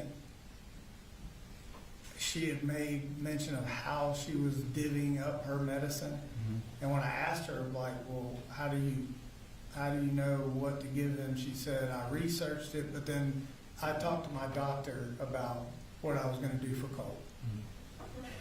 That's kind of where we left it. But you didn't stop her from giving him the Zoloft? I did not stop her from giving him the Zoloft. Don't you have full custody of those kids? Oh, I do, yeah. Isn't there a safety plan in place to protect them from Marcy? I don't know if the safety plan was in place at that time, but there was one at a point, yes, sir. And you decide who visits and when she visits and what contact she has with them, don't you? I do. Okay. And you didn't stop her from giving your son Zoloft? I didn't stop her from giving him Zoloft, no, sir. Okay. Now, testified to some stuff about registering Colt. I think you said that you went up and met with the registrar, and they said don't start right away. I think I We have talked to to get her. his schedule under control or I think I something? talked to her on the phone. I don't think I ever met with her face to face. Oh, okay. Why is there no record of that in the school records? I don't know. You don't know. Didn't you hear Lisa Butler testify? You remember her testifying? And her saying that y'all came up on the 13th of August, Right. and she sat down with Colt and made a schedule for him. We were talking about the schedule and when his start date was. And that's on the 13th. I believe so. It's been a minute. Okay. So the first day of school was on the 1st. Right. Y'all actually, according to the school paperwork, you signed the registration papers on the 6th. Marcy finished them up on the 12th. And then you met with Lisa Butler on the 13th. Right. And Colt's first day was on the 14th. The 14th. So 2 weeks after school started. Right. Okay. Now, on August 11th, so August 6th is when he's registered for Apalachee. August 11th, Colt at 11:22 a.m. texts you to stop by Academy and pick up a 150 round pack of 5.56 or 223. Remember that? Yep. Okay. Why would Colt be asking you for ammunition? The only reason we would be ever talking about ammunition is we had talked or were planning to go to the shooting range. But didn't you say that you kept the ammunition away from Colt? I did, in my closet up there with the weapons. So how would he have any idea how much ammunition or if you needed any ammunition? Because we had been shooting before, and I think with the holiday weekend coming up, we had talked about going to the range, and he knew what kind of ammunition. When did you last go to the range? I'm not sure at that point. Because the last record we have would have been in 2023. And what range? Let me see. No, it was 24. March of 24. What range? I think it's the Wilson Shoals. Is that the only record you have? Yeah. Of you taking the kids? Yeah, go to the range. Yeah. That's it? That's all we got. Okay. Well, there was another range, Charlie Elliott, I saw your name at Charlie in that one, Elliott. but not the kids. Right, Colt. Never took Jenny to that range, but Colt and I did attend Charlie Elliott shooting range. Why wouldn't Colt's name be on the register? I don't know. Okay. And when was that? I'm not sure when that time frame was. Okay. We did attend Charlie Elliott a couple times though. Okay. So on August 11th, the Colt asked you for a 150 round pack of 5.56 or 223. Sounds like it, yes, sir. Did he say what he wanted it for? He did. Okay. Did his request raise any alarms with you? No, because we had made mention of the holiday weekend coming up. Okay. And was he still being physically violent at this time? Physically, I can't remember when the last time we were physical with each other, but we were having disagreements here and there, but it wasn't a ongoing thing. Okay. Do you remember talking to Jason Smith on the 5th, and you said this was probably about 3 weeks ago? We had an argument or whatnot, and I was like, where I would get a fuck you and a slam the door kind of shit. Mhm. He just wouldn't let it, like he wouldn't let it go. It just seemed like he was wanting to, instead of back off a fight, like he was really wanting to fight. That's what I told Smith. On the 5th. And you said it was probably about 3 weeks ago, which would put it around August 11th time. Yeah, and I think I told Smith too. And these days after, the day after and day after talking to Smith, there was a lot going on. I was not. Well, I know, I'm not holding you to a specific date on that kind of stuff, but I'm you just said saying. about 3 weeks before, and that would be around this time period. Okay, correct? Correct. Okay, and he's asking you for 150 rounds of ammunition, and he's still in that wanting to fight you. Not every day, no, sir. Well, of course not every day. Let's go to the 13th. That's the day you went to Apalachee to get Colt's schedule we already talked about, and you met with Lisa Butler. Right. And she introduced herself as the school counselor. She did. Okay. And you said nothing to her about Colt needing counseling. I did not at that point, I don't think. Okay. So the next day is the 14th. We also had a school tour Yeah, she talked about that. On the 14th is Colt's first day of school. Correct. And he had already missed the first 2 weeks of school. Correct. And he did not want to go, did he? I think his comment to me was he was scared. He was Yeah. a little nervous. Okay. And he made threats of violence that morning before school to you in 2 texts, didn't he? I need to see the text. I'm not sure what you're talking All right, about. let's pull them up.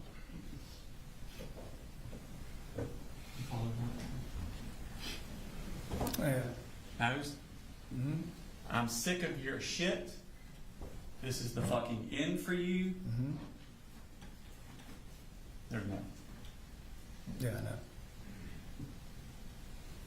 No more apologies. You have fucking I fucking had it with you. Mm-hmm. The way you twist shit is so old. I have no idea what ATP means. Me either. Okay. But I'm being told it means at this point. Oh, okay. Thank you. And then you fucking caused this. Okay. No mention of Marcy. Whenever something happens, just know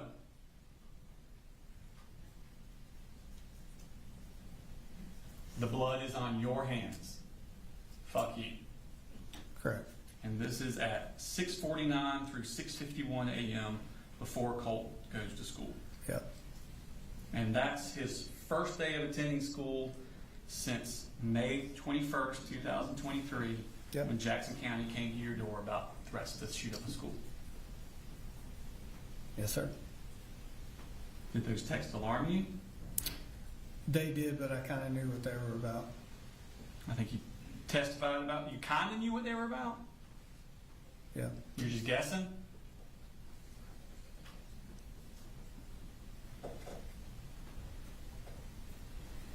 Does Colt still have the rifle in his room at this time?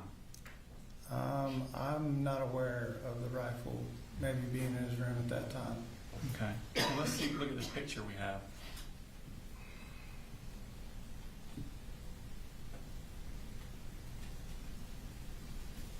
That was modified on August 3rd. That's Colt's room, isn't it? That is his room. And that's the tactical vest you ordered for him. Correct. Now, you took Colt to school that morning, didn't you? I believe I did on his first day. I can't really remember. But you did not go inside to tell anyone about those texts? I did not. And I wasn't aware of that picture either. I understand. But the rifle is in his room, isn't it? In that picture, it is. I don't know when it was taken. I don't know where I was. Well, sometime after he dyed his hair. Yep. And before August 3rd. In that time frame, I don't know where I was, what time it was. I had no idea that picture existed till I saw it the other day sitting in his courtroom. And now at this time, you and Marcy had been talking about Colt needing serious psychological help, weren't you? Marcy was bringing that up, yes, sir. Okay. And she was telling you y'all discussed inpatient treatment for him. She did. She did, not you. Yes, I didn't believe he needed inpatient treatment at that point. All right. And you actually talked to Investigator Smith, and he says, have you been in communication with Marcy about any kind of stuff for him, any kind of like mental health? And you said, yeah, her and I talked about that. And she was like, he needs help at another level. And Smith asked, what does she mean by that? And you say, she means like checked into a place. Mm-hmm. And he says, when did she make that comment? And you say, recently, while this has been going on. So she's telling you Colt needs to be checked into a place. She is. Okay. Now the next day, on August 15th, so this was his first day of school where he says the blood will be on your hands. And now we moved on to the next day, Colt skipped school, correct? I was told, I think by Colt, I'm in school. But he wasn't. I found out later that he was not. So he skipped school his second day. Yep. I received a text, I believe, from him, said he was at school. I texted him and asked, did you go to school? He said yes. And I think I said, have a good day, I'm proud of you. Okay. And him and Marcy had a physical confrontation. And what was that date? August 15th. Yeah, that's It's a the day, Thursday. that's the day they had the issue. Okay. And the issue was about the gun in his room. No, originally I thought the issue was about, Colt made mention to me that she was either drunk or high. Okay. That's Colt's version. That's Colt telling me in the very beginning. Okay. But she told you that it was about the gun in his room, and she wanted it put away and out of the house. That she was actually in the house, that staying with us. I thought that he had went to school. Text, as stated, she did not even know that he had not left the house and went to school. So the version I got from her was, yes, he and I had an argument, I think is how she posed that, and then somehow she said something about the gun and Colt not wanting to give it to her or something. I'm not sure exactly how that story went. Okay. Do you remember telling Investigator Smith that she said something about the way you're acting? I'm going to talk to your daddy, and we're going to have to take these guns and get them out of the house. And what she said is he flew off the bed. She said she went down in there and said, you need to get your shit straight, go to school, and we need to just get these guns put up. And that's when they went from bad to worse. And she said she was going out of his bedroom and he pushed her and she hit the door of the wall and the side of her head, and it's like, okay, I'm on the way home. You remember telling Investigator Smith that? Yes, sir, I do. Okay. So she's telling you that she wanted the guns out of the house. He loses his mind, flies off the bed at her, and pushes her, and she hits her head. That's what you're being told by her. That's her version of it, yes, sir. Okay. And Colt texts you at 11:04 that a.m. and tells you about that. Correct? Part of it, yes, sir. So let's pull up the mom. Okay, so at 11:04, he's texting you, Mama just attacked me. Yes, sir. Okay. And then tried to grab my gun. Yes, sir. Okay, so that's kind of accurate what she was saying. No, she was saying that he had his gun or was doing something with his gun, and his version of it was he was nowhere near his gun. It was just sitting in the corner of his room, and she came in and went for it, is what he said for me. But it was an argument about his gun. I think it was an argument about school, his attitude, not wanting to go, just a kind of a rift that they had always had, to be honest with you. Okay. But this is an argument involving the gun. Yeah, this is the first time, to my knowledge, that we had ever had any issue with a gun being in our house. Nobody ever went for a gun, used it aggressively, or even in our arguments Colt and I had, the gun was never ever touched, made reference to. The first time the gun ever was involved was when Marcy went for it, according to Colt. So never, never, never, ever, ever, never until this day. As far as in an aggressive or negative manner. Okay. And this is the day after he made that text about the blood being on your hands. Right, and I think I stated I took that blood on your hands as he thought that his mama may go through with the threat to kill him. Oh, okay. That's how I read that text. That's how I took it. You took it that he's scared of his mother killing him. Whatever they were arguing about. That's not in any of his texts to you. No, it's not. And You just thought that. That's just how I perceive that. Okay. So you're going through this month thinking in your head, Colt's terrified of his mother killing him. Not terrified. I just think that he had that thought in the back of his head. Okay. And this is the woman you went and picked up and brought back to your house to live with Colt.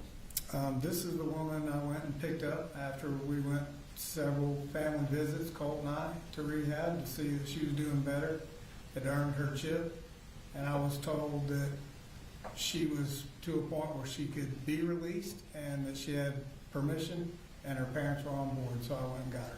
Well, what about Colt? Colt was on board. He went down there for family days with me. I thought you just said that you were worried that Colt was afraid she'd kill him. In that argument, So you have a child that's afraid of the parent killing them, and you're going to bring her into your house? not afraid of killing him, I'm just saying he always had that, we both had that thought, Okay. Well, let's see the text that he sent. This is at 1:52. Do this.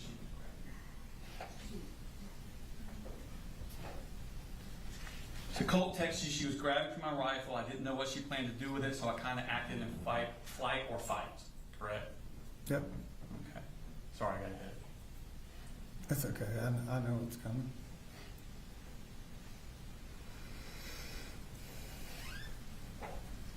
And Yes, sir. you said it's all good. Why was the gun involved? Yes, sir. I mean, that kind of disturbs you that there's a gun involved in this, doesn't it? Yeah, that's the first time that a gun was, involved in any kind of argument or altercation. Okay. And he writes, I don't know, she backed me into my room and started talking about, oh, you're going to get your gun, even though I wasn't, and then she grabbed it. Yes, sir. So the gun is in his room. It was on that day. Okay. And it was after that day,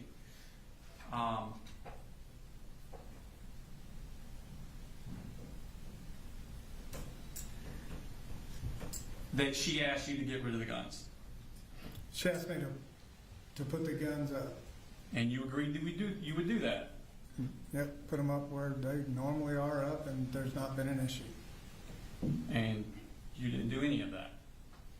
I did. I put them all back up in my closet, In your closet. in that top shelf Okay. where they've sat.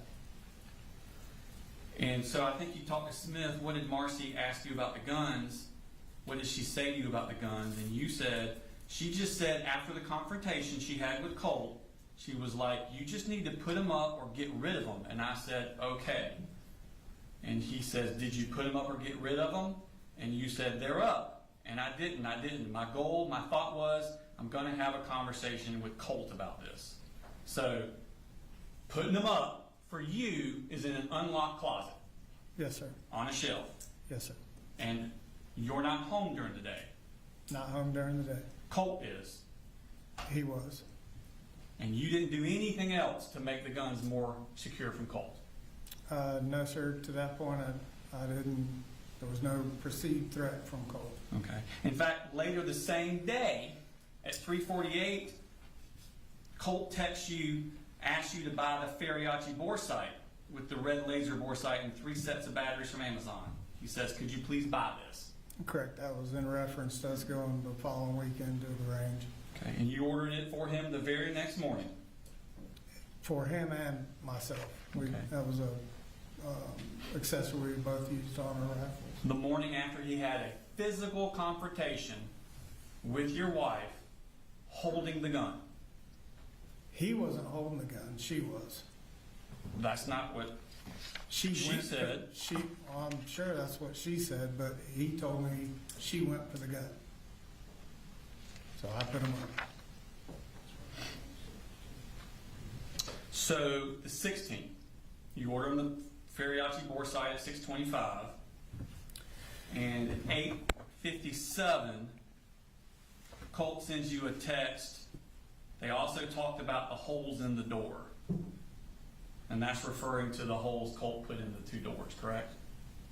Yeah, the one headbutt where it tripped, I think, was an accidental thing. I don't think he was doing that on purpose. In fact, I know he wasn't. Okay. So this isn't the first house Colt has put holes in, is it? Didn't he put a hole in the house in Jefferson in 2022? I don't know if I'm aware of the hole he put in the wall. Okay, and of course he broke the window down in Fitzgerald.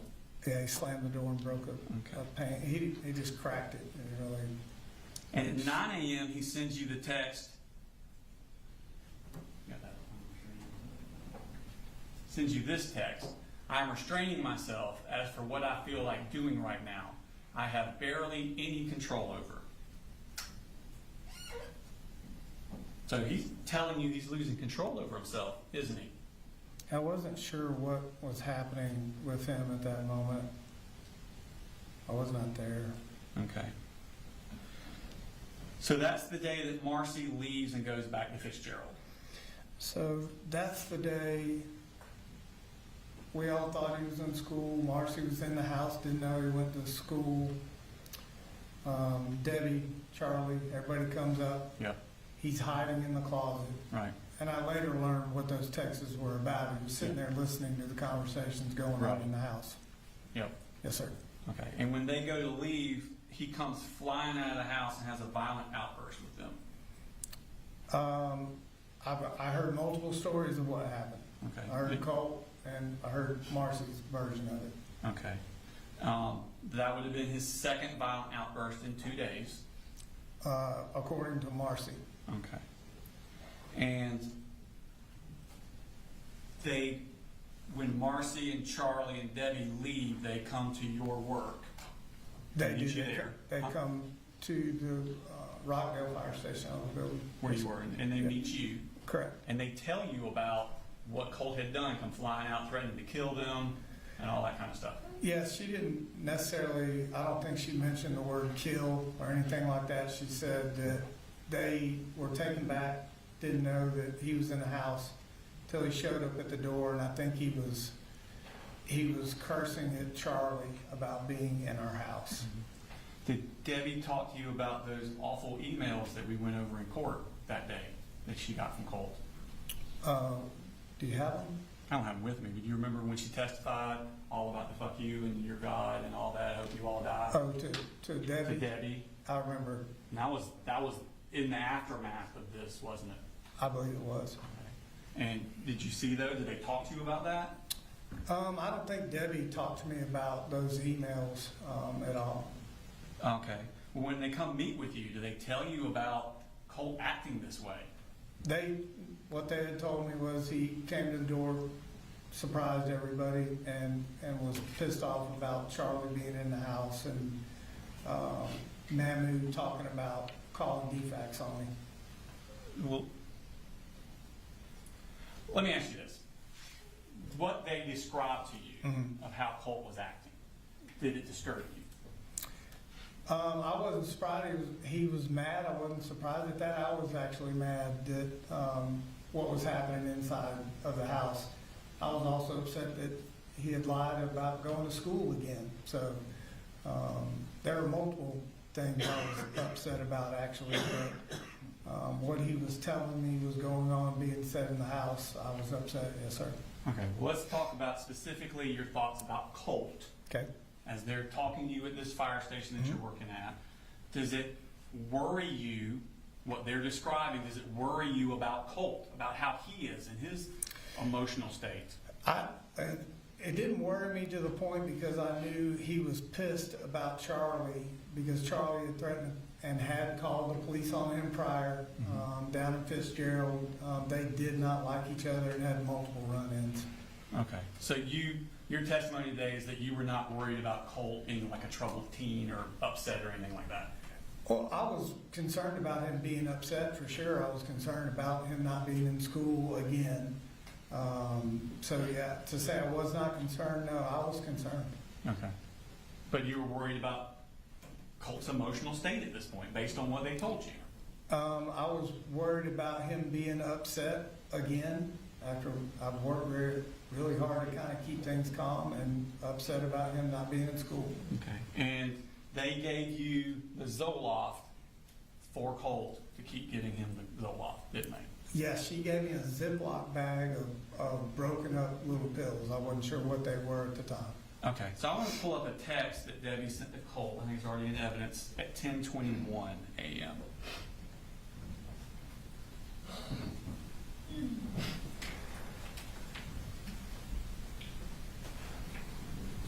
Let's actually come back to that. I think indicated yours and Greg. Okay.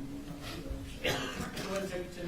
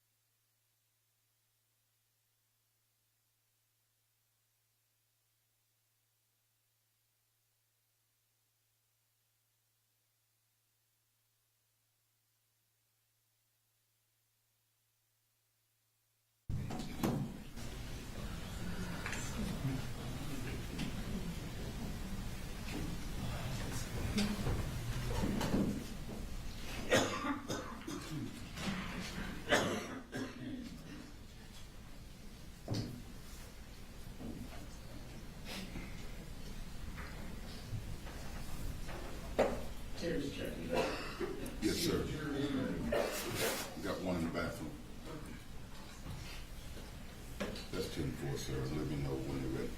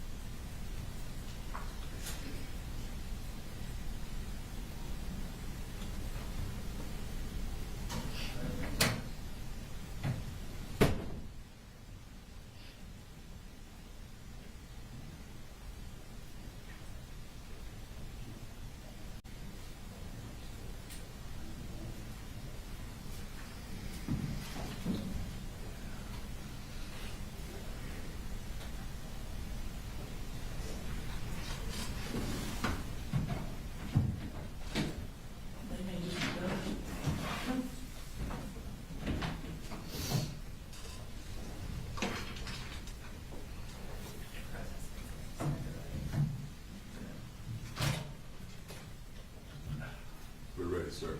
All right, bring it in.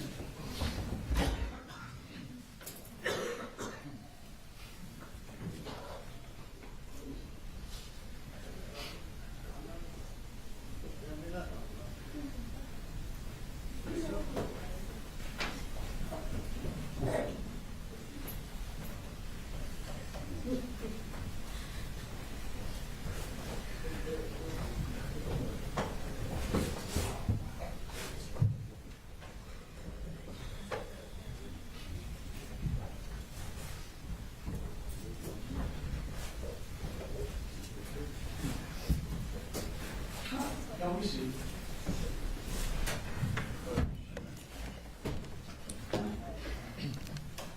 So, Mr. Gray, we were just talking about August 16th, and this is when Debbie's parents come, Marcy's parents, Debbie and Charlie, come get her.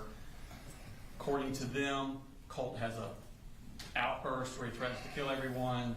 At the house, they drive to your work, give you the Zoloft. They tell you their version of events, correct? I don't know about the threat to kill everybody in the house. That's not what I was told, but the rest of this is accurate. Okay. And I'm not showing this so much to go to the contents, it's more the timing. Okay. So this is sent at 10:21, because remember it says UTC plus 0, we're UTC minus 4. Okay. So it's actually 10:21, not 2:21. So this is still mid-morning. Okay. And she's saying we gave your medicine to your dad. So this would have been after you've had that encounter with Debbie and Marcy and Charlie, correct? Assuming that's correct. Yeah, if they came to my work, that was after everything happened at the house. Okay, and they've given you their version of events of what happened at the house? Well, Marcy gave me hers. Okay, so that's the only one you talked to was Marcy? Right. Okay. So that's at 10:21. 10 minutes later, you start doing some searches at 10:31 a.m.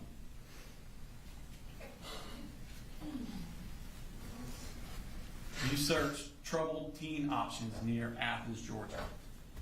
That's at 10:31. So you kind of believed Marcy a little bit, didn't you? Well, this was the ongoing conversations that we were having where I was trying to figure out what would be best for Colt. Because he's a troubled teen, isn't he? I think they all have been through more, all of the children and myself, than the normal person would, yes. Okay, so after you look here, you then visit at 10:32 Eagle Overlook Recovery. Correct. Okay, and we're going to go to that website there. And that's a treatment center for teens in Georgia. Correct. Okay, and then you go to Wolf Creek Academy, Mm-hmm.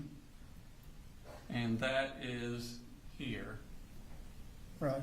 Now, that's a boarding school. Right. Okay. Now, at 11:46, so that would have been around 10:30 or whatever. At 11:46, so about an hour later, in the midst of your searching for psychiatric options, Colt texts you again. Hey, if we could get 150 rounds, that's fine. But could we get at least 50? So you haven't taken the guns away, and he's pestering you for more ammunition. About the upcoming weekend to go shooting. And you know he's emotionally unstable. I know that he's in my thought process that, he may have temper issues. Okay. So 11:55, so 10 minutes after that, you search child psychology. Right. And then at 12:24, you search hope, anger management, help overcome personal emotions. Right. Okay. And you found the counselor center you liked, Enlightenment Counseling. It's the one I decided to reach out to. I wouldn't say liked, it's just the one I picked to reach out to. Okay, and that was at 12:41, so we're still that midday of the 16th. Right. You send a submission contact form to Enlightenment Counseling. Yes, sir. And it says, I'm a working dad of 3. Colt is my oldest, 14 years old. We've had a very difficult past couple of years, and he needs help. Anger, anxiety, quick to be volatile. Yep. I don't know what to do. I have United Healthcare. Can you help? Right. anger, anxiety, quick to be volatile. Does that sound like a child who should have access to an assault rifle? To that point, even with his anger and being volatile at points and times, there was never any kind of threat or comment made from him about using a weapon negatively or otherwise. Okay. And she responds pretty quick to you, 37 minutes later. Yep. Thank you so much for reaching out. Would you mind sending me your number? I can give you a call to discuss services. You'll be a good fit for Colt. I've definitely worked with teenagers before that. You have gone through the things he's experiencing. It sounds good. I can go ahead and send out paperwork and get services started for him. Right. So she's good to go, right? Yep. Okay.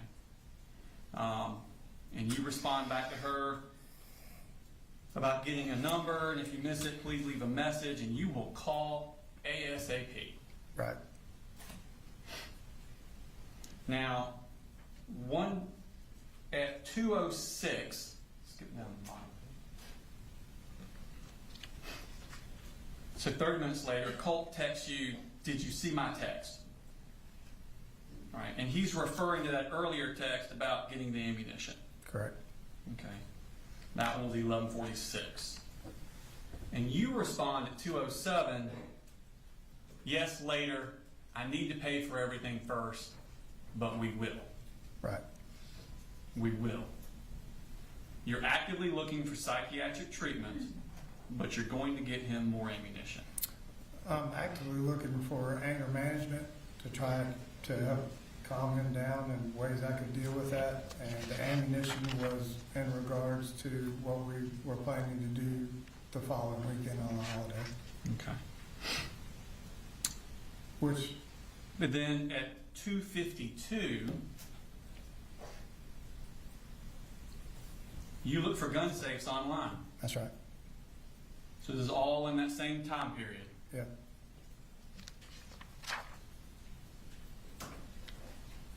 Anger, anxiety, quick to be volatile. Now we're looking at gun safes. Yeah, we're looking at gun safes because the first time that the gun had ever come into play in any kind of issue that I've ever had in my house was when Marcy was there and she went for the gun. So up until that point, there was never a threat, never any kind of thought process of him doing anything with a gun. Are you saying that you looked at this because you were afraid of Marcy with the gun? No, I was just looking at options to put my guns up maybe in a better manner than in my closet. Right. Because Marcy's already left and gone home to Fitzgerald. Correct. Okay. So this is gun safes because you know things have changed and you need to do something to lock those guns up better than you are. This was a search, again, that, I started looking around because I knew Marcy would be back at some point, and there'd never been an issue with a gun in my house, however it was stored. So I started looking around at what we could do. And Are you trying to insinuate that you're doing this because you're afraid of Marcy with the gun? Judge, that's argument. I'm asking him a question. Is that what you're saying? No, I'm not putting the blame on anybody. I'm just saying the gun came into play for the first time. Right, because Marcy came up there because you went and got her and brought her up there, and now she's gone. And the only way for her to get back up there is for you to allow it. So the gun safe's not for her, is it? Well, no, she had showed up at the house unannounced before, and Debbie would bring her up to the house whether I had planned for it or not. So Not that summer. I'm just talking over the past. Over the past 17 years you were married to her? Like, what are we talking about here? I don't know. I can't give you exact dates. Not that summer. That summer, you picked her up from the rehab, brought her to your house, Right. and she stayed there until her parents came and took her back. And you have authority of whether or not she comes back to your house.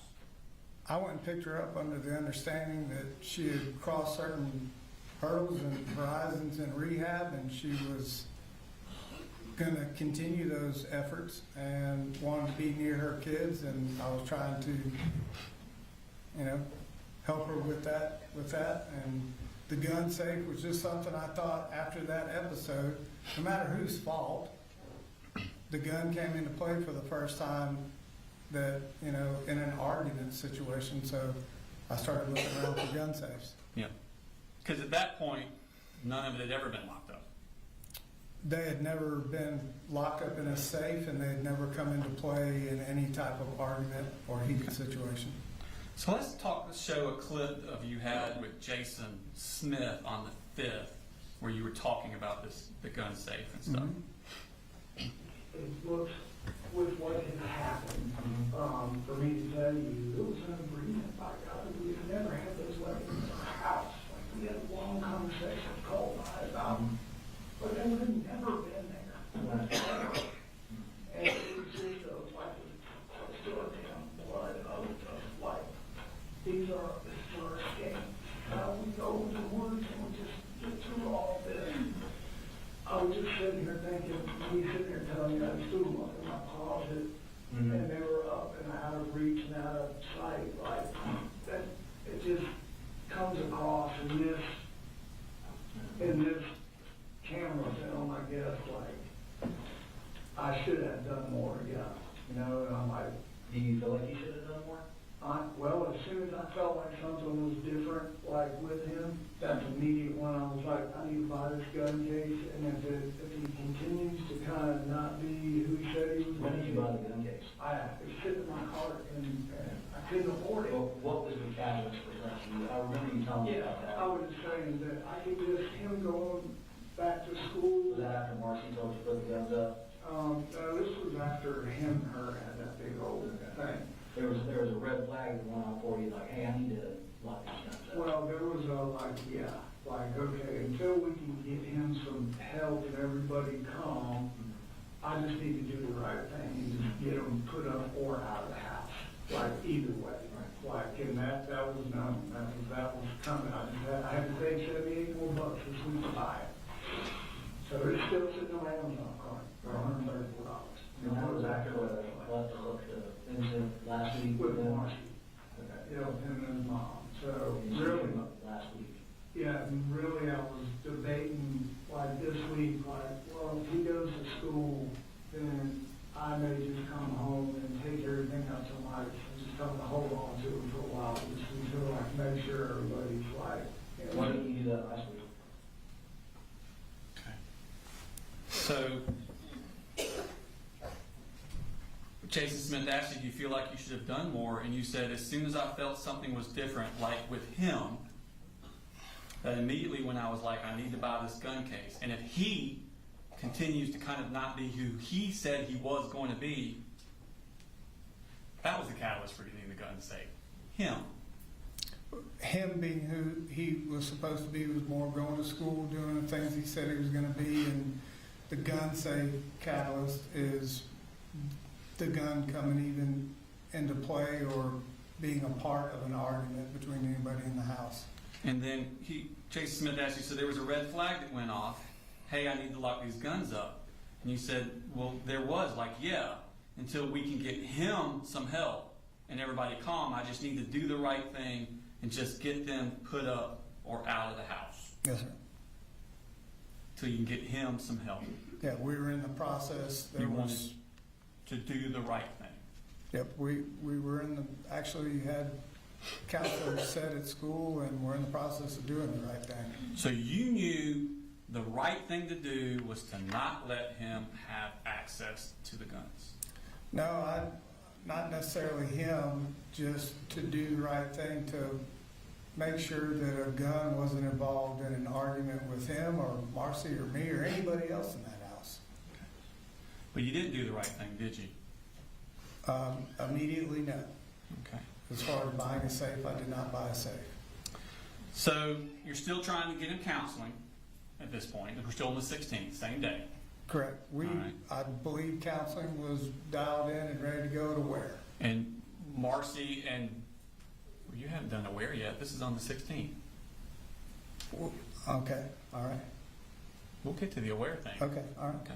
This is before that, right? I believe so, yes. Okay, so y'all were trying to get him counseled. You just filled out the enlightenment form. Right, okay, so yeah, I'm still That like day. collecting who would be best. And you're communicating with Marcy and Deborah because they want him to get counseling too. Correct, Okay. In fact, you send a screenshot of that enlightenment response to Deborah. to Debbie, yeah, And she responds, "That's awesome, Coley. Thank you." yes, Okay. So that all happened on the 16th. correct, I think you sent that enlightenment response on at 3:46. right. And she's so happy that you did that. Mm-hmm. At 4:35, so less than an hour later, Don Crook calls you, goes to voicemail, It she does. leaves a message, Yep, and you never call her back. correct, Let's fast forward 5 days. Now we're on August 21st. That's 5 days after the first voicemail from Don Crook. She calls you back again. Goes to voicemail, leaves a message, and you don't call her back. Correct? correct, Okay. So now that's at 4:26 when she leaves that voicemail. Okay. 6 minutes after that voicemail is left, at 4:32, Marcy searches Don Crook, Bethlehem, Georgia. Is that a coincidence? I don't know. Or have you told her about Don Crook just calling and leaving that voicemail? I don't know how that transpired. I know that I talked to Manu about it, so more than likely it was Debbie that had shared that with her. Because so you told her, "I just got an email from Don Crook, a voicemail," and and Marcy searches Don Crook, Bethlehem, Georgia. Sounds like it. Okay. Now, that's at 4:32. 2 minutes later, Marcy's looking at different places. Crisis stabilization. She searches crisis stabilization, Advantage Behavioral Health System. Okay, yes, Okay. And then she sends you at 4:38. So this is 12 minutes after Dawn Crook left you that voicemail that she's good to go to help with Colt. Marcy sends this. "This is what Colt needs right now. They take our insurance and he will go there until he was stabilized and they figure out a treatment plan." She's talking about an inpatient here, right? right. Okay. Dawn Crook is an inpatient, is she? No, Okay. In fact, that's at 4:38. At 4:39, you go to their website, Advantage Crisis Stabilization. And that's the one in Athens, right? yes, sir, That we've been talking about. yes, sir. That's at 4:39. At 6:10, Dawn Crook from Enlightenment sends you an email. "Hope you're doing well. I wanted to follow up and let you know that I tried to call you to touch base on Friday. Left a message for you today as well. If you could please call me back when you have a moment to discuss details and getting services started for Colt." You never responded to that email, did you? I don't believe I did, sir. No. It's because you and Marcy believe Colt needs something more than just counseling. I don't believe Marcy and I. Why didn't you respond to her then? You set it up with her because Colt just needs counseling. That was your idea. Yeah, I reached out to her. Okay. Marcy says, "No, I think he needs to go to this place where he can be held there until he's stabilized." And that's when you just ghost Dawn Crook. Well, that's when I, was trying to figure out what the best option was for him. I think I may have talked with Colt at some point about what his mom was researching and inpatient. I didn't. You didn't want to do inpatient, did you? No, I didn't. I wasn't sure what inpatient meant. That's why I think I did the search. But I thought that, it wasn't to the point that she was making it out to be. This was more. She wasn't in and day out with us. I thought this was more of an anger management issue. Right. The stuff Dawn Crook could handle. Right. And others that I'd looked at. I wasn't, at this point, I'm still, I'm not exactly sure what I should be doing. So I'm trying to, Trying to get some guidance. No, I'm just trying to research what I can to understand. I know what Colt's going through day in and day out and what facilities offer and what aligned best with Colt. And I just didn't feel like inpatient was where it was at. Did it occur to you that maybe you could get more information if you called Dawn Crook back? She was just one of the people on the list. So, no, I mean, it was just a fluid situation. And you never contacted anyone else on the list? No, I just continued to research. Oh, okay, that research thing again. All right. Now, you were worried about his violence. And you worried that he needed something more specialized, weren't you? Are you telling me or asking me? I'm asking you. I just knew he had anger issues. But you and didn't think he needed to be in someplace. Institutionalized, no. That wasn't you. Okay, you remember talking to Investigator Ward about that? I may have. Let's see what you said to her about it. With counselors. Counselors got to ask. Yeah, and my mother-in-law is a school teacher for 40 years. Like she gets it. Okay. And I'm like, he's got to have specialized. It can't just sit in there just five and dime. Like he may need to be checked into someplace. I said if it continues to escalate and it goes towards his brother or sister, Right. then he needs to go Right.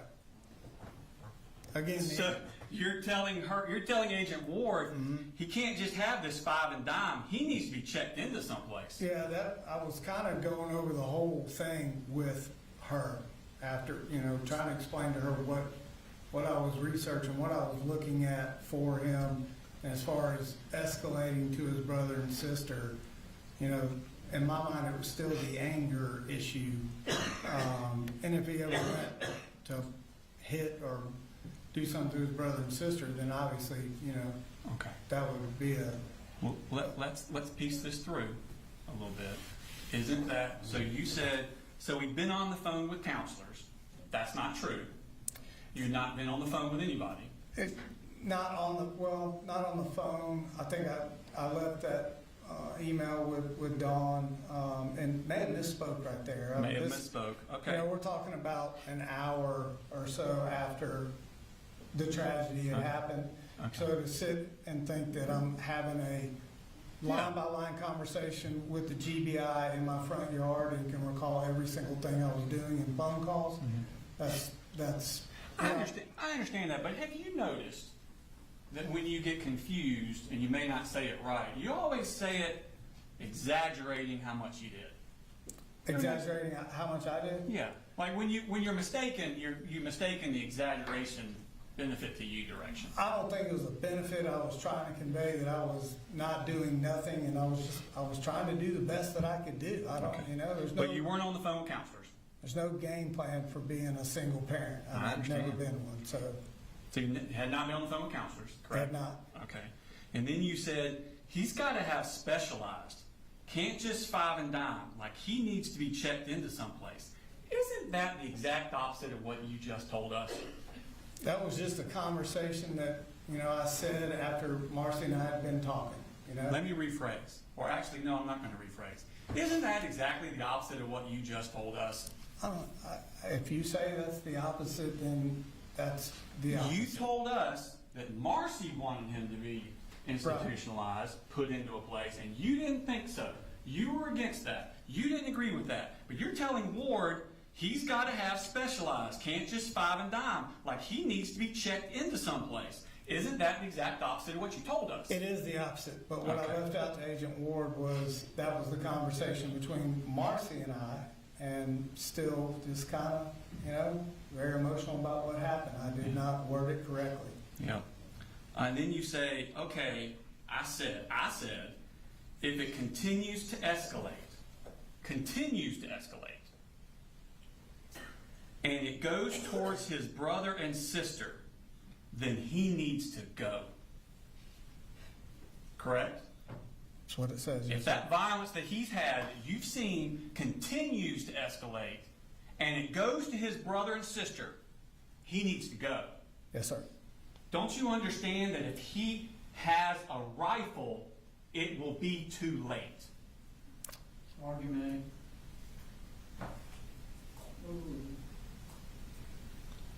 Again, the rifle never came into play with anything that we were ever arguing or going through in that house. And the escalation was towards me, not his brother and sister. Colt told you he wanted to be in an insane asylum? That he needed to be in an insane asylum? I believe he either texted or told me that in passing that it was something him and his mother were talking about, and he was kind of off the cuff with it. All right, I think you talked to Smith about this. Mhm. Bit.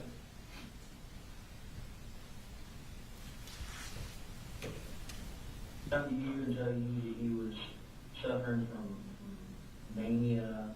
No, this is what just came up and with his mama. This is a hot one on the That's roughly you. No, this just happened, like this just happened. She was up here last week, whatever, like here recently, last week. But Colt never told you he was suffering from mania. To me, never heard that. Why do you think Colt was telling me? I don't know why they would say that, but I'm going to tell you where I heard it. Marcy comes up, or she's going home, wanted to, we start having a conversation about Colt. I'm like, when I got that kind of said to me, we were talking about counselors in school, and she's like, well, this is what he asked me. I'm like, okay. He said, she said, I was talking to him, and he said, do you think I need to be, what is it? Do you think I need to be, or how do you get into an insane asylum? When did he say that? Here recently, to his mama. And she said that to me. And I'm like, what is that? So that's kind of like another thing where, like I'm telling you, I can feel something is off, like this is not getting better. But for you, that all feeling's only been in the past month or so. Like we need to do something immediately, like, yeah. Right. So you felt like y'all needed to do something immediately. She's telling you feel something is off. Right. And y'all need to do something immediately. That's what you felt. Right. But you didn't do something immediately. I didn't do it immediately. Okay. Skip to the next Texas Smith one. Not the Ward one.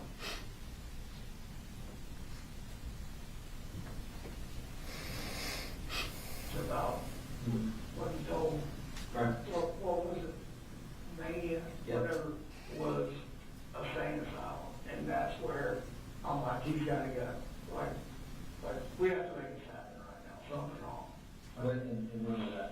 That was just the other day, that his mama told me that, like, okay, we've gotta make this happen. And that's where I'm like, he's got to go. Right. Like, we have to make this happen right now. Something's wrong. Yes, sir. You believed he needed to go somewhere. I believe you need more than anger management at that point. But you didn't make it happen. Not that day, no, sir. And Colt still has access to that rifle. He does. Okay. In fact, this photo was modified on August 21st. Yep, never seen that photo. But that's him with, that's not even the rifle. That's your other gun. Correct. Isn't it? Never knew that happened. But he has access to your guns, doesn't he? Yes, he does. The next day, August 22nd, Thursday, Colt skipped school. The next day, August 23rd, Friday, Colt skipped school. The next day, August 25th, it's a Sunday, you search Advantage Crisis Stabilization. And then you searched again 5 minutes later, Advantage Crisis Stabilization. That's that place in Athens. Yes, sir. And that's you searching for it. Right. Okay. Monday, Colt had skipped school that Wednesday, Thursday, Friday before. He goes to school on that Monday, and that's the day he has the anxiety attack at school. Correct? Correct. Okay. And he goes to see Lisa Butler in the counselor's office. Correct? Yes, sir. Okay.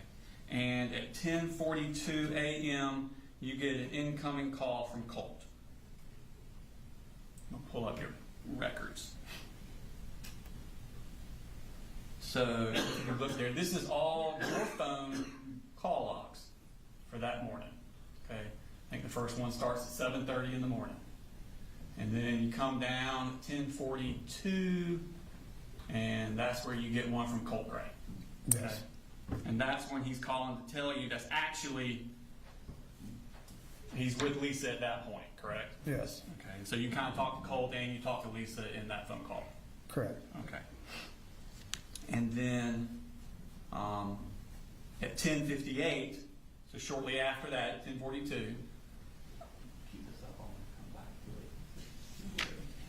10:42, you get an email from Lisa Butler with the Project Aware form. Correct.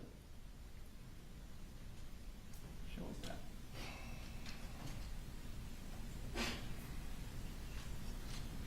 Okay.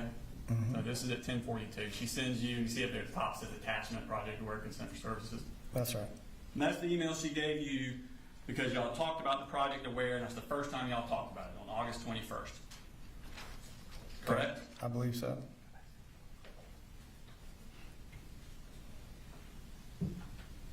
So going back to your phone calls that morning, you got from Colt Gray, from George Clackham. Leave it up. Uncall. I'm just going from the top. From George Clackham, to Andrew Harrington. Who's Andrew Harrington? Somebody you work with? I think it was a subcontractor that worked Okay. for me. Okay, so that's work. Then you got a couple of My Pretty, and that's Marcy. Mhm. And then again, there you go, 10:42, Colt Gray. Okay, and then some more My Pretty, Colt Gray. So you did not call up to the school that day. The school calls you through Colt, correct? I don't think she had the right numbers that Okay. she was calling me from, so when Colt called, I answered. But you don't call up there. I didn't know to call. She didn't have the right number. I answered Colt's phone call. What I'm saying is you didn't call the school that day. I don't think I had a reason to call the school that day until Okay. Colt called me. So you became Project Aware. You became aware of Project Aware because Colt has an anxiety attack. Lisa Butler reaches out to you through Colt, sends you the form. Right. That's not what you told Jason Smith, is it? Again, there was a lot going on.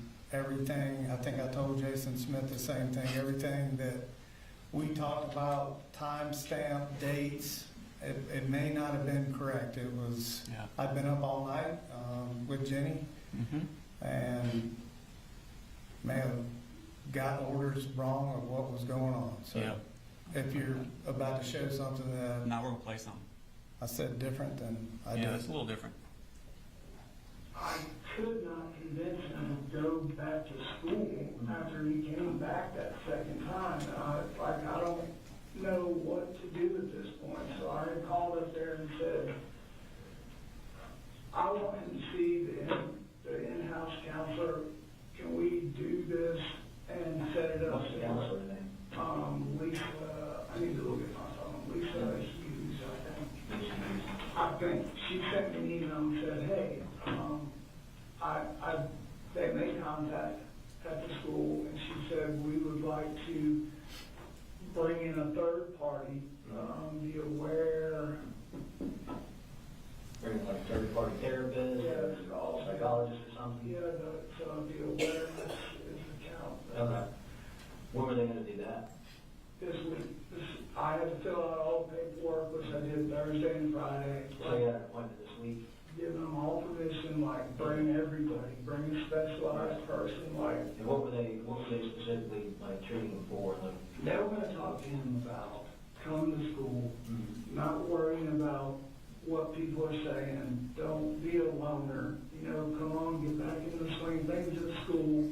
and try to what find- people were saying, it was that the stuff about his mom Yeah. got bad, busted, and be arrested. Yeah, exactly. And then he was more worried about everybody knowing that he, mom was a mad dad, and that his biggest fear was failing and falling behind once he was in high school. So the appointment this week, I'm assuming goes to like either today or tomorrow? Yeah, so they needed me to give permission. I filled out all the paperwork online, sent it, and said, thank you so much for this. Okay. You just told him that you called up to the school because Colt needed counseling, and you talked to the counselor when you called up school. Correct. What I should have told him was this was the time that Debbie and I were working together on this, formulating the plan in the evening on what to do. Debbie was actually the one going to the school and communicating. No, this is before Debbie. We'll get to that in a second. What? Debbie hadn't come up yet. Okay.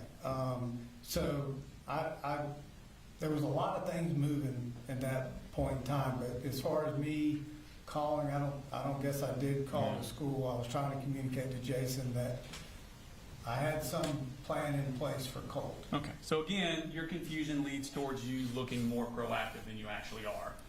You don't call up to the school, and you tell them that the reason that you wanted the Project Aware came out, what they were going to talk about, was making sure Colt came to school, and he felt good at school. You don't mention anything to Jason Smith that what precipitated this was a panic attack at the school, where he had to spend the entire day at the school nurse's office. I didn't tell him that, no. You didn't tell them that. And then you make the phrase, I filled out all the paperwork on Thursday and Friday. I think you've said that a couple times where your attorneys have said that through court. You filled out all the paperwork, correct? Isn't it true that the form is one page? That's it? It's paperwork. That's what you consider all the paperwork. That you filled out Thursday and Friday is what you said. Colt's name. That's what I filled out. Correct. Okay. Now at 12:03, so that was in the morning, 10 something. At 12:03, you get an email from Karen Hope about offering Colt counseling through the school. Correct. Correct. Okay. Could you pull that up for me? Karen Hope. Glad to have you aboard. I'm Karen Hope. She gives her email and phone number. You ever call those or text any of their email? I did not reach out to her. And I never reached out to her. To her. So at 12:18, you get a text from Marcy that says, been texting with Colt. He seems okay, but they have him in a conference room until he feels stable. So, I mean, that's not a good text to get. Until he feels stable. Colt had a pretty rough day at school, didn't he? It sounds like he just had a kind of, like I had referred to, he doesn't like being put in the spotlight and, doesn't like everybody looking at him. So I think he kind of had a panic attack about that, yes. Yeah. So that night at 7:59, you order that unisex half mask. Yeah, I don't remember ordering that half mask for him. I've seen that picture. I don't remember doing that for him. Okay. But you don't just dispute your Amazon account records that we showed earlier. And my bank records, And your but bank that records. wasn't the first time where Colt had purchased something without me knowing. Don't you get an email from them when they tell you? Well, if Colt is, I'm not saying Colt did it. I'm just saying that I don't remember buying that for him. okay. Mask arrives a couple days later, and let's go to the 27th. So that was the 26th. We'll go to the next day. Colt skipped school. In fact, he didn't go back to school that week. Does he? No, sir. In fact, he doesn't go back to school at all until the day of the shooting. After that panic attack, does he? I don't believe so. Okay. Now, Deborah Polhamus. Hang on, I am not sure that. And I'll have to look. There may have been some days in there where I was told or thought he was going to school. Okay. But that day, the 27th, the day after his panic attack, that's the day Deborah Polhamus arrives at your residence. Yes, sir. I And think that's when correct. y'all start talking about what we're going to do about Colt. Right. With Deborah. Y'all were getting those plans together, I think you talked about. Yes, sir. Okay. And she's talking to you about advantage behavioral in Athens. But her and I were talking about it because I said, hey, this is what Marcy had brought up, and I was just uncomfortable with the inpatient, so her and I were talking about that. I thought we just went through all the interviews with Jason Smith and Kelsey Ward where you were saying he needs to go somewhere. Or, yeah, I don't dispute Okay. that, but Debbie and I were talking about that as well. Well, it just sounded like you were going back to the whole, I didn't want him to go inpatient. No, I'm just Okay. telling you what we were talking about. So she's talking about Advantage again. In fact, she had called them on the way up there. We saw the phone records. Right. Okay. And that's when she tells you Saturday, nobody's there on Saturdays. I mean, no, they're not crowded on Saturday. It's a good day to go, didn't she? She said I could take him anytime. Anytime you want. Anytime there's an issue. Right. Saturday wasn't like Dad said. But Saturday was a good day, wasn't it? A good day to do it according to her. Yeah, she said it was any day was good. But she specifically pointed out Saturday being a good day because they would not be crowded that day. Yeah, she said Saturday or any day would be good. All right. Now, going to that Wednesday at 7:44 a.m., Colt texts you a text. I have to kind of dance around the inconvenient truth at times.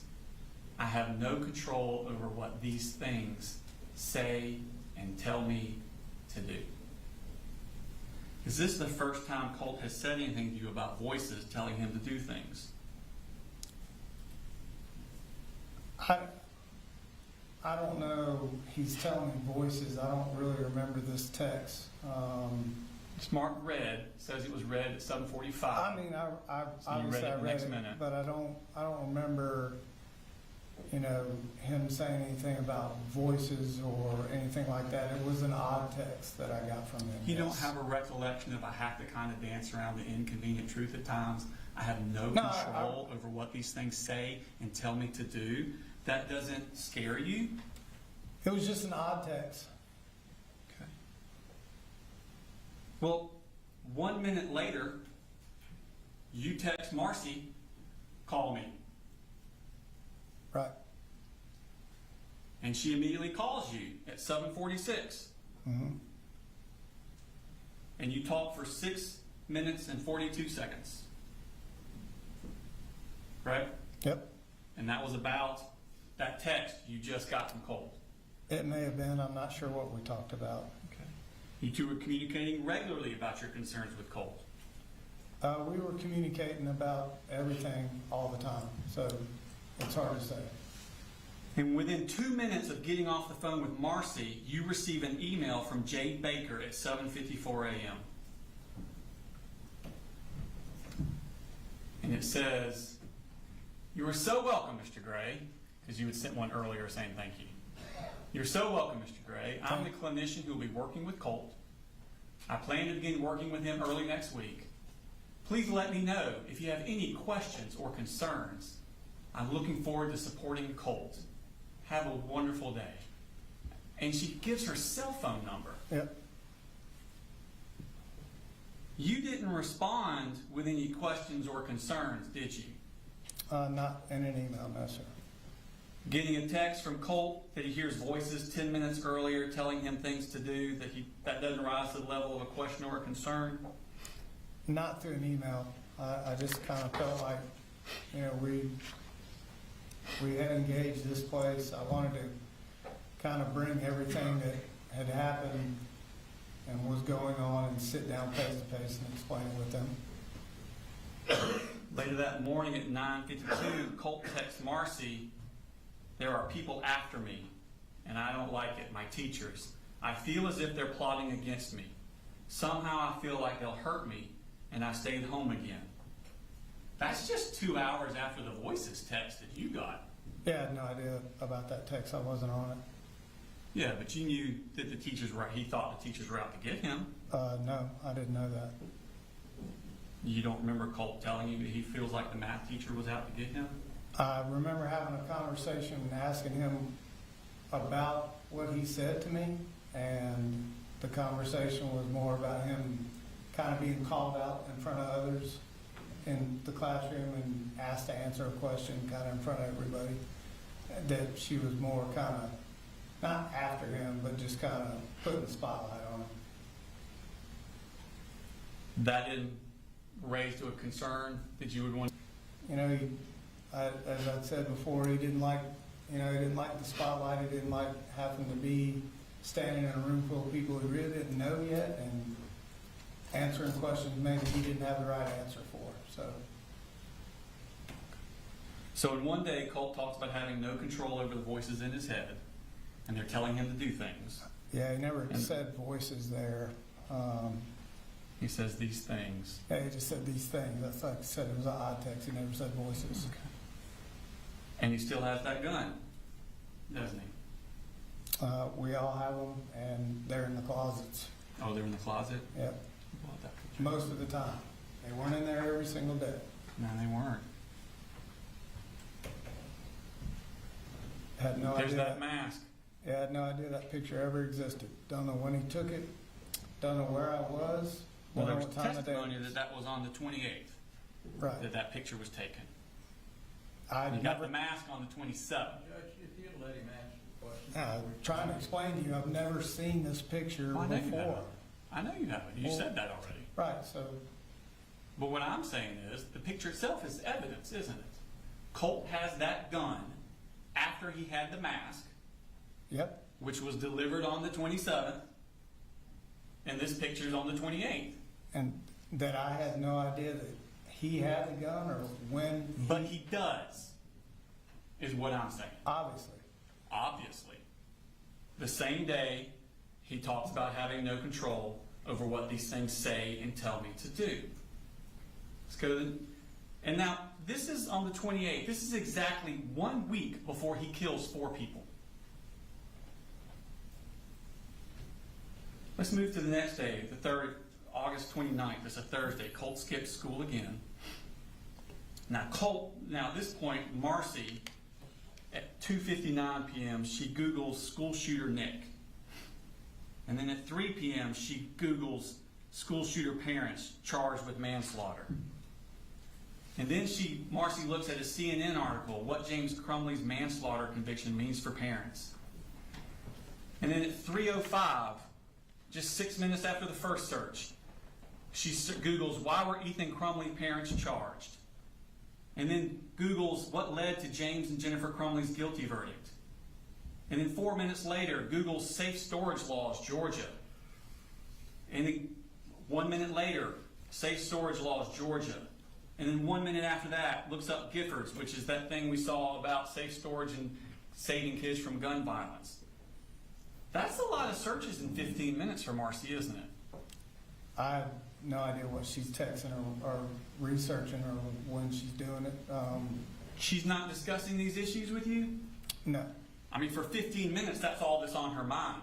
Parents getting charged for a school shooting, gun safety, locking guns up. She's searching just that for 15 minutes straight. She never told me anything about searching any of those. Because she called you right after. Correct. All right. There's all her searches. Yeah, I've seen this. She calls you the very next minute at 3:52. Mm-hmm. Or you call her at 3:55. You call her back at 3:55. Yeah. Okay. I don't think I answered when she called. I'm not sure. So you call her back at 3:55. Correct. All she'd been thinking about before she called you was this parents being charged with a school shooter. No idea what she's thinking about. And y'all talked for 14 minutes. Correct. Okay. And as soon as you guys hang up, because she called it 3:55, you go 14 minutes from that. Now you're 4:11, 14 minutes later, she looks up again what led to James and Jennifer Crumley's guilty verdict. Okay. All she's thinking about, calls you, talks for 14 minutes. The minute she hangs up, right back to it. Okay. And she never mentioned it to you at all? She didn't mention it to me. Wow, cool. Okay. Do you want to know what we talked about? Or Yeah. Couldn't care less. Yes. I apologize, Robert. you don't want to know what the phone call was that I called her about? Does that matter? It doesn't really to me. Okay. So she goes right back, and then you call her right back. Okay. 4:19. You call her again at 8:09. Mm-hmm. You call her again at 5:03. You call her again at 5:12. You call her at 5:31. You call her at 5:41. That's 6 calls from you to Marcy in less than a hour and a half. Correct? Yes, sir. And then again, as soon as y'all stop talking, she goes right back to searching the same things.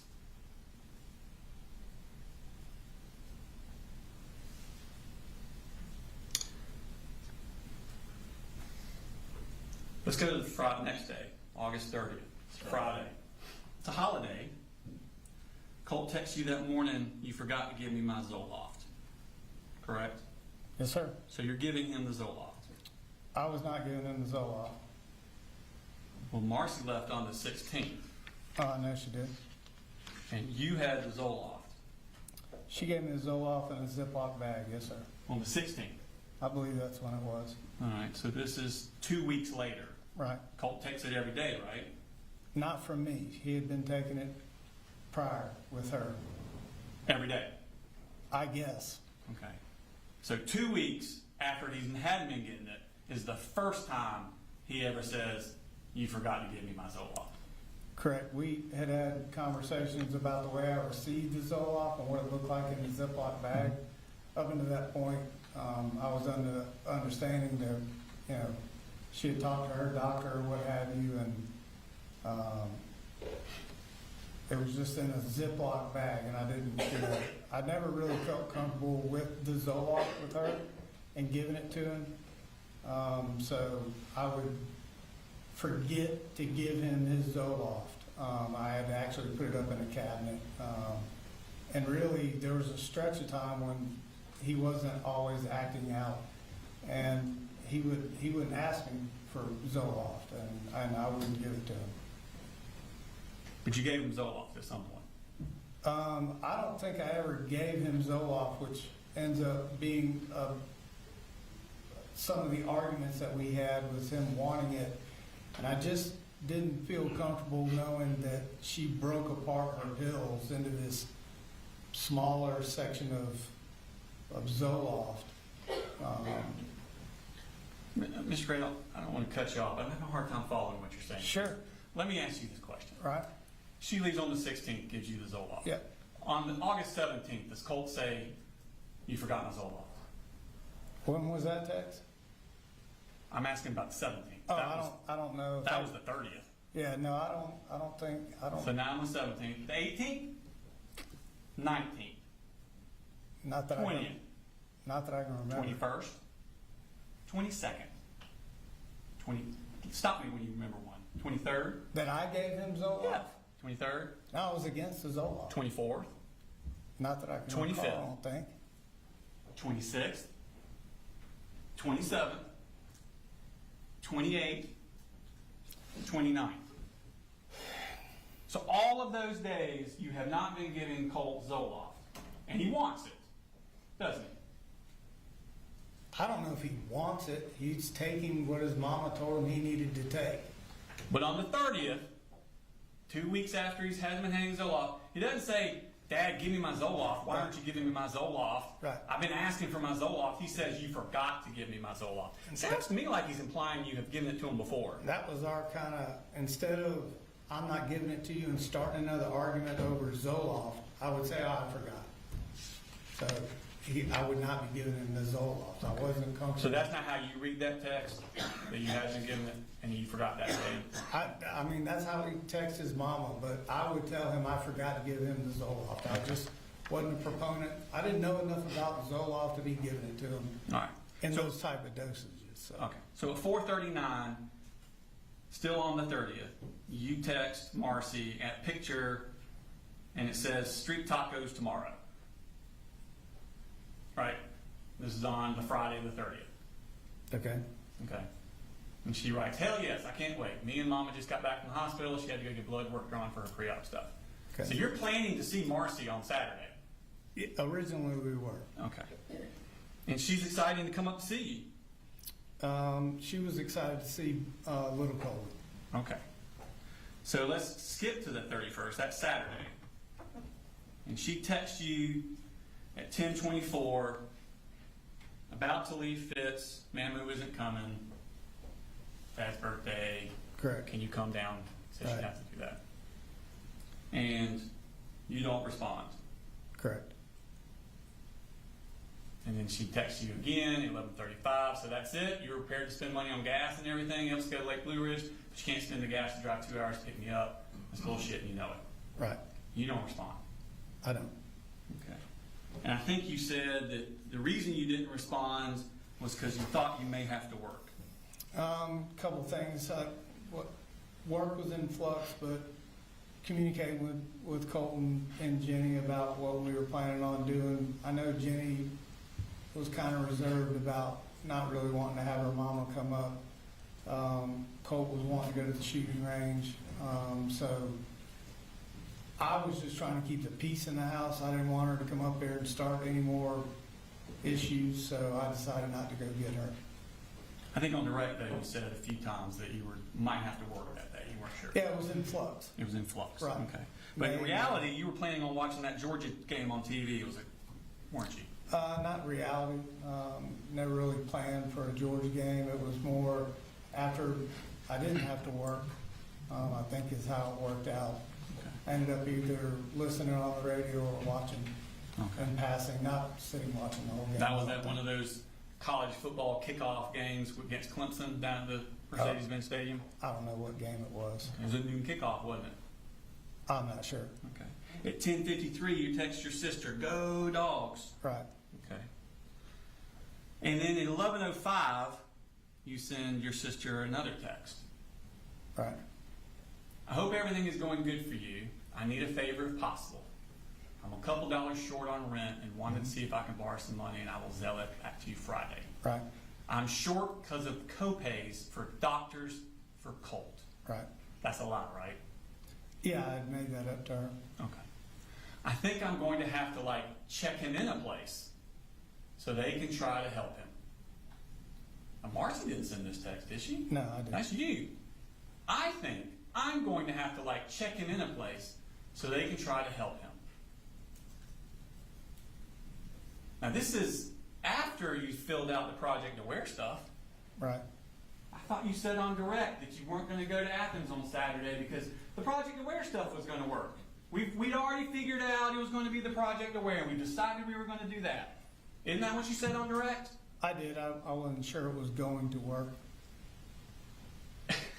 So right here, you're still, I think I'm going to have to check him in a place so they can help him.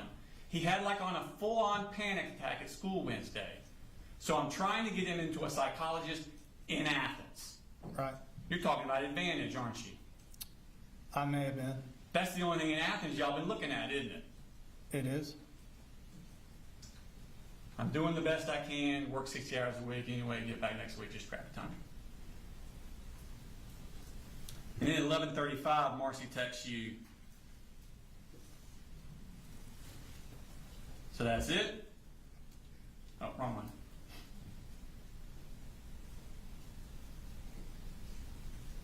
So that's it? You're prepared to spend money on gas and everything? That's bullshit and you know it. Mm-hmm. And again, you don't respond at all. You're still watching the game, this time talking to your sister. I don't know what I was specifically doing, and I did send a text to my sister. You don't remember sending the text at 12:48. It's a dang defensive battle. Who would have thought this is going to be a low-scoring game? Like whoever has the ball last is going to win. Yeah, I listened to a lot of Georgia games on the radio, Yeah. so I'm not sure about That's what you're doing on Saturday, listening to the game. and not going to Athens. Correct. It would have been a good day. Not many people there in Athens.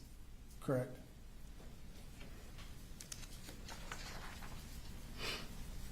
But you did go to Athens, didn't you? Yeah, I went to the Guitar Center with You went to Colt. the car center. Bought that Fender hat, the one that he used to conceal his rifle. Correct. Okay. So let's go on to the Sunday, September 1st. 1 o'clock, you get a text from Marcy. Why are you doing this? You never respond. Did you? No. You two had been corresponding daily up until that Saturday. Why are you ghosting her all of a sudden? This was just a kind of the ongoing thing that Marcy did throughout the years, and once I said I wasn't sure if work was in flux, it started an argument. I knew it was going to, and I was just trying to keep it from getting what it typically ended up being through the years. This is what Marcy does through the years? You're the one ghosting her. I'm ghosting her because of how she's done things through the years. And I'm just trying to not let this turn into an episode. It wasn't an argument about the fact that you weren't coming to get her so y'all could go to Athens Behavioral Help. This was an argument about not coming down there to get her at all so she could see little Colby. Why didn't you? Why didn't I? Because work was in flux. It's a 9-hour ride. And my kids, older two kids, weren't really jazzed about her being there. So you just ignored the problem? I ignored her. Monday's a holiday, Labor Day, and then on Tuesday, Colt skips school. Correct? I believe so. That brings us to the 4th. Jenny sends you a lot of text messages. Not going to go through all of them. I'm in lockdown. 3 people are dead at the high school. How do you ask, how do you know? How do you know? People are saying there was an email. Please, I'm scared. I can't call you. I'm in lockdown. Did you talk to Colt today? Are you coming to the school? You replied yes. And at 11:15, I'm on the way. Have you heard from Colt? And then at 12:19, you text Jenny, have you talked to your brother? She replies, no. But I think we were thinking the same thing, and I don't want to talk about it over text. And then you respond, yep, 10-4. You didn't ask for clarification on what she meant. Yep, 10-4. You knew at that time it was Colt who did this, and Jenny knew too. I didn't know that Colt had done this. It was obvious to everyone in that house, wasn't it? No, sir. And then you stopped at, well, first off, you tell your boss that you have to leave because Colt broke his arm? Correct. George is not my boss, and I told that because sometimes George can be scattered at best. So I told him that, not really sure what to tell him was going on at the school, and to try to get his attention that this was something serious that I needed to go and do. So I told him that Colt had broke his arm. Yes, sir. Is that a normal thing for you to just lie? No, but I need to get George his attention. How about my son's school's in lockdown? My daughter said 3 people are killed. Do you think that would get George's attention? Yeah, I don't know if I had known the killing part of that yet when I had talked to George. How about my kid's school's in lockdown? I gotta go. Right. You think that would have gotten his attention? George and I kind of had a disagreement about field day and me missing work with little Coley's. And so I don't think he's ever had any kids. So I just, it was just an off-the-cuff statement I made to him. Okay. And then you stop at a gas station on the way home? I do. And you go inside and make a purchase? I get $20 worth of gas, go in, pay cash for the gas, and get a drink. Don't you have to, if you're paying cash, don't you have to go in first? So they'll turn the pump on? No, sometimes you do, but I didn't that day, no. Okay, so you paid cash for the gas. Right. And then you got a drink. Yep. Okay. And you paid a debit card for the drink.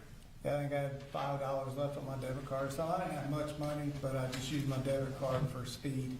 I had $20 cash. So I got And that for gas. you did all $20 worth into your car. Correct. Okay, knowing that there's this horrible issue at the school probably involving your son. I didn't know it was involving my son. You've been getting all those texts all morning. From Jenny, yeah, that there was a lockdown. What about in the her text school. from Colt? Y'all were freaking out about Colt. Remember those texts? Yes. You're freaking out. Calling Marcy. Calling the school. Jenny's school's in lockdown. Marcy called the school. But you didn't go to Jenny. You went straight home. Jenny, I think at some point told me that she was in lockdown, and to come to the school, they weren't letting her out yet, so I went home. Okay. And you went straight to Colt's bedroom. No, I went to my bedroom first. That's right. You checked. You pulled the All the clothes clothes out of the way. off your guns to see if they were still there. Correct. Are you kind of frantic at this point? Originally I thought he'd skipped school because I heard the TV on, and then thought, okay, the gun's not in my room. So I went to his room and looked and didn't see the gun in there either. Okay. But you went to your room first, Correct. to your closet. Yep. 'Cause that's where the gun's supposed to be. Up on that shelf, And yes, you sir. pull your clothes off, Right, and there are your guns. correct.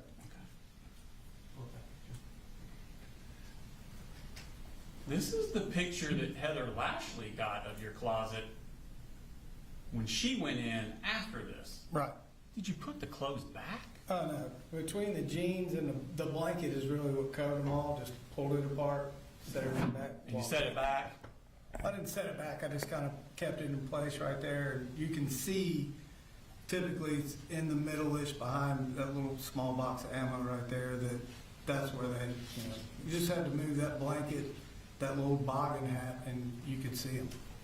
Do you not remember the sentences you just said? As far as taking clothes down, is that what you're talking about? Yeah, you described you went in there and threw the clothes away to the side. I don't think I said Because you- throw. I just Okay, moved well, we'll the let the clothes. jury decide what I you don't think I said. said throw them down. If I did, All right, obviously, the jury will make all the decisions. Right. Go ahead and ask the next question.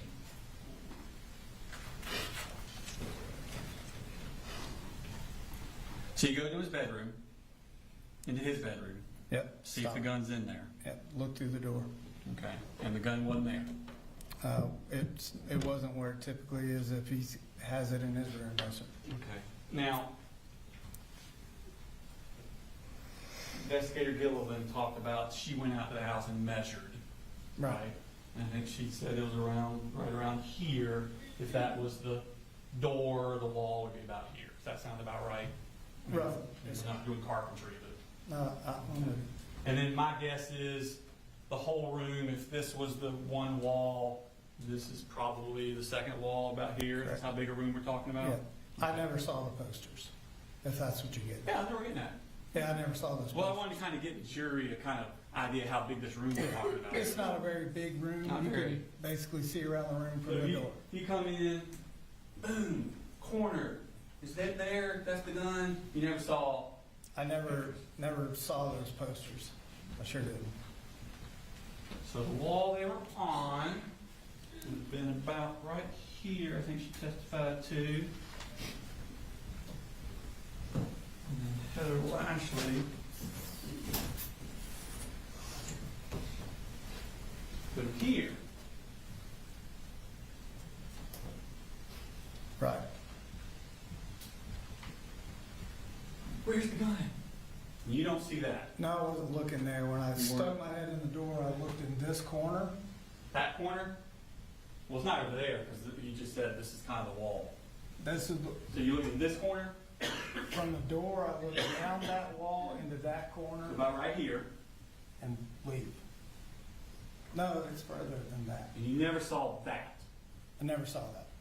Never looked around his room. Just looked in that corner and walked out.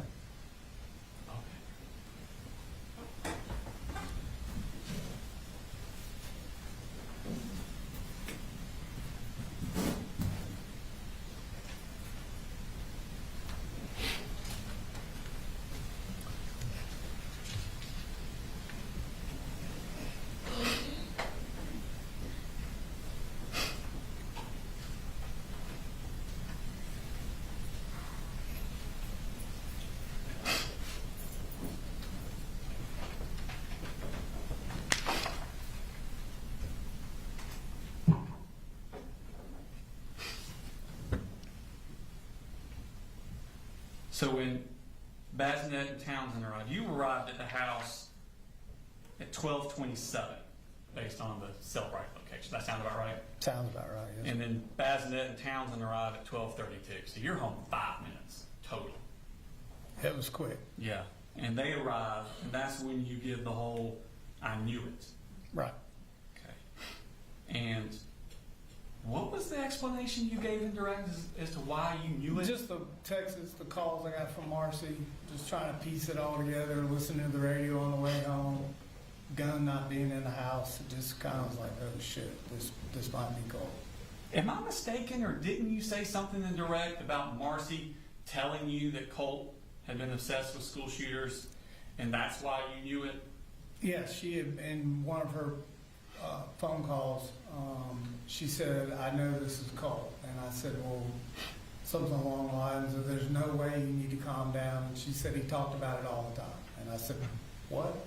Okay. You never gave that explanation to Townsend. No, I didn't. In fact, he asked. You said, I knew it. And he said, why do you think that? That'd be the perfect time to answer the question like you did on direct. Right. Did I answer him? Yeah, you did. What did I say? Let's see.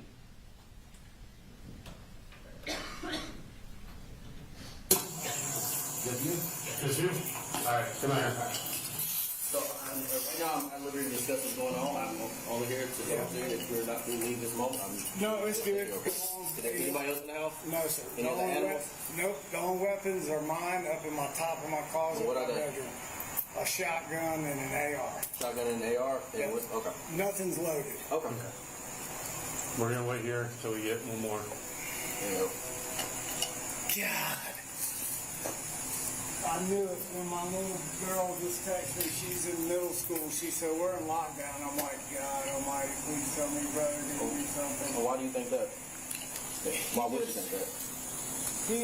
We're trying to get him into counseling. He just didn't fit in last year at high school, so we let him do online school. And we brought him back into just doing normal school this year. And he's going okay. We reached out, talked to the school, and said, hey, y'all got counselors. We want him to, check in.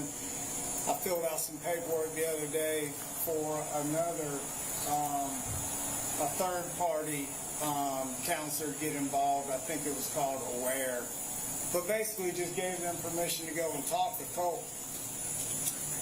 Can I use my phone? No. Give it just a minute.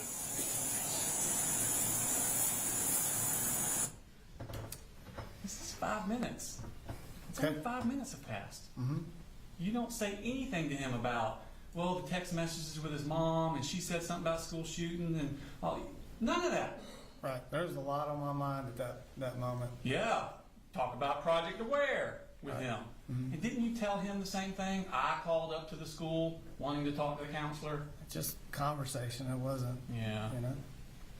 like I'm trying to say I did all these things. Just more of a making him aware of what was happening. Okay. None of it about the Project Aware thing, but you didn't call up the school like you told him. No, And you didn't say anything to him about you knew this because of Marcy's text. I did not at that time. No, sir. Okay. In fact, you had an interview with Kelsey Ward not too long after that, didn't you? Yes, sir. I believe we covered that. And she's talking to you about what happened, what's going on. You never mentioned it to her either about Marcy's text and school shooting. She said school shooting stuff. You never mentioned that to her either, did you? I did not. No. Wasn't top of mind, was it? Well, there's a lot. It's top of mind today, isn't it? It is. Yeah. But you did talk to Kelsey about the picture on the wall, correct? Correct. Okay. And you said you saw a picture about 2 days ago, so 2 days before the shooting, on Colt's wall. And you asked him who it was. Correct. And he says, you don't know who that is? Yes, sir. And you said, no, I don't know who that is. And then you say, and then he told me, that's one of the guys that did the last school shooting. And that's maybe 2 or 3 days ago. Correct? I said that to who? Kelsey Ward. I think after I went back the second time and asked him who was in that picture, he said that was a person that did a school shooting, and I think I told him to take it down. Okay. So he did tell you 2 to 3 days before the shooting that on his wall was a picture of someone that had did the last school shooting? He did a school shooting, I think is what he said. Okay. On your son's wall, One picture, yes, sir. less than 2 years, well actually like 17 months, after Jackson County had come to your house about Colt threatening to shoot up a school, he's putting a picture of a school shooter on his wall, isn't he? He did. And he told you that's who it was, didn't he? He did. And you didn't do anything to remove that gun, did you? The gun stayed where I thought it was located. And I want to get something straight, because Heather Lashley already talked about this. Colt's room, here's the door. Nothing on this wall. Nothing on this wall except that little antler from the deer he shot, which is what, about this big? Give or take. That on that wall. Nothing, nothing, nothing. Correct? His bedroom was moved into the laundry room at that point. That was just where he was in the computer room. In this room, where the picture of the school shooter was his computer. where that shrine was his computer. nothing but the deer head. Right. That. Nothing, nothing, nothing. Yes, sir. But that was The only thing on his wall other than the deer head is that, not in and his you bedroom. didn't see it. Judge, if you let him answer, I'm trying. cuts him off. That was not his. Huh? I said, go ahead and answer the question. That was not in it. That was not his bedroom at the time. Well, I don't care where he slept. That's his room. No, it's not his bedroom. That's his room. his computer room. His room. It was a gaming room, but all the kids were in there at some point in time. That's Colt's room. His bedroom was moved into the laundry room. I know that. We've Right. established that. Right. But that's Colt's room. Prior, yes. When we first moved in there, that was Colt's room. On that day, that's Colt's room. Okay, it's Colt's room. Thank you.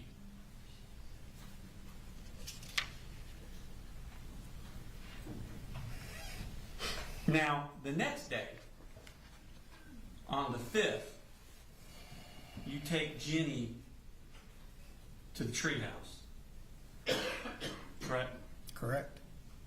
And Jenny testified that you told her to specifically lie about you not knowing who that picture was on his wall. You remember her testifying to that? You said it shocked you. Do you remember that? Me testifying? No, her testifying. You remember her testifying? I remember her testifying, A yes. very specific lie of you telling her to lie about you knowing who that was on the wall. That's what she said. That's what she said. And that would have been on the 5th when they go to the treehouse. That same afternoon, after that, you have an interview with Jason Smith. Correct? Correct. And he's talking to you about that picture on Colt's wall. Correct? Correct. And you tell him the exact same lie that you had just told Jenny to make. Didn't you? I'm not sure what I told him about that picture. All right. I know it came up, so it's been a minute. When I went in and said, hey, what do you want for dinner? This was probably a week ago. And it's like, hey, I'm going to fix some dinner. You want pizza? What do you want to do? And I'm like, who's that? And he's really into music. Like, was learning how to play guitars and all that. He looks just, I thought it was the guy from Green Day. Like, oh my gosh, that's that old man from Green Day that his son, I told you, has a band. He's like, no, that's not who that is. I'm like, Who was it? he never did tell me. I said, he goes, you know who that is? I said, no. I said, I think it's that guy from Green Day. Like whoever it is, this bag glasses, he had a horror pair of eyeglasses on. And I laughed, he laughed, and that was that. So. When was it just one picture of? Yeah, just one picture. How often do you go in his room?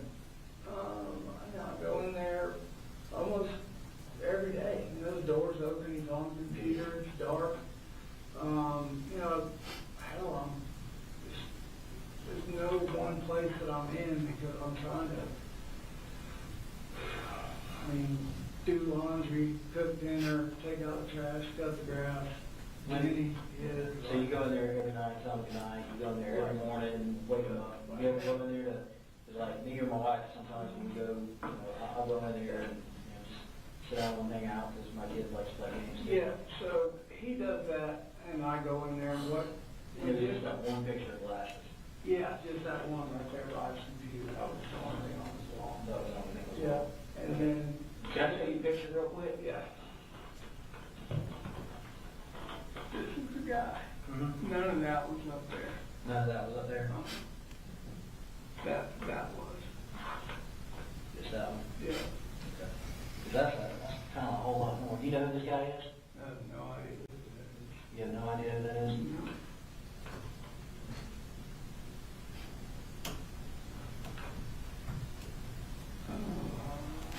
Can you see that? I think that is. Yeah, that deadly toll 17. That's the guy that shot the game bar. No, that is a school shooter, and his name is Nicholas Cruz. That's the same guy. That's the same Yeah, guy. same guy. Okay. That's the only thing I can see. We got pictures from his social media down here. This is in his room? Yes, sir.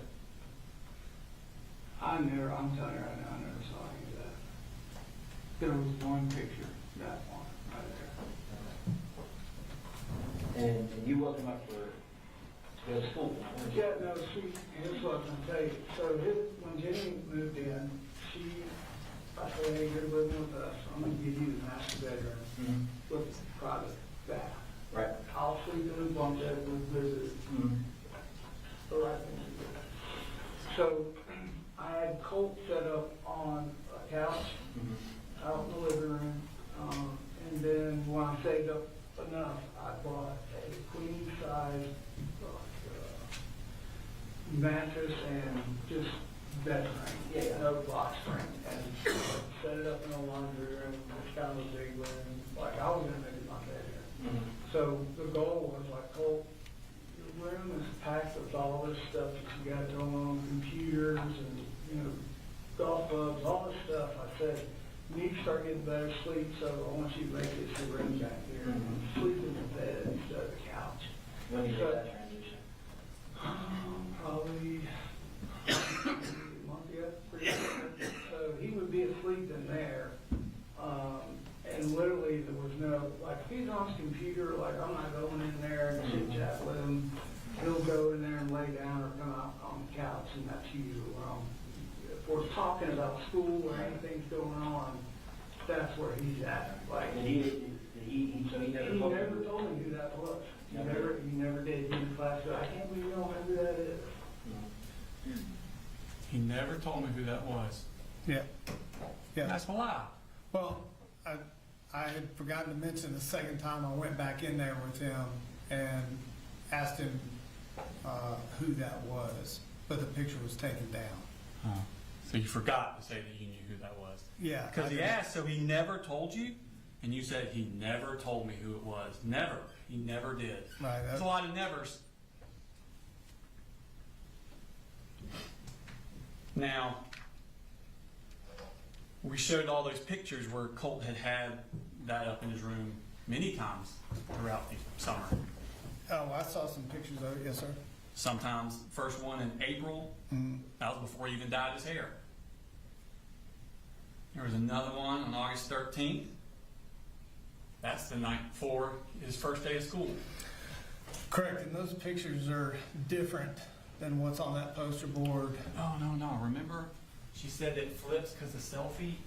No, I And mean, if you look, see the top of it is here, and if it flips, it's exactly the same. right. Yeah, isn't that cool? Yeah, but the upper parts. Well, it's because of the top. See, there's a gap between. Right. Yeah, okay.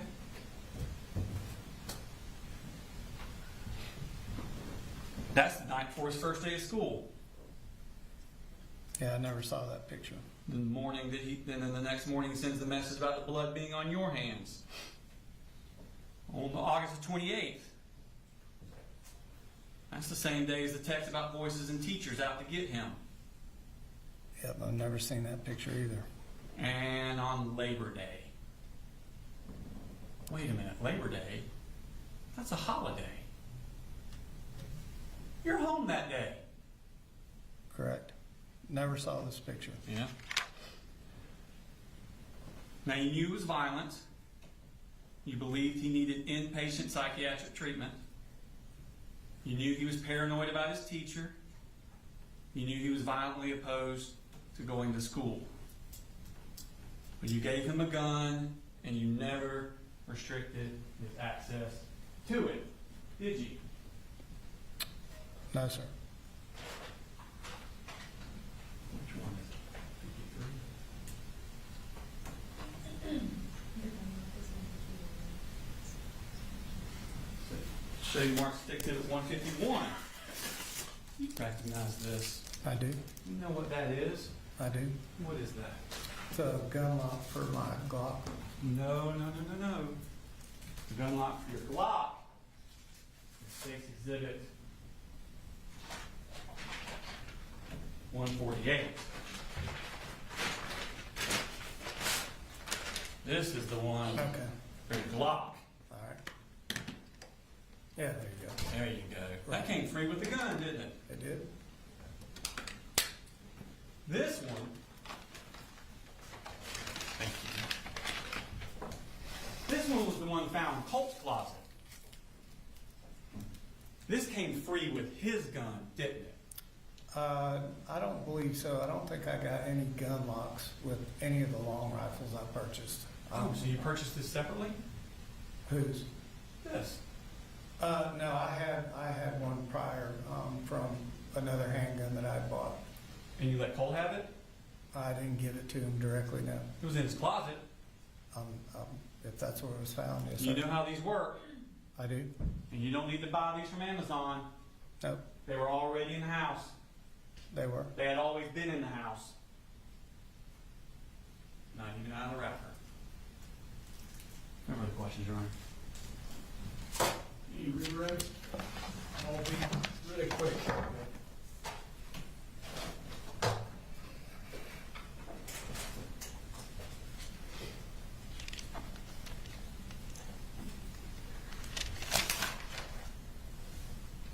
Just want to ask you a few questions to clear a few things up. Okay. When the Jefferson County Sheriff's Department came out, did they show you any documentation as to what was said? They did not. Did they show you anything that said anything about murder? About murder, no. Okay. They never contacted you again? I talked to him the Other next than day. the next day? And then after that, it was over and done with. So when the district attorney asked you about, talking about murder, they didn't tell you that anything on there about murder. It was about school shooting. You don't know whether it was somebody else doing the shooting, whether it was a past shooting, or anything else. Leading witness. Did you know what it was about? Sustained. I know that it was about, he said, he made mention of somebody made a comment about school shooting. Okay. Other than that, did you have any information at all? No, sir. Did you notice the trash can when you came back in that morning to the house after the shooting? No, sir, I didn't. Where do you normally keep that trash can? I keep the trash can up against the wall between the kitchen and the laundry room. Okay. Do you normally take that trash out pretty regularly? Yeah, I do. You didn't notice any empty boxes of shells in that trash can? In the garbage can? In the garbage can? No, sir.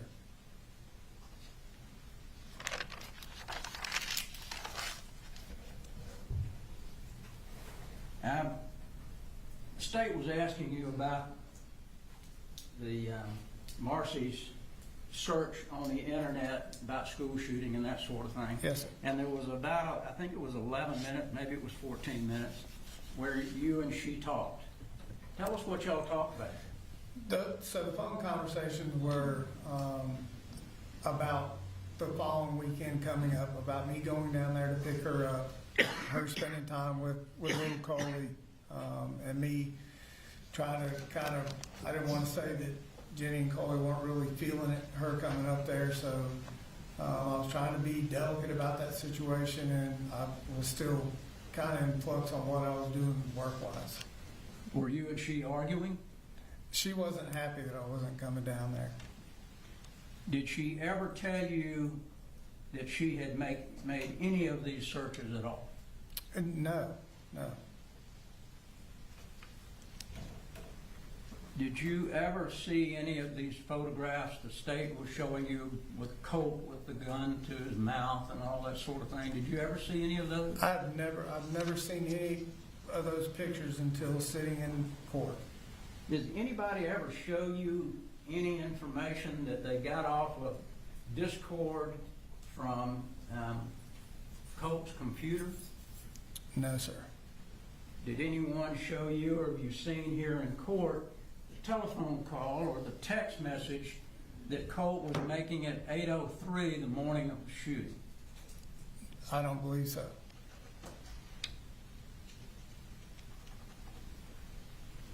Now, I want to just ask one more question since the state brought this up about blood on the hands. Was this in reference to Marcy had been there? Correct.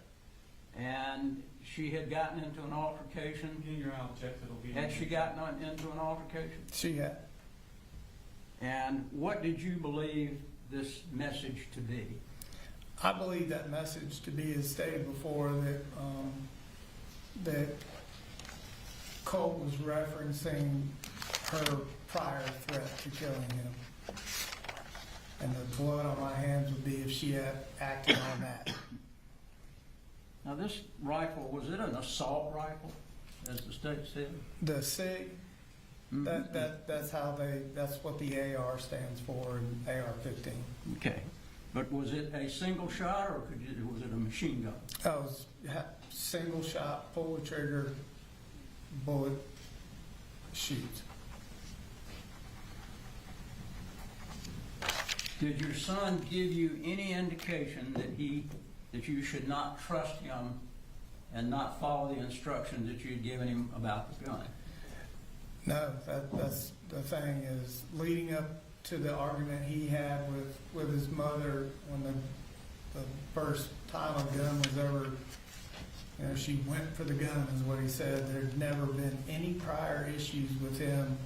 It may have been in his room, it wasn't always in my closet, but there was never a threat or anything he did or said that was outside of the agreement that him and I had from the get-go. Was there ever an email, a text from Debbie, from Marcy, from Colt, from Jenny, indicating that he was interested in school shooting? The first time I heard school shootings was that phone call from Marcy the day of.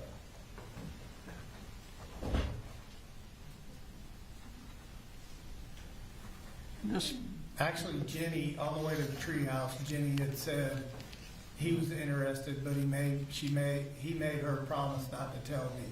That's the second time I heard it. And you heard the state say that you had told Jenny to lie about these photographs. Is that right? Correct. Correct.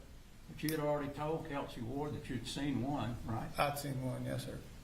There would have been any reason for you to tell her to lie about it then? No, I remember telling Jenny in that parking lot at the treehouse, I don't know what they're gonna ask you, but just tell the truth. Tell them what you know. Bottom line, Colin, was there any reason for you to believe that your son was capable of doing what was done at the Apalachee High School? Not doing what he did at Apalachee High School. Did you No, ever sir. believe that he was capable of harming anyone with a gun? Harming anybody with a gun, no, it was a kind of a very special thing I thought I'd formed with him. Thank you. Senator Cross. There you are. All right, you come down.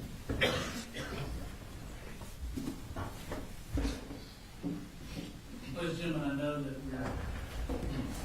beyond the time that we normally run, and that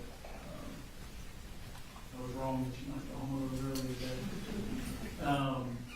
I do want to talk to the attorneys briefly about scheduling, so go ahead and go to the jury room, go to the restroom if you need to. I'll probably pull you back in here to give you some instruction.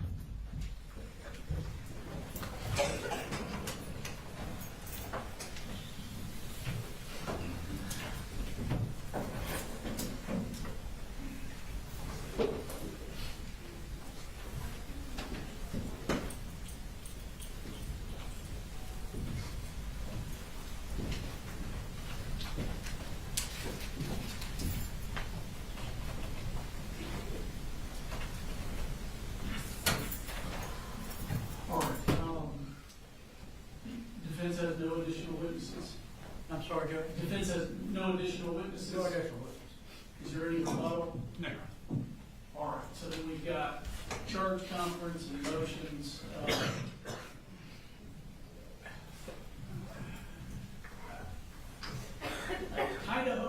I had hoped originally to do charge conference this afternoon so that the dust was all settled when we were rolled in for closings Monday morning, but I don't think we're going to get there. I'm happy to stay and have some sort of preliminary discussion if you want to. My inclination is to tell the jury to show up at 12 o'clock tomorrow and tell them to have already eaten Monday.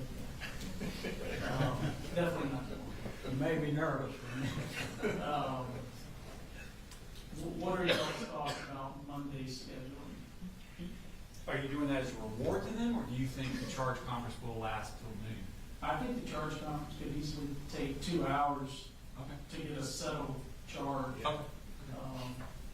And I do think, Judge, there's a number of the items that the state wants to put in that we're going to have an argument about whether they go out or not. Right. So I think that'll take a little bit of time. I don't think my motion will take that long. So I think if we get them to show up at noon or noon 30, we'll be fine. I forgot what I was going to say.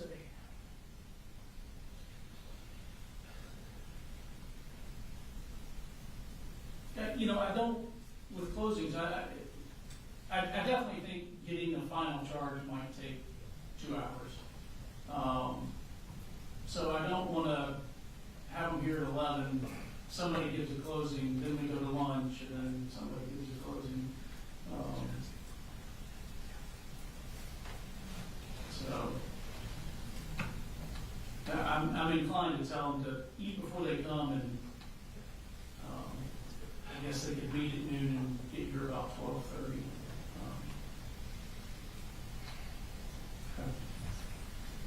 And Judge, on closing, I know for this kind of case, it's usually an hour. Yes. We would like to ask for just a little bit more time because of the complexity of it.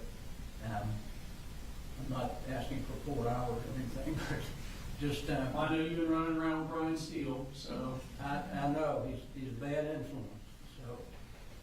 But if I could have a little bit more time, maybe maximum an hour and a half, I don't think it'll take that long, but just to be on the safe side.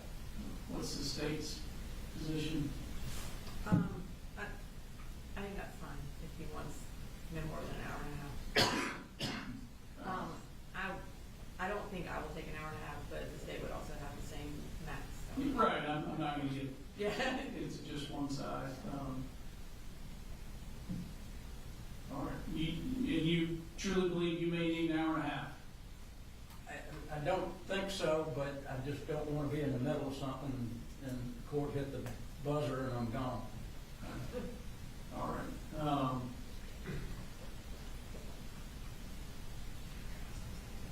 Okay. I'm going to bring him in. We're going to plan to start with them at 12:30. Do you want us to rest, Judge? Yeah, we can go ahead and do that. And Danielle says she still needs that final charge or two from the defense.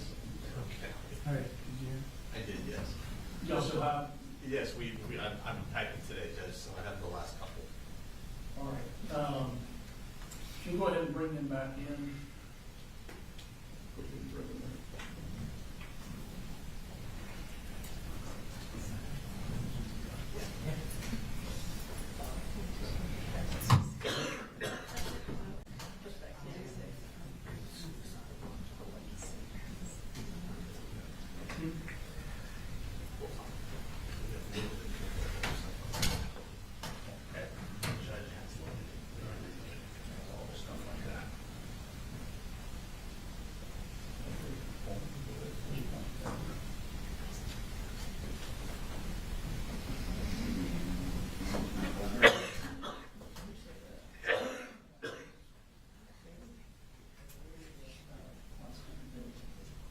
Terry, how long is it gonna take to get here if y'all do that at noon Monday? The drive? We should be here, if we meet the jurors at 12, if they can be there at 12, then we should be here around 12:30 or so. So it takes about 25, 28 minutes, according to traffic also. But I figured 30 minutes.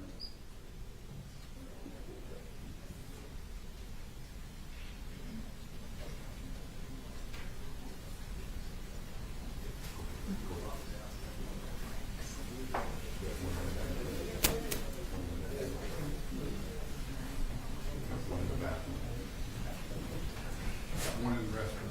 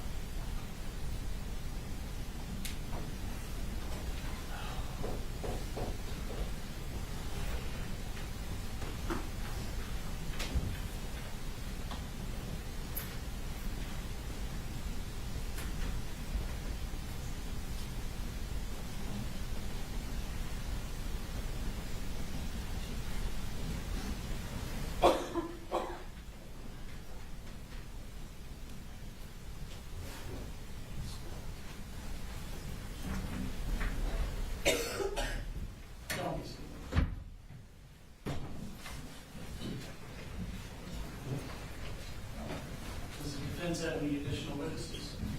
Your Honor, at this time, the defense would rest. And state have any rebuttal? No, Your Honor. All right, so ladies and gentlemen, all of the evidence in the case is closed.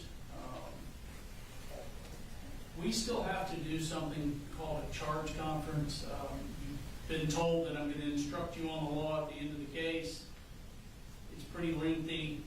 It requires a fair amount of debate amongst the attorneys and I, and then preparing that final charge.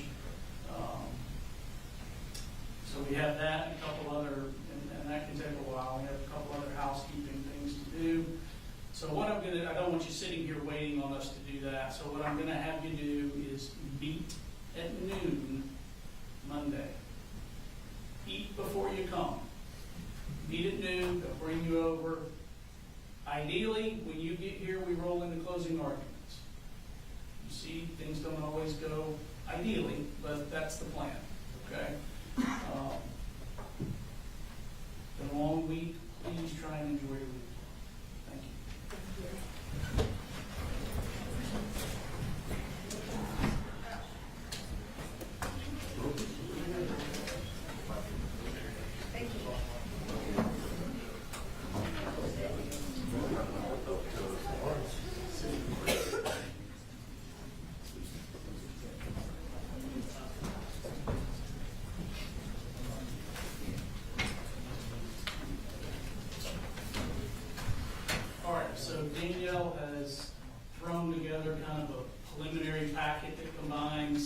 standard charges and what each side's requested, so I'll have her email them all, so you can look at them before Monday morning. There's some standard things in there that probably just don't apply, but take a look at the packet and we'll go through that. There's one thing that we would ask if Mr. Hobbs or Mr. Berry would email us what their plans are for lesser included, like which charges they want lesser included on. Is that you? Me and, you can email me and Alex. Okay. So that we can, we'll tell them. Was it already in the One less, yeah. Yes. Yeah. I think they, yeah, I I'll think get you they, guys tomorrow. yeah. Just so that we know kind of where, what the argument is, or not, or what is it. All right, What do you agree with this? so 9 o'clock, our lunch break depends on getting everything done. So bring a snack. A little incentive. Yeah, bring a snack. We always do. Yes, sir. All right, y'all have a good weekend. Thank you.